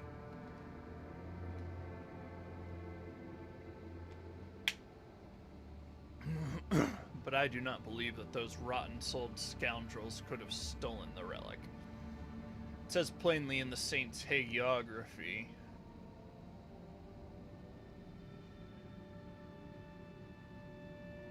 that only one who is righteous and resplendent of heart can enter her ship. I know her power is greater than the most profane sorcery of cultists.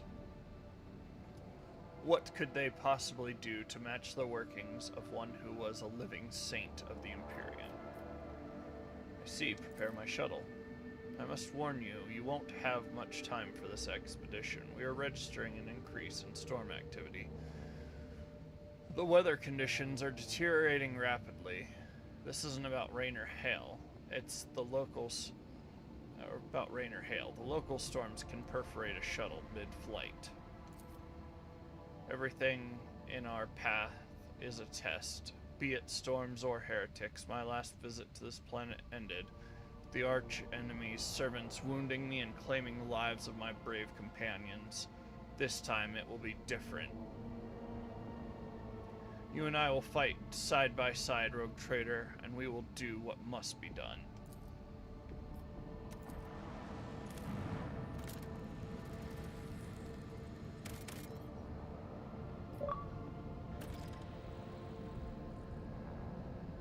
Just a second, guys. Need to look at something. I'm expecting something to come through. Oh, shut up.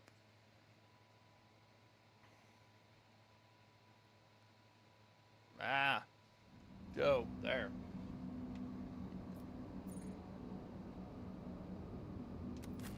Do you know I've accumulated enough points to buy a $10 gift card thing?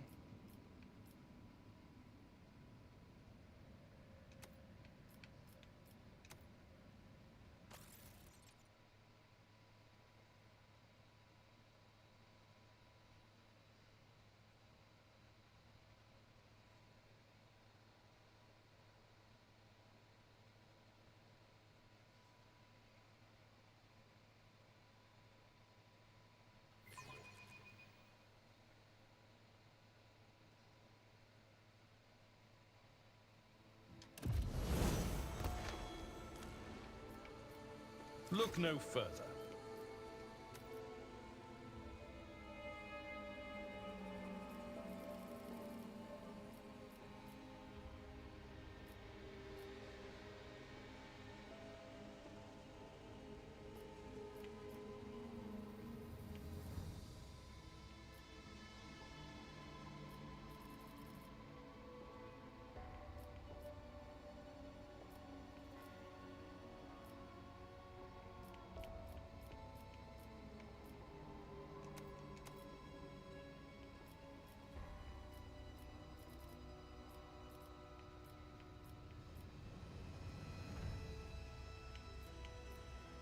Disastrous collision.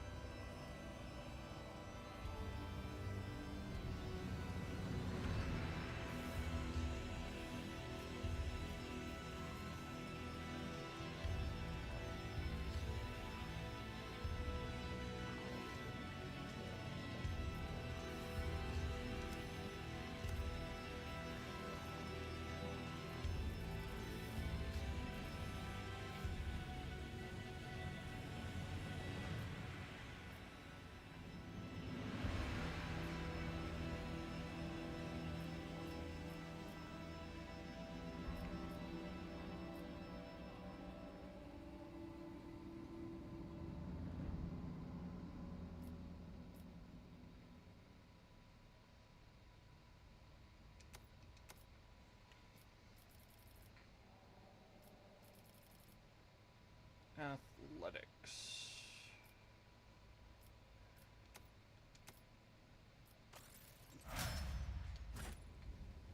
Let the faith guide my Sometimes path you to consult glory. the appropriate treatise on Tactica Imperialis and weigh every step. The Emperor protects. Kunrad has managed to find himself a henchwoman in the heart of Dargonus? Regina? Who would have thought it?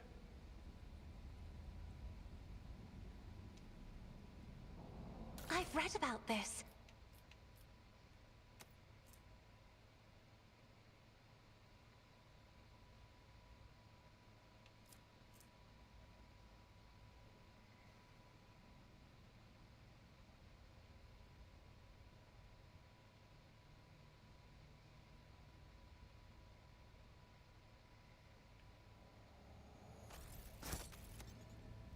A number of dark objects are hidden beneath the ice.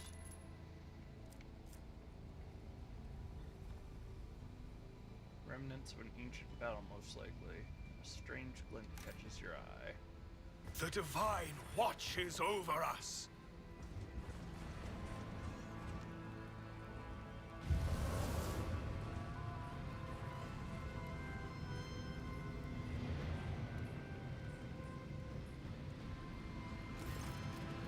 Afterlight, a rippling silhouette appears where the light rays coming from the sorceress device converge. Ah, little puppet of dogmas, one who is so kind as to bring me and my brethren to this planet. You've returned to me, and just at the right time, too.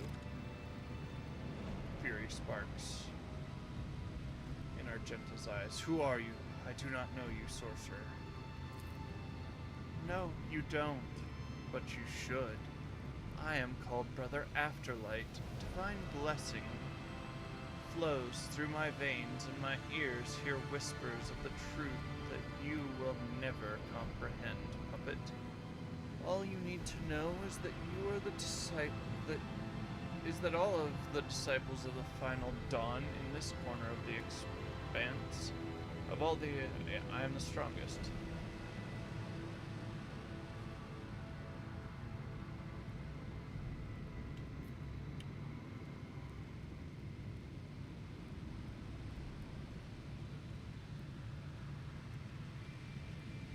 You lot again. I see you're acquainted with my brethren in faith. If so, then you must also know that we are without number. Destroy our cell on one world, and we will rear our heads on a dozen others. Well, that's enough of that. The good little puppet brought some friends with her. Good. I was just finished with the remains of the last group of fools who risked coming to this planet with you. You remember their death cries, don't you? Or do the lives of mere pawns mean nothing to you? The Emperor accepted the souls of his faithful. They died cursing your name, the name of the puppet who brought them to the slaughter, and then alone escaped with her life. Enough, be silent.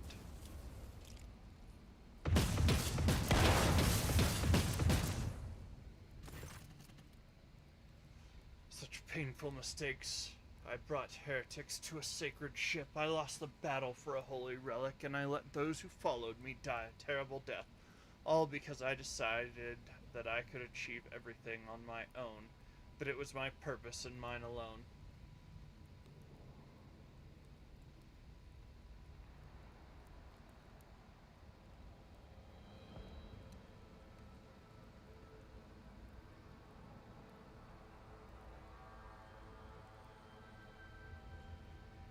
Remorse is the first step to making amends. Take that step, then take the next. Towards your enemy's death and the relic's salvation. You're right.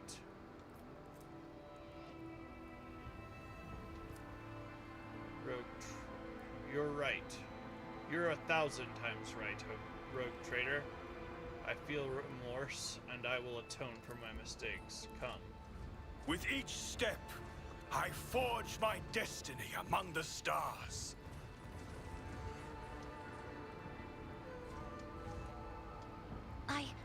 I did it? This altar to the gods of the warp is made up of several parts. They must have assembled it here after transporting the components from somewhere else.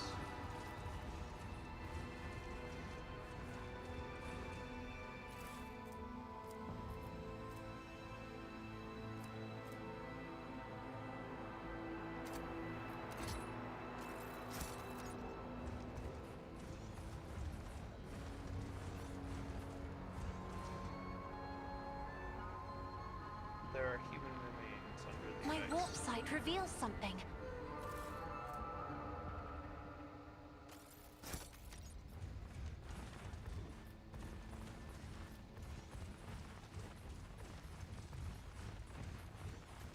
Let us walk this path to the end.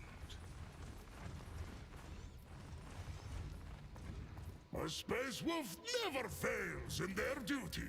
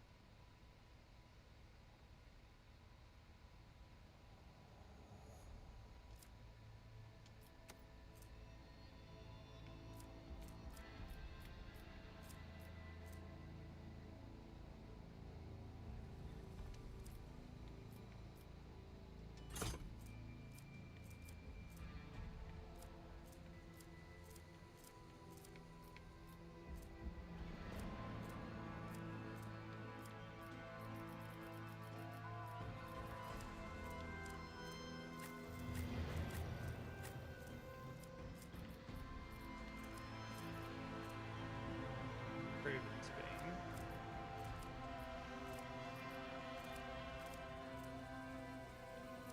Till 18.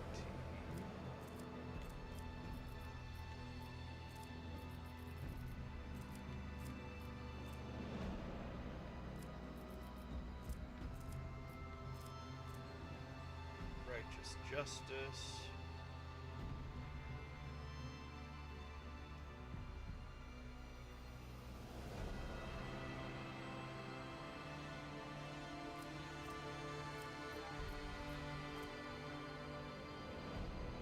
This apple.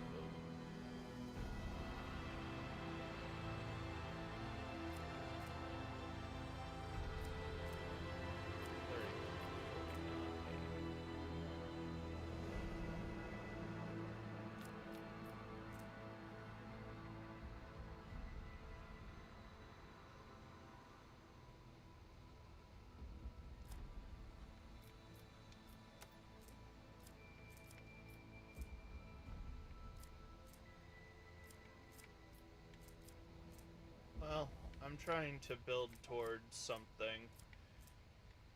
Specifically, I am trying to,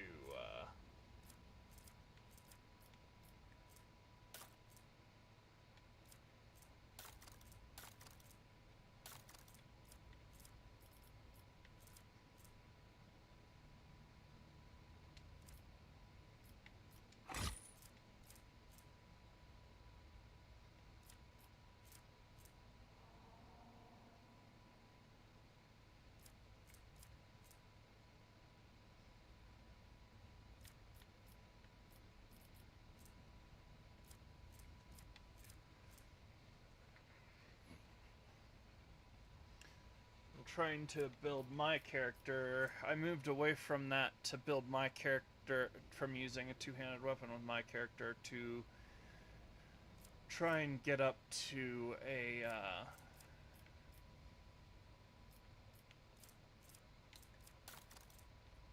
It'll take a couple feats, but when I'm done, I'll be using 2 weapons at a time.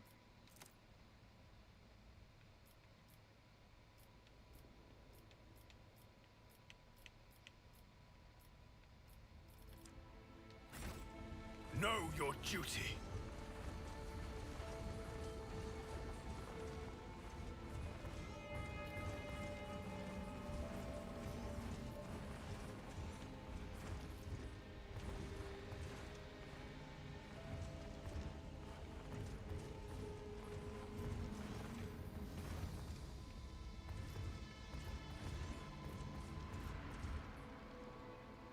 Experience. Nothing matters more.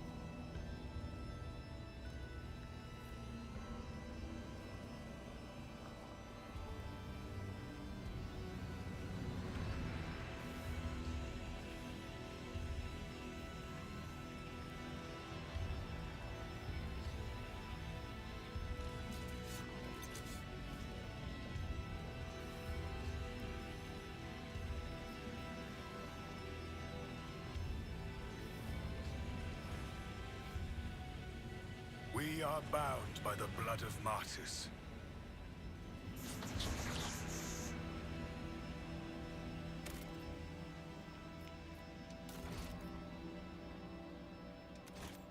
Alright guys, that's gonna be me for the night. I really enjoyed today. It was a really nice boss fight. Honestly, the trick they pulled was pretty solid and very reminiscent of a few old rules from the game for Zinch crap where you get to do BS.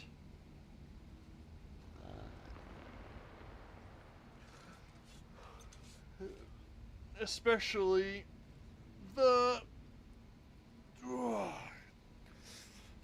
when your character is can't damage the greater daemon because he's put all the damage into another daemon. So that's cool. But demons don't like fire, if you noticed.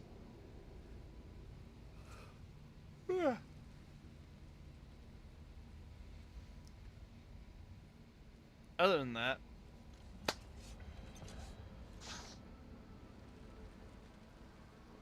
if you guys have any names of people that you want me to follow so I can raid them, let me know. Make sure you tell the people you love that you love them. Coyote! I love you! Potter, I love you! Oh, it's really hard to do my voice like that. Yeah. Anyways. Tomorrow, we will finish our trek in here. Looks like we're gonna bamboozle some heretics. With a very conveniently placed ladder. Or maybe I have the chance to bypass it completely by hitting that with a Melta. Realistically, I should be able to cut through walls with Meltas. That and chain fists on tabletop back in the day was a thing. Just, I can't get through the wall, or there's a wall that prevents me from going through here. That's cool. Thunk. It's a door. Or it's a door. So, excuse me, I'm tired.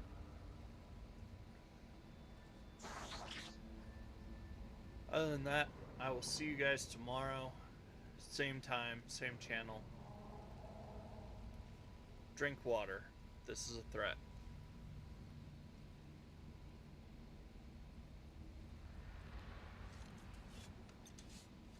Good night, guys.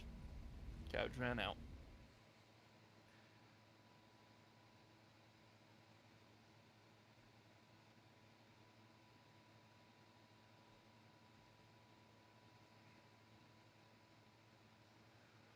We're gonna go to Sony again. It's been making him happy. I like that.